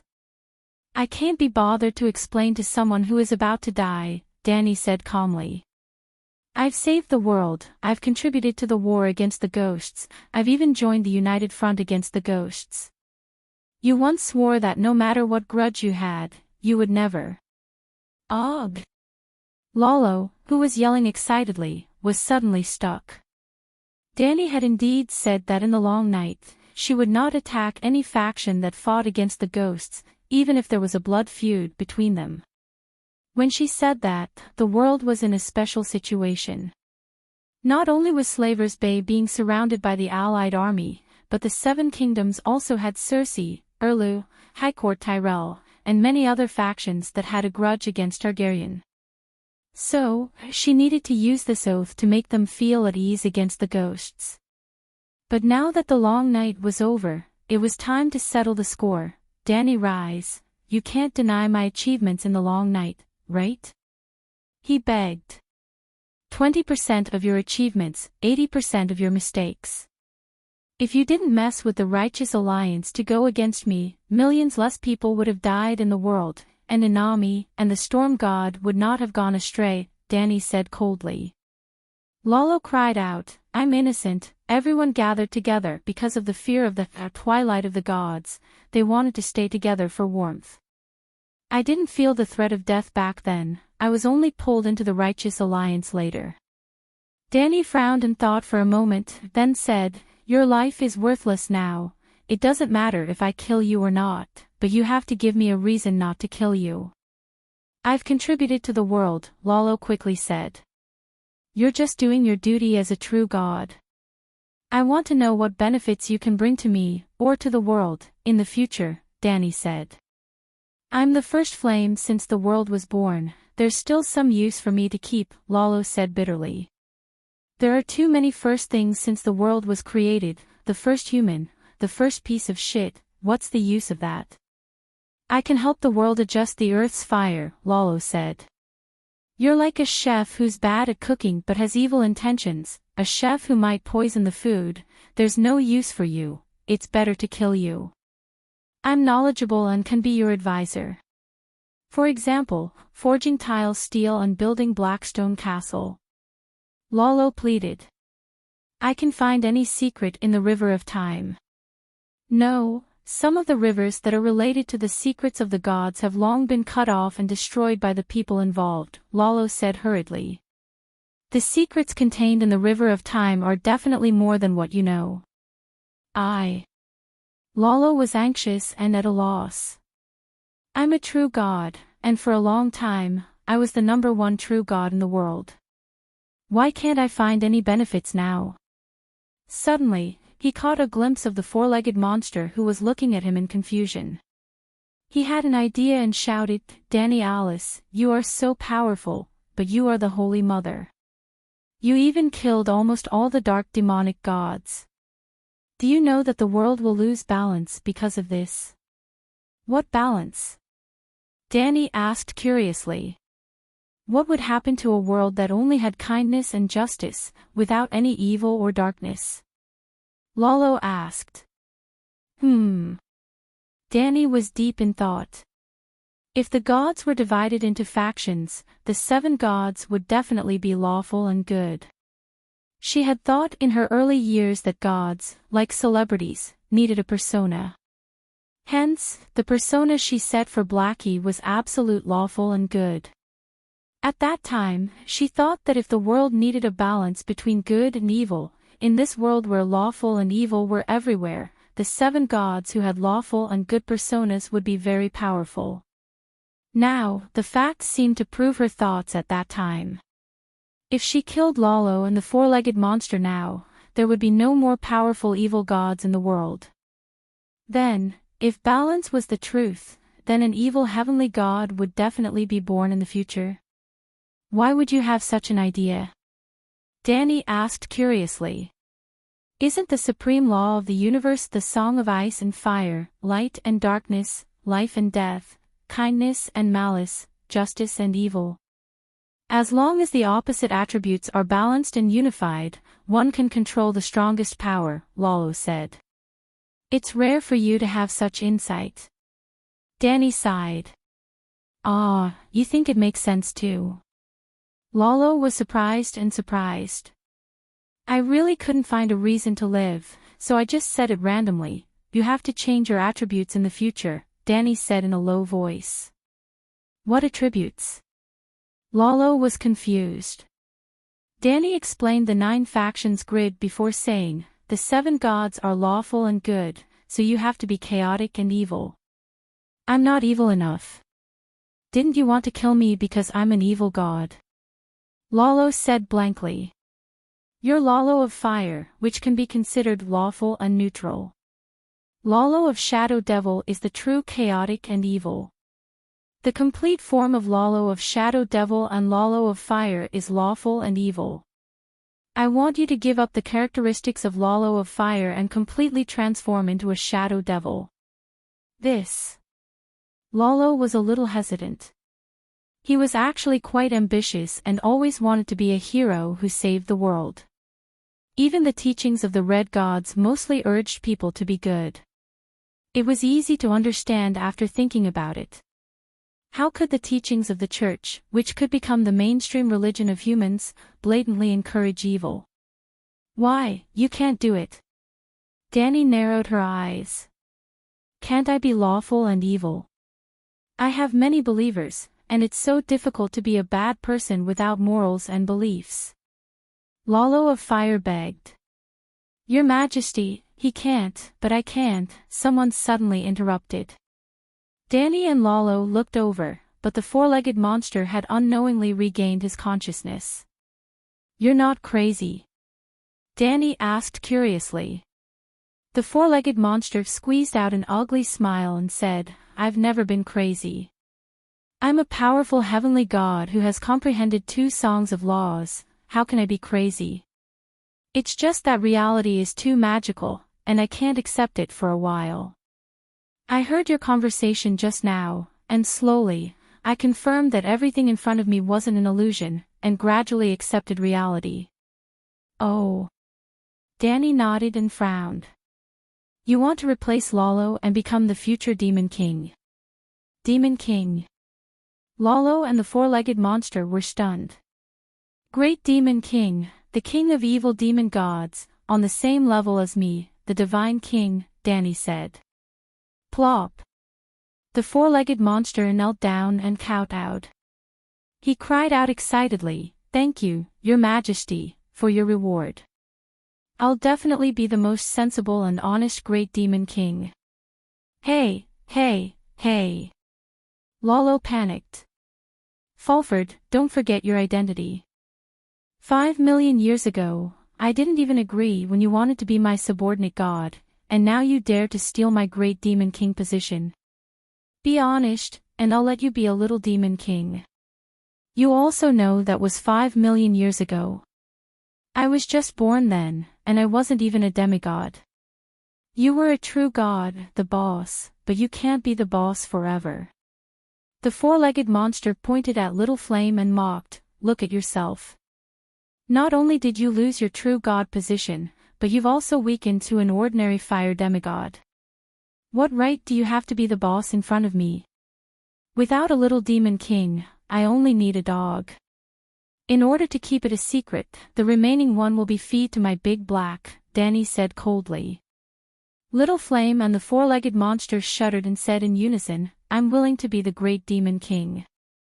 After saying that, they looked at each other and said anxiously, "Your Majesty, Fulford is an idiot. He thought that he had stayed in the space-time crack for millions of years, and after coming out, he couldn't accept reality and almost went crazy." The other said, "Your Majesty Danny, Lolo is an idiot. 5 million years ago, I was just an ordinary monster. 5 million years later, I mastered 2 songs of law and dared to challenge old fish Liang Mu alone. However, Lolo didn't grow at all in these 5 million years. Now, he's even degenerated into an ordinary demigod. How sad. If you need a dog, you should choose a smart, strong, and good breed. Moreover, he doesn't want to be chaotic and evil. I'm chaotic and evil to begin with. I'm a natural demon king." Lolo hurriedly argued, "I have the position of a true god. With my talent, I can quickly comprehend the chorus of the Song of Fire. However, Fulford's potential has been exhausted, and he'll be like this for the rest of his life. If your Majesty doesn't believe me, you can keep the 2 of us in the space-time whirlpool and see who escapes first." "Ha ha ha, you're a fellow who hasn't improved in tens of millions of years, and you're saying that I've exhausted my potential?" The four-legged monster couldn't stop laughing. "Sigh, looks like I can only choose Lolo." Danny sighed. The four-legged monster was stunned and said in disbelief, "Your Majesty, you can't really believe that his talent is better than mine, right? In just 500,000 years, I've comprehended the Song of Clouds and the Song of Smoke. In the entire dark world, there aren't many more geniuses than me. In fact, for the first 500,000 years of my life, I've always been the number 1 person in the transcendent world's younger generation, or the number 1 person in the middle generation." Lolo was overjoyed and shouted, "Your Majesty has good eyesight. You can see through the surface and see through my talent." Danny said with a wooden face, "You've all misunderstood. I want to choose an idiot." "What?" The 2 demons were stunned. Danny said, "My big black is one of the 7 gods. In the future, I might leave this world, and the throne of the divine king will naturally be handed over to him. However, Megalosaurus is dull by nature and has poor cultivation talent. Therefore, I have to choose a great demon king whose talent is inferior to his, lest my dog becomes an ingrate and bites my big black. With Lolo's talent, there's no one more suitable than him to be the great demon king." The flame in the magma of the Earth's core was extinguished and turned into a lump of flickering charcoal. The four-legged monster was dumbfounded. He opened his mouth so wide that his chin almost fell off. After a long time, he howled, "No, Your Majesty, listen to me. My potential has been exhausted, and I haven't improved for millions of years. There's something wrong with my brain. After that, he even put on a silly look and muttered, "Illusion, you can't fool me. Everything is an illusion. Look, how stupid I am. I definitely can't threaten your position as Megalosaurus," the four-legged monster cried. A dim yellow flame rose from the magma again and said shyly, "Actually, I'm not that untalented." The four-legged monster quickly nodded. "Yes, you're very talented. I've only been the number one person in the younger generation, but you've been the number one true god in the world for 10,000 years. Your Majesty, you heard it too." Lolo admitted that he's smarter than me. Lolo was anxious. Danny waved her hand and interrupted the two demons' argument. She said, "At the moment of life and death, Lolo still said that he's not stupid. It shows how stupid he is. There's no need to fight. He won. He's the dumbest. You can do that." The four-legged monster was dumbfounded. Lolo extinguished again.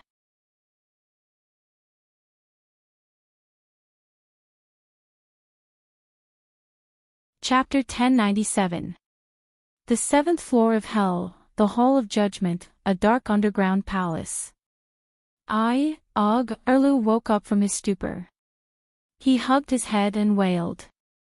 His lost personality and humanity returned to his body. He regained his moral integrity and emotions. "Oh gods, what have I done? Shireen, my Shireen," sob sob sob. Memories of the past flooded his mind. Erlu knelt on the ground, covering his face and crying. Oh, the dead have no tears. But because he was too emotional, his soul fluctuated violently, as if it was about to dissipate. Bastard, I'm your brother. How dare you use the most vicious witchcraft to kill me?" A handsome man beside him pointed at Erlu and cursed. "Lonely." Erlu looked up at him. His expression was ashamed and angry. He ground his teeth. "If you had pledged your loyalty to me like I did to Robert, none of this would have happened. When you betrayed your family and your brother, you should go to hell." Lonely was so angry that his face turned green. "Do you have any self-awareness? The seven kingdoms don't like you. How can you be king? It turns out that they were right not to choose you. Look at what you've done after that. Where am I?" Erlu looked around. The spacious and dark stone chamber was like an underground palace. There was only a torch on one of the walls. "O Light King." Erlu retreated in shock. It was a human-shaped torch. An old man with white hair was embedded in the grayish-black stone wall like a relief sculpture. He raised his chin, raised his head, opened his mouth, and straightened his tongue. The dim flame the size of a broad bean came from the tip of his tongue. It was as if he had become an oil lamp, and his tongue was the wick. At first glance, Erlu thought it was a human-shaped stone lampstand. But when he approached curiously, wondering why the statue was so lifelike and even the painful expression on his face, the old man suddenly opened his eyes and looked at him. "O Light King, you deserve to go to hell." His tongue and the wick swayed violently. The old and familiar voice came out of his mouth with difficulty, but it was unusually clear. "Hell? What hell? I was clearly in the great King of Light's flaming paradise." In the darkness, a woman with a hoarse voice said excitedly. In the spacious and dark underground palace, only one wall was lit by a bean-sized lamp. Erlu and Renly were closer to the oil lamp, and further away, there were many people lying on the ground. At this moment, they woke up one after another. They stood up and walked towards the light in a daze. "Mia." Erlu turned pale with fright when he saw the woman walking over. "You're dead too." "Ah, Uncle Stannis. Why are you here? Where are we now?" Mia had heard hell the moment she woke up. She rubbed her eyes and finally saw Orlu's face clearly. Not only is Mia dead, we're all dead too. A man walked out of the darkness. You. Lonley was dumbfounded. Who are you? Why do you look so much like me? Are you Uncle Renly? I am the bastard son of King Robert. The man sighed. Gendelly. Mia cried out. What's going on? Why are you dead? I'm dead too. A slightly immature female voice sighed. Then, Dominia walked over. Who are you? Orlu asked in confusion. The tall girl said bitterly, you should have seen me before. My mother, Zhong once brought me to the Red Castle to find you. Ah, it's you. Orlu realized. Then, his eyes turned sharp. He said coldly, why are you wearing the king's armor I made for Mia? Dominia looked down and realized that she was still wearing the armor she died in battle. I am Aunt Mia's successor. I chose Gendelly, Mia said immediately. Renly grabbed his hair and shouted angrily, what's going on? Mia. Mia's husband, Prince Andar Royce, woke up. Then, there were Earl Alistair and the others who were sacrificed to the Red God, as well as the Red Heart Knights who died in battle. There were hundreds and thousands of them. Where are we? They were at a loss. The Seven Hells, of course. The old man who acted as a lamp laughed strangely. Compared to the Lalo purgatory I was in, this place is like heaven, Gendelly said with a frown. Ah, why didn't you go to the heaven of fire and light? Right, why did you die? Mia was shocked. Gendelly looked at Mia with a complicated expression and sighed. You shouldn't have chosen me as your successor. Hearing this, Dominia hurriedly explained, I didn't want to kill you. It was Priest Benello. After he murdered you, he explained to me that you had a grudge against the Red Deity and me. Wait, Renly raised his hand and shouted. I died early, so I don't know many things. First, tell me who you are. I'm confused. Dominia said, King Robert had many illegitimate children. After he died, Cersei brutally massacred them. Only my mother, Zhong, Gendelly, and Mia survived. Later, King Stannis took over the King's Landing. He was the king for a few years, and Aunt Mia was the successor. After that, it was Gendelly and I didn't embarrass the House of Baratheon. I participated in the glorious final battle and killed 5 ghouls before dying together with a dire bear. Oh, you're not bad. Renly nodded and then frowned. Where's my nephew Idric?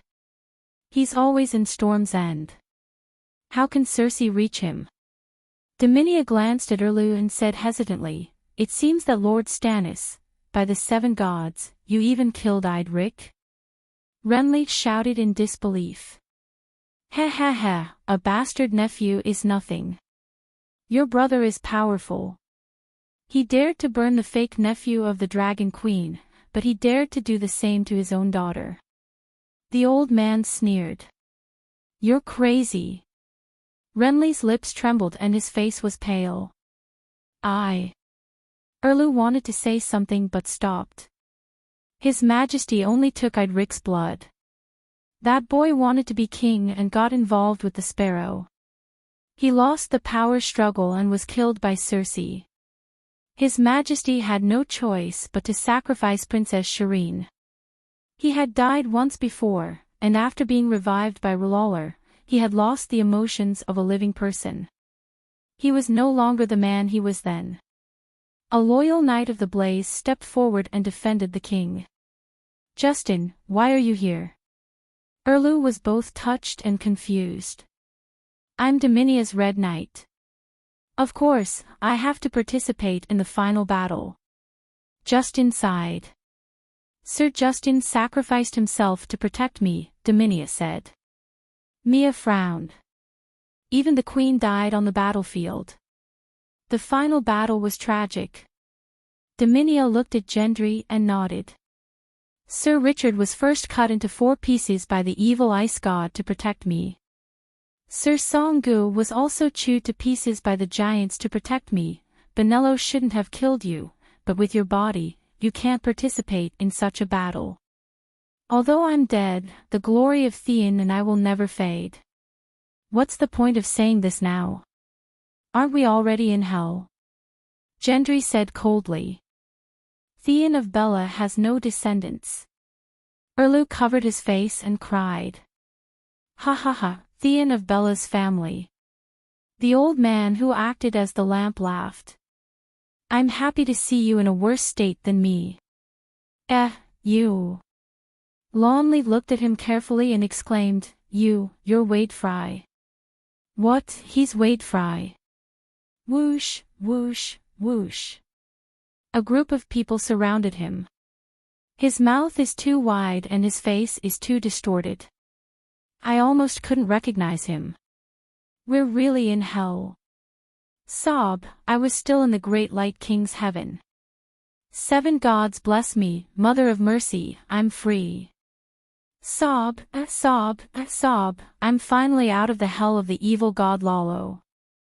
How vicious, he actually forged me into chains, burned me every day, tortured me every night. Some people laughed and cried, while others wailed and cried. It was a mess. Where's Shireen? Where's my Shireen? Erlu suddenly woke up. Not only were there Lalo's believers here, there were also people who died from the evil witchcraft of the red-robed monk, such as Lonley. There were also many people who were sacrificed and burned to death, such as his uncle from the Yu family, the old Count of Brightwater City, Elixir. Shireen was also sacrificed, so theoretically, she should be here as well. Quiet. Suddenly, a cold female voice rang out in the room. The voice was not loud, but many of the undead felt as if they had fallen into a purgatory of fear, and shuddered. Old Wade's reaction was especially intense, his eyeballs almost popping out, and the fire in his mouth rose more than 3 feet. Ho ho ho, blood devil. Arya. He almost used his throat to speak, staring at the black and white robed girl who had suddenly appeared in midair. You're Arya Stark. Erlu was shocked. Arya. Jean Deli looked at his childhood friend who was like a goddess, and felt sad and sad. He quickly lowered his head in shame. The results of your trial are out. Arya's expression was cold, and she did not even look at them. What trial? Who's the judge? Lonley asked, confused. The Heavenly Father's trial, the trial for all of you. The results of the trial will decide your future. Arya said calmly. You're Arya Stark, Ides. Lonley frowned. Didn't we meet back then, when you were still a dirty little boy? I don't have time to talk nonsense with you. Arya pointed her finger, and 7 to 8 lords of different ages floated out of the crowd, each of them surrounded by a golden holy halo. Wisps of black gas came out of their 7 orifices, but were immediately burned away by the golden light on the surface of their bodies. They let out comfortable moans, and their pale faces gradually became rosy. Their dull and numb eyes regained their light.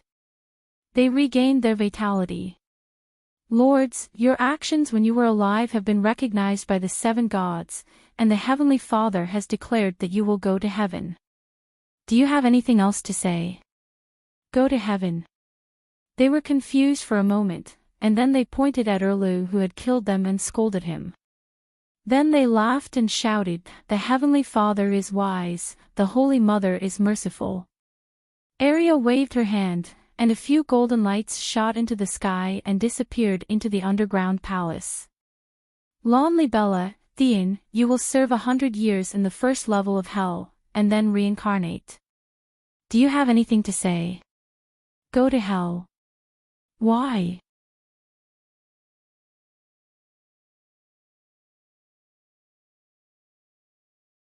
Chapter 1098. Why can't I go to heaven? Renly panicked. You're not qualified. That's not right. I know the other knights. Their morals are definitely not as good as mine. For example, Sir Costa. I admire his talent and loyalty, and I even made him the acting mayor of Storm's End Fortress. But I know his background. He has 4 or 5 illegitimate children, and he likes to curse people. Renly was not convinced. Costa was the same as you. He was killed by Melisandre with shadow sorcery. After his death, his soul entered Lalo's hell and was tortured by all kinds of evil methods. You begged for mercy, but he kept cursing Lalo.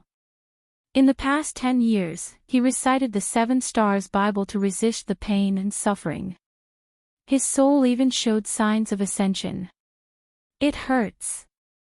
Renly stomped his foot and said, "The Hellfire demon stabbed me in the butt with a red-hot iron rod," and, sensing the strange looks from the people around him, he quickly omitted the details and said, "I begged for mercy because I couldn't take it anymore."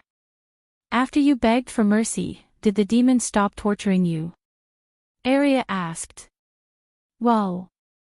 Renly was stunned and said, "They seem to be torturing me even more." Yeah. I kept begging for mercy, and the demons kept laughing. Immediately, there was a large group of people who agreed with him.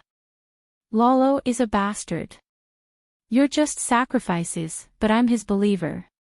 A knight with a red heart said angrily. Don't all believers go to heaven of light and fire? Mia asked in confusion. I don't know. Anyway, I've been tortured by the demons of hell. Lalo only needs believers who are valuable to him. They are either very devout, talented, or have the king's blood. The rest are all sent to hell, Arya said calmly. That's not fair. A red god believer complained. That's what happens when you believe in an evil god. Arya turned to Renly and continued, You were tortured, and then you begged for mercy. You even listened to the demons and cursed the 7 gods you believe in. This is not a sin. The Holy Mother and the Heavenly Father can understand your behavior. However, not making mistakes does not mean that one has merit. Without merit, how can one go to heaven? Alright, Costa is a tough guy. I'm impressed. But Sir Reed also begged for mercy. I saw it with my own eyes, Renly said excitedly. Do you know how Sir Reedy died? Arya asked. Sacrificed? Lonley asked. Back then, right after Robert's death, Stannis was preparing to spread the teachings of the Red Gods on Dragonstone Island.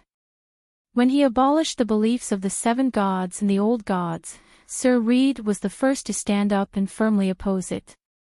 He was also killed because he stopped the red-robed woman from burning the statues of the 7 gods. Therefore, they are righteous men, unlike you. Arya said. This. Lonley was stunned. He begged, It's fine if you don't go to heaven, but why do you have to go to hell? I've been in Lalo's hell for more than 10 years. Please have pity on me. Arya sighed and said, I actually sympathize with your experience. Your sins are less than most who go to heaven, but rules are rules. I can't help you. What? Many who are more sinful than me go to heaven. Lonleach shouted excitedly. Why? Is it because I like men that the Holy Mother discriminates against me? The Heavenly Father is just, and the Holy Mother is merciful. They will not discriminate against anyone. As long as you don't force others, it's not a sin. Arya shook her head. Then why? Lonley was confused. You don't have the atonement scroll. Erlu sighed. Then what is it? Lonley was confused. Sigh, you died too early. Erlu no longer resented his brother. He sighed and explained the atonement scroll. Then he turned to Arya and said, Can you put all of Lonley's sins on me? Lonley was shocked. His expression was complicated. Lonely's sins are many and varied, but they are not serious. For example, he once slandered you behind your back, saying that your dick is rusty and that you haven't slept with Silas for years. Bastard! Erlu glared at his third brother. Lonely smiled and said, "Is there a mistake?" "I think it was the imp who said that." Arya nodded. "Tyrion started it, but you did say it more than once." Because of that, rumors about Stannis and Silas began to spread among the nobles of King's Landing. "I won't take the blame for him. Let him go to hell for pulling out his tongue." Erlu ground his teeth. "That's not a big sin, is it?" Lonely grimaced. "Slander is enough to send him to hell for pulling out his tongue, not to mention he's your brother. It's 10 times worse. The Heavenly Father is just." Erlu exclaimed. Then he asked, "What else?" "He said Shireen is disgusting and that the sooner she dies, the better." Seeing his second brother's fierce gaze, Lonely hurriedly explained, "Shireen has the grayscale disease." "Isn't that disgusting?" "There's no antidote for grayscale disease. When the patient is petrified, they will suffer unimaginable pain. An early death is truly a relief." "How is that slander?" Lonely felt wronged. "It's not slander, it's unkindness. You said those words in front of Shireen. Can you imagine how she felt at the time? Shireen was young, but she was smart and sensitive. Your words troubled her for life. Even when she was burned to death, she kept thinking about those words. Are you still human?" Erlu's eyes were red. Lonely took a few steps back and said awkwardly, "I thought she couldn't hear me. Can't you see that she's crying?" "I didn't see it." "You avoided it like the plague." "You didn't even look at it," Arya said coldly. "This kind of small sin is human nature. Does everyone have to go to hell without the atonement scroll?" Lonely said dejectedly. "You can make mistakes. As long as you do more good deeds, the good deeds will be greater than your sins. You can still go to heaven. But you keep committing small sins without any good deeds," Arya said. "Impossible. I helped Robert raise his illegitimate son. I often throw coins to the beggars on the street. I even..." Lonely's heart was moved.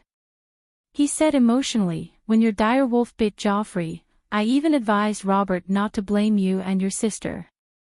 No matter how you look at it, that's a great deed, right?" Arya shook her head. "Those are only good deeds. They're not good deeds. Just like the bad things you do every day, they're not sins. For example, you fooled around with many men out of lust." Lonely's face reddened. He shouted, "Tell me, what counts as good deeds?" Arya pointed at Erlu. "He has a lot of good deeds. In his early years, he defended Storm's End. He advised Robert to be diligent and frugal. He helped Jon Arryn to govern the country and save the people. When Balan rebelled, he quelled the rebellion. He also had merit. He saved the wall. He had great merit.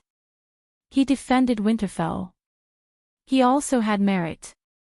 He protected the King's Landing and his territory." Erlu's eyes widened. Tears welled up in his eyes. His lips trembled. He couldn't speak. "I didn't expect the Heavenly Father to. Did the Heavenly Father make a mistake? How can defending Storm's End count as good deeds? He's rebelling. He's helping his brother betray Targaryen." Someone shouted in disbelief.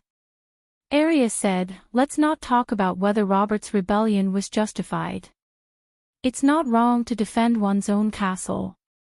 Besides, the good deeds of defending Storm's End have nothing to do with battle results. This incident mainly shows Stannis' character. His perseverance, wisdom, and courage. Wisdom is in line with the Crone's teachings.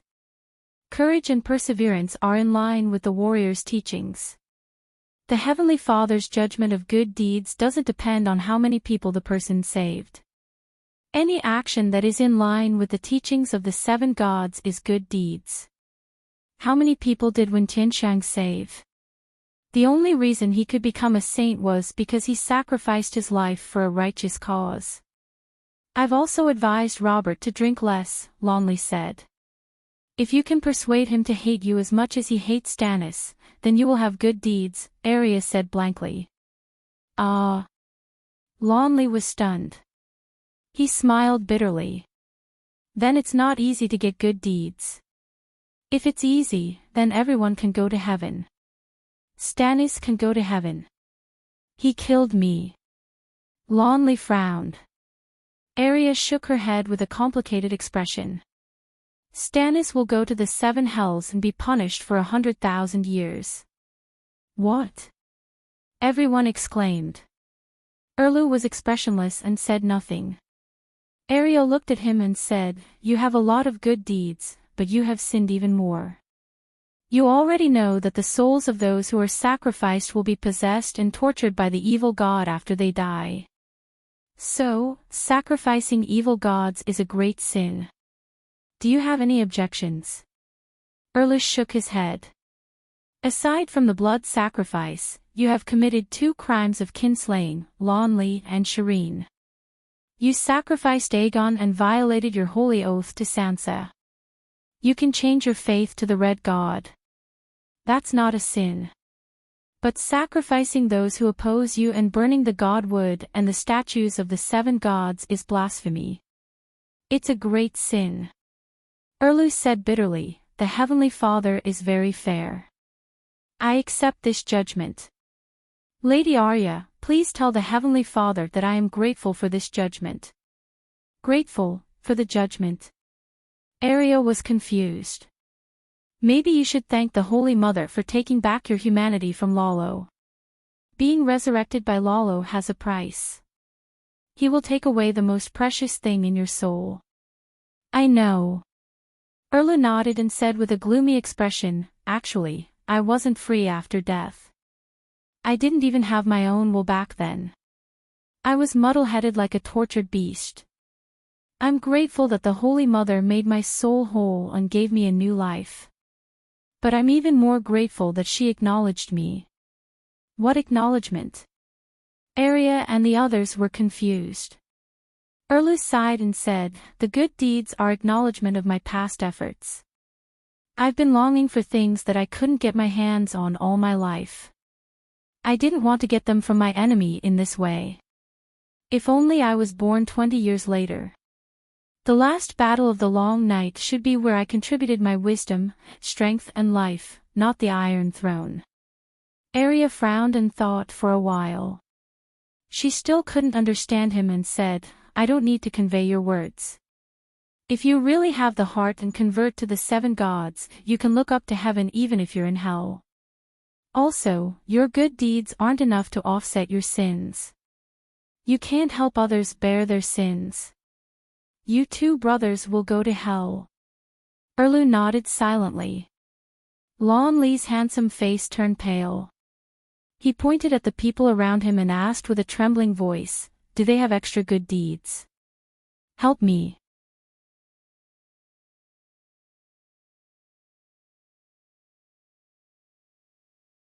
Chapter 1099. Arya waved her hand, and a handsome and tall knight involuntarily separated himself from the crowd. "Earl Dandelion, we meet again." "Yes, we meet again." The first leader of the Brotherhood without a flag, Lightning King, Barry Dandelion, was filled with emotions. "You've grown up and become a powerful Grim Reaper who serves strangers. It's hard to imagine. However, Noble Heart's ghost also said that wherever you go, there will be death and blood. Becoming the Grim Reaper should be the most perfect ending." Arya's face darkened. Ever since she left Winterfell, death had been with her. She played with Butcher's underling, Michael, and he died. She went to King's Landing. Her father, the northern soldiers, and the nannies all died. She was saved by Raven Yoren. Yoren died. She joined the team of night watchers. Only a few people were left in the team of hundreds. Her group of friends wandered with her in Heijin County. Along the way, they died. Only Jean Deli and Fatty parted ways with her in time and survived. When she finally reached Wan River City, the Red Wedding began right in front of her. She teamed up with Hound and killed a few attendants of the Demon Mountain. Even Hound's fate was unknown. Hound didn't appear in the original novel. After being alone again, she went to Bravos, and death followed her. Earl, you've been righteous and honorable all your life. Even after being resurrected by Lalo, you've never done anything dishonorable. In theory, not only can you go to heaven, but you'll also have great virtue and become a saint in heaven. However, you believed in the 7 gods for the first half of your life. After entering Heijin County and witnessing the Red God's resurrection technique, you abandoned the 7 gods and changed your faith to Lalo. Believers of the 7 gods naturally can't enter heaven. This is why I didn't let you go to heaven with Costa and the others. Now, the Heavenly Father gives you 2 choices. First, wander around hell. When you feel tired, you can start the cycle of reincarnation at any time. With your merits, you'll definitely have a noble identity, a happy family, and a good marriage in your next life. After a short pause, Arya sighed. Or, you can go back to the holy kingdom of the god you believe in. Lalo's divine kingdom still exists. Everyone was bewildered. Arya nodded. Since you're here, I'm sure you can guess what happened to Lalo. He was arrested by the Dragon Queen and will be put on trial in the human world. But he shouldn't die. Great trial. Dandelion's mouth twitched. In front of everyone. Yes, people all over the world will know about this. Those who have the ability to rush over can also be there in person. Arya looked at the crowd and said, "Some of you may need to testify in court." "Ah!" Everyone exclaimed in shock. "How powerful! How ruthless!" Erlu muttered. "Is a god that has been judged still a god?" Dandelion's faith was about to collapse. Of course. He'll be imprisoned in the 7 levels of hell forever. He'll still be a demon god. But his divine kingdom will no longer be light and fire. Instead, it'll be shadows, blood, and lava. "It won't be comfortable," Arya said. "Why didn't the Dragon Queen kill him and the Light King?" Dandelion asked in disbelief. Because Lalo knelt and begged for mercy. He told her about his achievements in fighting the deviant ghosts, Chi. Before Arya could finish, Dandelion spat out. He didn't spit out blood. His soul exploded. Arya was stunned. She hurriedly cast a soul-focused divine spell and barely managed to save the Lightning King who was on the verge of having his soul dissipated. "Send me to reincarnation." His eyes were lifeless. He looked like a puppet. Hey, Earl Barry, wait." Renly stepped forward and grabbed his hand. He begged, "For the sake of our friendship, save me. 100 years of hell's punishment is so painful." Dandelion's fief was at Darkhaven. Theoretically, he was a vassal of the Storm's End Keep. Renly was the Duke of the Storm's End Keep. However, the Earl of Darkhaven wasn't a traditional vassal of the Storm's End Keep. Between the Storm's End, Dorne, and the Riverbend, there was an unofficial, administrative area that spanned hundreds of kilometers. That area was made up of mountains, swamps, and grasslands. It didn't always belong to a duchy. Today, it was occupied by Dorne. Tomorrow, a heroic lord would appear in the Riverbend. Then, the Storm's End Keep would be conquered by the High Duke. The day after tomorrow, the Storm's End Keep would conquer the area again. It was also possible that a local overlord would appear, resisting Dorne in the south, the Riverbend in the west, and the Storm's End Keep in the north. That area was called the Dorne Borderlands by the Seven Kingdoms. Knowing the uniqueness of the Dorne Borderlands, one could understand why some major events in the Targaryen dynasty often happened there. For example, why was Aegon V, old Ymant's eggy brother, hatching a dragon in the summer hall? Why did Legger bring Lyanna to the Dorne Bliss Tower to live in seclusion? The Borderlands were close to the Riverbend, Dorne, and the Storm's End Keep, but it didn't have a sense of belonging to the Three Kingdoms. It was one of the few places in the Seven Kingdoms where the royal family could interfere with the power vacuum. Controlling the Dorne Borderlands could also subtly suppress the Riverbend, Dorne, and the Storm's End Keep. Therefore, some wise Targaryen monarchs had always invested in the Borderlands. Because of this, the royal family had many industries in the Borderlands. Because of this, even though Dandelion was a gentleman, he didn't have much affection or loyalty towards the theoretical monarch, Renly. I was your vassal when I was alive. After I die, I have no reason to be loyal to you, the Lightning King said calmly. The friendship between a monarch and a vassal is gone, but the friendship between us is still there. Renly said agitatedly. Dandelion's gaze was sharp. You still dare to talk about friendship with me? Back then, when I followed my father to the Storm's End Castle to pay tribute to you, you secretly touched me. You deserve to go to hell. At the end of his sentence, he was embarrassed and angry. Even his face was red with anger. Renly said aggrievedly, back then, I saw that you were too beautiful and was delighted.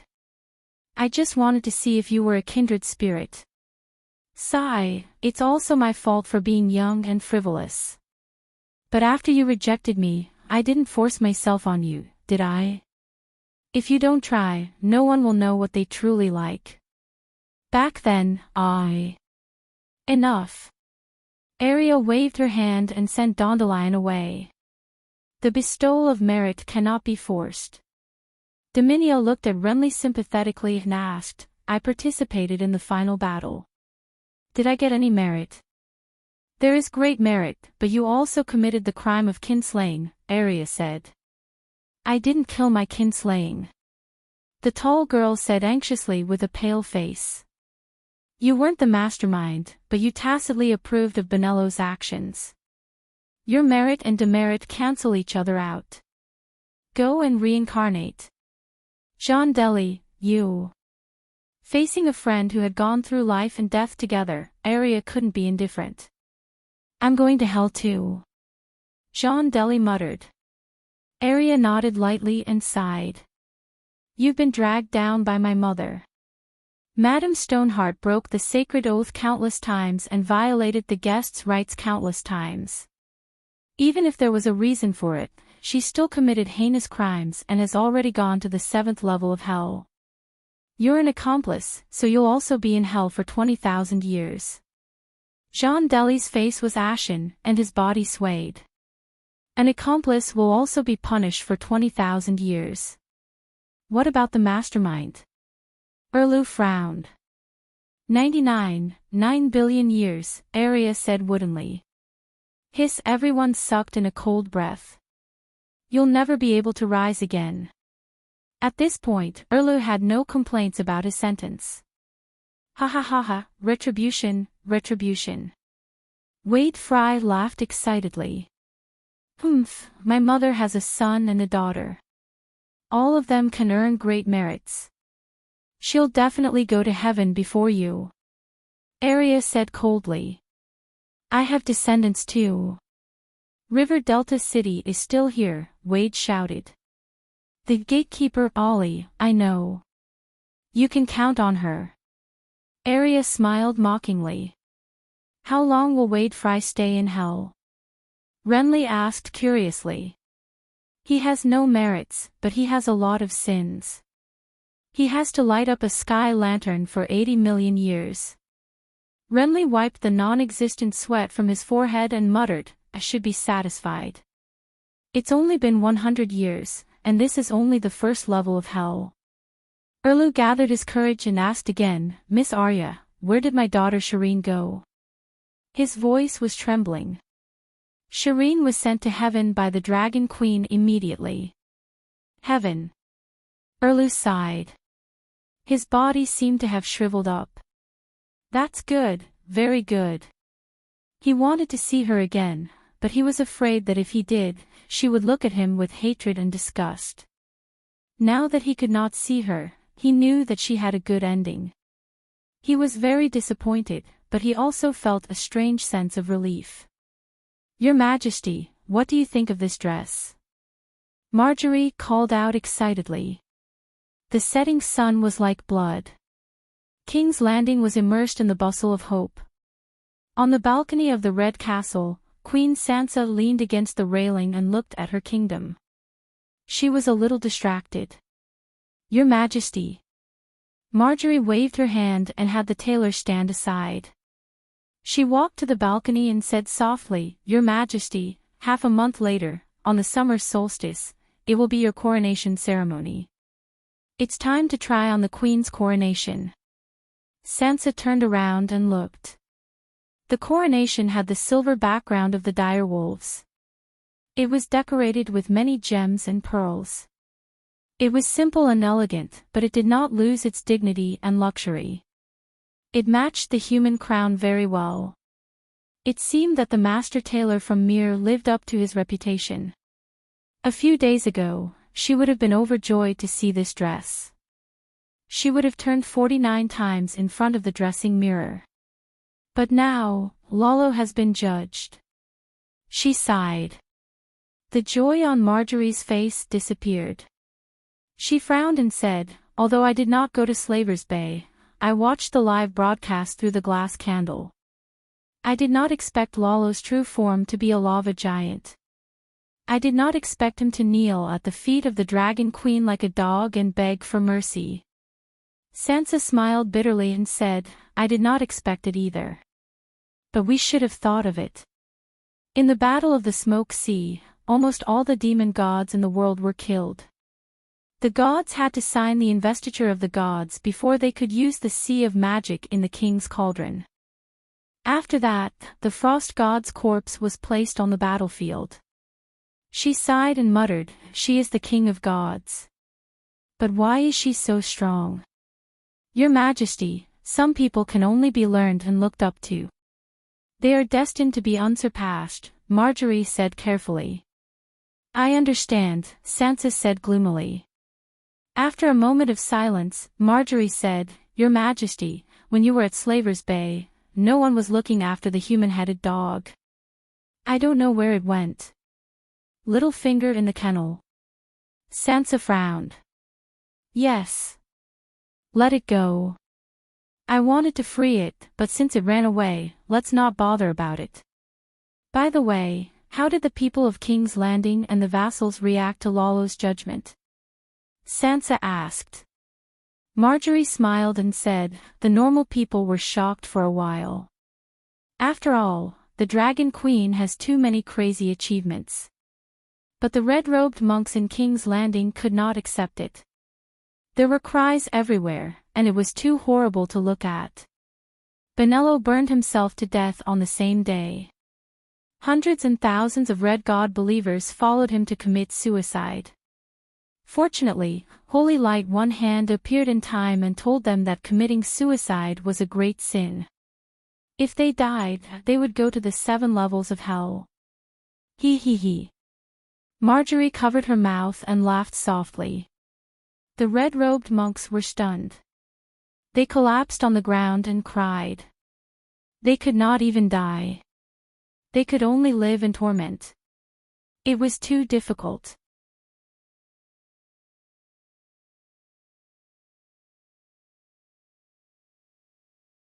Chapter 1100. The followers of the Red Gods are all over the place, while the followers of the 7 gods are the exact opposite. Many priests and holy knights broke through their bottlenecks while watching the live broadcast of the trial. Including those who broke through in the last battle, there are more than 100 level 4 priests in the Holy Church now. The big black man from Volantis, Machiro, was even more exaggerated. The moment Lalo knelt down, his soul suddenly ascended, and he jumped from level 3 to level 5 divine priest. A demigod. Little Rose sighed.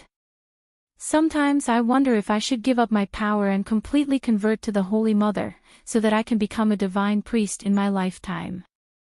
Sansa's gaze paused on the sapphire necklace around her neck for a moment, and she smiled. Can you give up power and wealth, wear linen clothes, work hard, and live on dry bread and water? In an instant, Marjorie recalled the days when she was praying under the watch of the old nun. She shuddered and smiled sheepishly. I'm just a normal person, I can only live the life of a normal noble. At least you have some self-awareness. Sansa turned around and returned to her bedroom. With the help of her maids, she took off the same armor as the Dragon Queen in her early years and changed into the Queen's robes. It was very smooth. She looked at herself in the mirror. After turning 64 times, she still felt that it was not enough. Your Majesty, did you see the Dragon Queen in Slaver's Bay this time? Marjorie had already thought of all the praises in her head, and said them in different order 10 times. She was getting impatient, so she started to change the topic. Sansa smiled. Of course I saw her. She did not treat me differently, and even discussed the marriage of Simba and little Dany with me. We plan to hold 2 weddings for the 2 children, one at Slaver's Bay now, and another when we return to the Westeros. The Dragon Queen even promised 2 divinity as a wedding gift on the same day. What's a divinity? Marjorie asked curiously. The position of a god. Simba will become the sun god, driving the sun god's chariot, bringing light and vitality to the human world. Little Dany will be conferred the title of moon goddess after she becomes a demigod. She will be in charge of the moon star, spreading moonlight and peace to the world. Margaret's face was full of shock. The sun god and the moon god, the legend has become reality. Yes, my daughter will become a goddess, the legendary moon goddess. Sansa said excitedly. What kind of royal clan is this? It's clearly a god clan. Margaret said sourly. Compared to the godhood that could allow one to reach the sky in a single bound, the fiefs, titles, and properties of River Bend's male nobles suddenly became extremely cheap, so cheap that she felt that it was boring. The auntie, who was in her early 30s, was actually jealous of that teenage girl. She, Little Rose, used to be the flower of the palace, the princess of the River Bend, the #1 socialite of the 7 countries, the goddess of all men's dreams. She had countless titles, but why didn't she meet someone like Leg? Her first husband, Yuluin, was a homosexual. Her second husband, Joffrey, was a big pervert, a mad king. Her third husband, Tomon, was a little fat boy who hadn't even grown his hair yet. Her fourth husband, Luwin, was a demon. Her fifth husband was a bootlicker. Her sixth husband was a boorish uncle without any emotions. Her seventh husband was also a bootlicker, and even went back to the same old grass. Nymeria had only married 3 husbands, unifying the east, central, and west of Dorne. She, Margaret, had married 7 times, but she was still in the same place. Sansa caught a glimpse of Little Rose's expression in the mirror. She felt comfortable and empathetic. Even she, as a mother, was envious of her daughter's good fortune. After another round, she smiled and said, "The clothes are good. Let's go take a look at the Iron Throne. The Iron Throne is in the warehouse. We haven't had time to polish off the rust." Margaret frowned. "I'll just take a look." She said that she would just take a look, but when she saw the Iron Throne, she couldn't help but sit on it. The next day, when the Queen went to court, everyone noticed that her walking posture was strange. She was twisting and turning, as if she hurt her butt. Thinking of the handsome singer in the Queen's palace, the officials and servants didn't dare to ask. A week later, Holy Light One-Handed was urgently summoned to the Red Castle. It turned out that the Queen's but really was hurt, but it had nothing to do with the singer's lost track. For the next 3 days, the queen didn't appear in court, but Princess Dani and Prince Leg from Slaver's Bay rushed to her. After seeing the queen, the prince's expression was grave, while the princess's eyes were red and swollen. The day before the queen's coronation, the lords of the 7 kingdoms gathered at the king's landing. Clang, clang, clang, clang, clang, clang, clang, the bell in the great cathedral of Baylor rang 7 times. What? The queen is dead. Jamie, who was practicing his one-armed spear technique, was so shocked that he fell off his horse. He was still in high spirits, preparing to perform well at the New Era, New Dynasty, New Queens tournament the day after tomorrow. Is it a coup or an assassination? He found Lancel in the great cathedral and asked with a grave expression. Holy Light one-handed frowned and shook his head. The queen accidentally cut her butt when she was trying to sit on the Iron Throne. The wound was very deep, almost half a kilogram of flesh was cut off. She used Saint Healing to stop the bleeding, but the Iron Throne hasn't been used for many years. Although it was cleaned, there are still many inconspicuous rust and filth. Tetanus. Jamie was dumbfounded. Now that Saint Healing was widely used, everyone knew that it wasn't omnipotent. It could only strengthen the body for diseases such as germs, allergies, and tumors. It couldn't cure them directly. That was why the Priest Academy had divided the professions into scalpel priests and apothecary priests. Yes. Most of her but was infected with tetanus, and it went deep into her organs. There's no cure. The queen was too careless. She didn't use high alcohol or Dragonstone Red Potion to disinfect the wound. Instead, she used Saint Healing to heal the wound, but the germs were locked in her flesh. When I was treating her, the pus that was squeezed out from the wound contained a lot of fine rust. Lancel sighed. How did she get hurt so badly? Even the Mad Monarch only cut his arm and thigh. Jamie was puzzled. Didn't Yuluen blast the Iron Throne away? It flew for several miles. The Iron Throne was made from a combination of iron and iron swords. Even the iron plates were tilted up from the blast, Lancel said. This. Jamie's face twisted. She didn't see it. Yes, she saw it, and she carefully avoided it.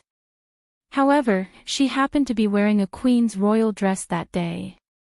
It was extremely well ironed, and it was the kind that showed off her figure very well. It was quite tight, and she was used to wearing armor. She subconsciously did the action of wearing armor. It was a big action, and she tripped and fell on it. Sigh. If she had come to me earlier, I would have asked the scalpel priests to cut off the rotten flesh and clean it again. This kind of injury wouldn't be a problem. But the wound was in an awkward position, and the queen didn't want outsiders to know. She only thought that she was a priest, so... Silly. At this point, Lancel couldn't help but slap her thigh. She said excitedly, she even planned the King's Landing Magic Academy herself. Professional potion priests and scalpel priests have a 5-year education. Did she just play around during those 5 years? That's ridiculous. Jamu's face was full of disbelief. I've never heard of a king who died from having his buttocks cut off by the throne. If the Iron Throne isn't destroyed, Queen Sansa won't be an exception, Lancel said seriously. Why? Jamie was puzzled. When I first saw the throne, I felt that it was covered in an ominous aura. You mean, the curse of the Iron Throne? Jamie was doubtful. I don't know if it was cursed before, but in the past decade, many people have cursed it. In fact, I've already sent Meribad, Machiro and Rando Tarly to capture Melisandre, Lancel said in a low voice. His guess was correct. A week later, the red-robed woman was arrested and brought to justice. She confessed to her crime without hesitation. It had been a few years since the great battle, and the red-robed woman had long left the Westeros. She had no home, so she could only return to a certain Jade Sea town where she had stayed for hundreds of years. She worked from sunrise to sunset in a small manor. She was self-sufficient and became a farmer. When Meribad and the others arrived on the terraceor, the sun was setting. She carried a small pumpkin and was about to make steamed meat with pumpkin powder. Facing the priests of the 7 gods who had suddenly rushed into the kitchen to kill her, she was surprised but didn't resist. She allowed them to tie her up. But she didn't completely admit to her crime of murdering Queen Sansa. The bloody battle before Uluin left the King's Landing was a sacrifice. It was even more terrifying than the sacrifices at High Court and the Shield Islands. To please the Storm God, Uluin not only offered blood and fire, but also cut off the blood of the kingdom of the King's Landing. The king has the blood of the kingdom, so naturally the kingdom has the blood of the kingdom. At this point, Melisandre hesitated for a moment, then sighed helplessly and confessed, "Even His Majesty Lalo was imprisoned, so there's no need to hide some secrets. A long time ago, I told Stannis that he needed the mystic dragon, and hatching the mystic dragon required the sacrifice of his closest kin, Princess Shireen. He slapped me twice and threatened me with murderous words, telling me never to have any ideas about Shireen. So, I chose the second path for him to take over the King's Landing." She glanced at an inconspicuous old man among the clerics. At that time, many people didn't understand. The deviants were about to cross the Great Wall, so what was the point of taking over the King's Landing? I told him that after His Majesty sits on the Iron Throne, he can command the vassals of the 7 kingdoms. That was only part of the reason. I'm not stupid. Didn't I know that after the appearance of the Dragon Queen riding the Megalosaurus, the value of the Iron Throne would drop by 90%? Plus, Stannis has no one in the 7 kingdoms.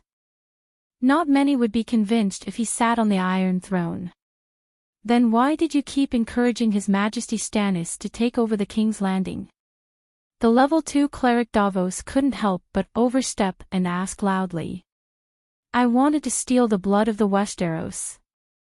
Use the fate of the 7 kingdoms to hatch the mystic dragon. This way, not only would Shireen not die, but Stannis would also benefit greatly.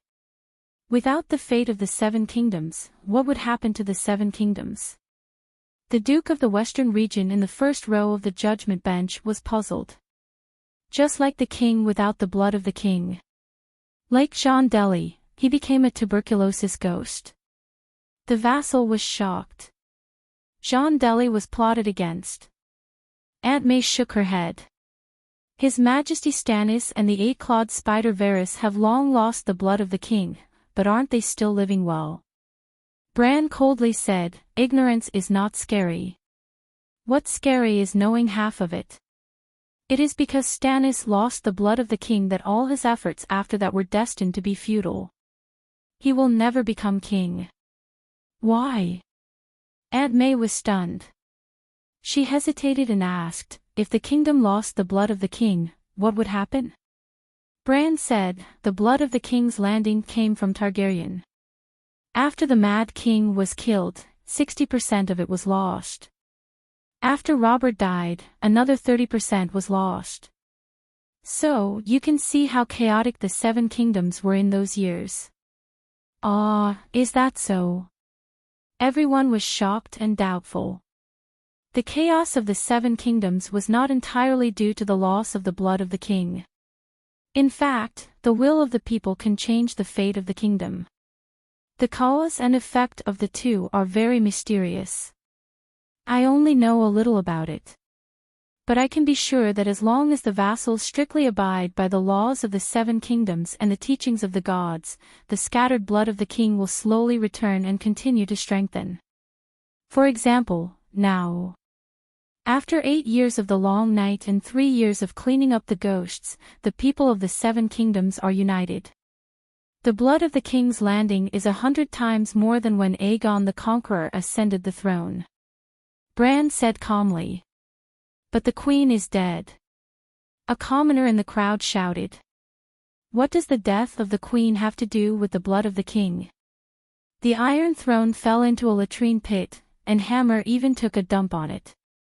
It would be strange if he didn't get a tetanus after his butt was cut.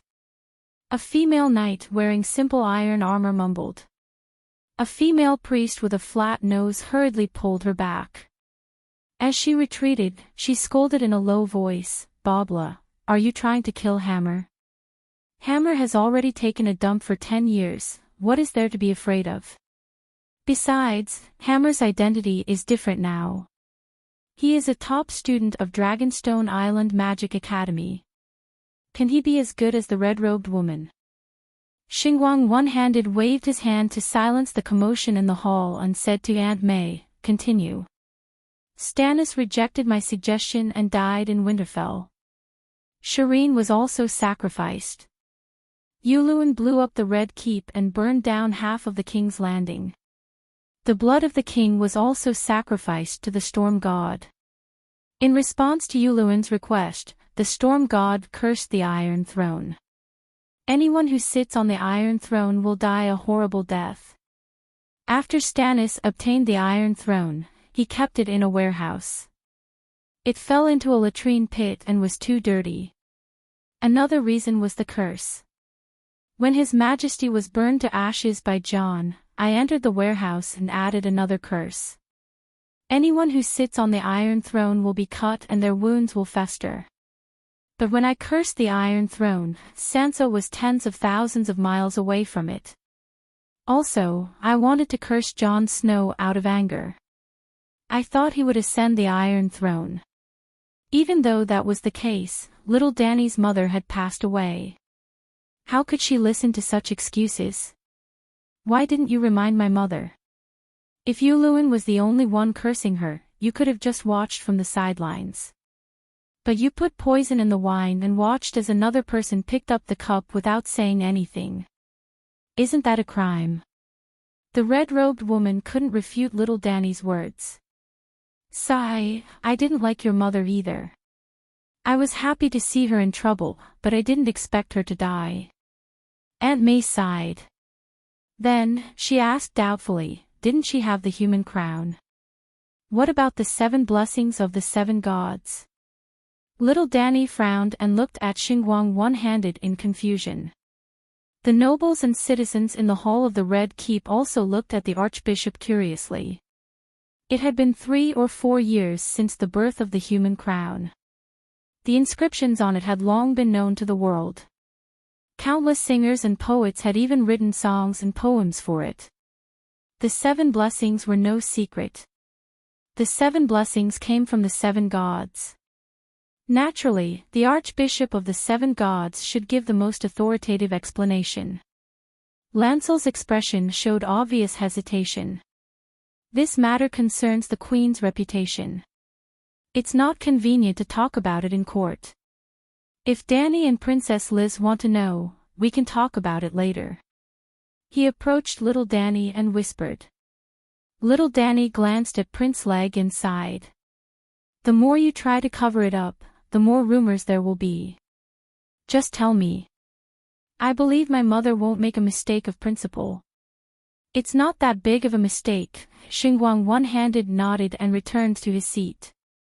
He sighed. The 7 blessings are the Holy Mother's protection and the solidified advanced holy healing. The old woman's wisdom, when activated, can help the Queen get rid of negative emotions and keep her mind at its clearest and most active state. The warrior's armor, the golden-winged armor that the Queen once showed in front of others. The blacksmith's diligence, solidified advanced stamina. The maiden's light, passive evil vanquishes. It's only effective against demigods. Any god or demon that attacks the owner of the human crown will be attacked by holy light. The stranger's cloak, when activated, can temporarily enter the gray world of death and achieve complete invisibility in the material world. Finally, the Heavenly Father's blessing, immune to all curses and blood witchcraft of any level. The 7 blessings are too powerful. Wearing the human crown is practically invincible. Everyone was shocked. At the same time, they were also confused. If the human crown is so powerful, why did the queen die? Think about it. If someone like Joffrey or Cersei were to wear the crown of men, would the seven gods be willing to side with the evildoers? Of course not. To activate each blessing, the king's integrity must meet the teachings of the corresponding god. Queen Sansa was brave, diligent, loved her people, and wise. That was why she could activate the four blessings of the warrior, blacksmith, holy mother, and crone. The four blessings are already very powerful. We all know that after a monk joins the great cathedral, they will usually specialize in one god's teachings. For example, the warrior's son worships the warrior, but he may be lacking in other teachings. No one is perfect. The seven gods have high expectations for their believers, but the seven gods are very benevolent and allow us to slowly perfect a few. Everyone nodded silently. Unfortunately, Queen Sansa only activated the four blessings. The maiden represents purity, loyalty, and freedom. The queen prefers the handsome and strong. Everyone knows that. The archbishop rubbed his nose, hiding the slight fluctuation in his heart. He thought of another queen, and his former role was the handsome and young one. The queen is alone. It's not wrong to have needs, but it's definitely not in line with the teachings of the maiden. Everyone secretly glanced at Benjen Storm behind Princess Dany and nodded silently again. Little Dany also knew about her mother's situation and sighed silently. Among the seven gods' believers, the stranger is the least. It's normal that the queen couldn't activate the stranger's cloak. As for the Heavenly Father's justice, Queen Sansa is usually fair and just when she investigates the cases of the seven kingdoms, but 3 years ago. Lancel hesitated. This involved an old case related to the royal family, and he really didn't know how to say it. Or rather, he really didn't want the church to be involved in the royal family's rotten affairs. Seeking power under the pretense of a fair trial. Holy Light Lone Hand carefully chose his words. In the teachings of the seven gods, after the king and the vassals have completed their duties, the seven gods won't consider power games or power struggles a sin. Sometimes, clever power struggles can even win the favor of old women. But it's clear that Queen Sansa's actions back then were completely against the Heavenly Father's teachings. Many times, many actions are not wrong in the teachings of the seven gods, but they can't be blessed by the seven gods. Everyone fell silent again. In general, the seven gods were very lenient with their believers. There was a very wide area between hell and heaven, and ordinary people lived in this area. But if you wanted to go to heaven, the requirements were very high. The seven blessings of the human crown were very powerful, but the requirements were also very high. To a king with an ordinary character, the human crown was no different from a normal golden crown. And the more virtuous and noble the king was, the more the human crown could display the power of a divine artifact. After this, everyone had a deeper understanding of the human crown. At the same time, they also respected and admired the Dragon Queen who created the human crown. He, heaven's will, this is heaven's will. Melisandre laughed. You're not completely innocent, little Dany said coldly. The vassals of the seven kingdoms and the priests of the Holy Church didn't have a good impression of Melisandre, and more importantly, no one defended her. And so, she was convicted of murder. Half of it. The lone foreigner was sentenced to death by the Westeros. I contributed greatly in the fight against the other ghosts. I want to follow the traditions of the Seven Kingdoms and apply to be the new Night Watcher at the North Pole. Helpless, Aunt May could only choose the last option. The old Night Watchers weren't guarding the Great Wall anymore. After the long night ended, the Dragon Queen dismissed the Night Watchers on the Great Wall. Everyone was given 50 gold royals, 100 acres of fertile land, and a long night medal to return to their homeland. Of course, not all the Night Watchers left. Many of them came from noble families. They really wanted to protect the 7 kingdoms and humans. They only received a long night medal and continued to stay on the Great Wall.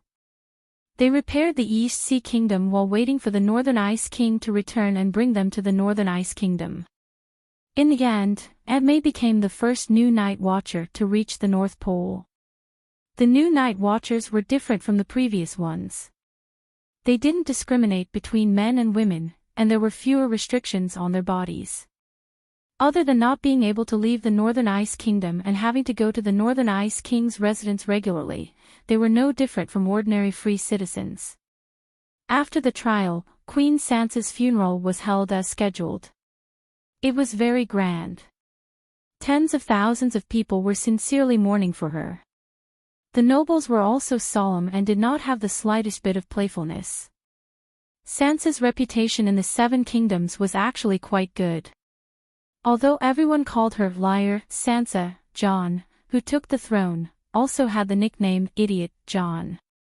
Compared to Robert, Emperor Qiao, the Mad King and the Whore Empress Dowager, Sansa's achievements and image were perfect. Of course, she couldn't be compared to the Dragon Queen. But now, even the citizens subconsciously excluded the Dragon Queen from the ranks of mortals.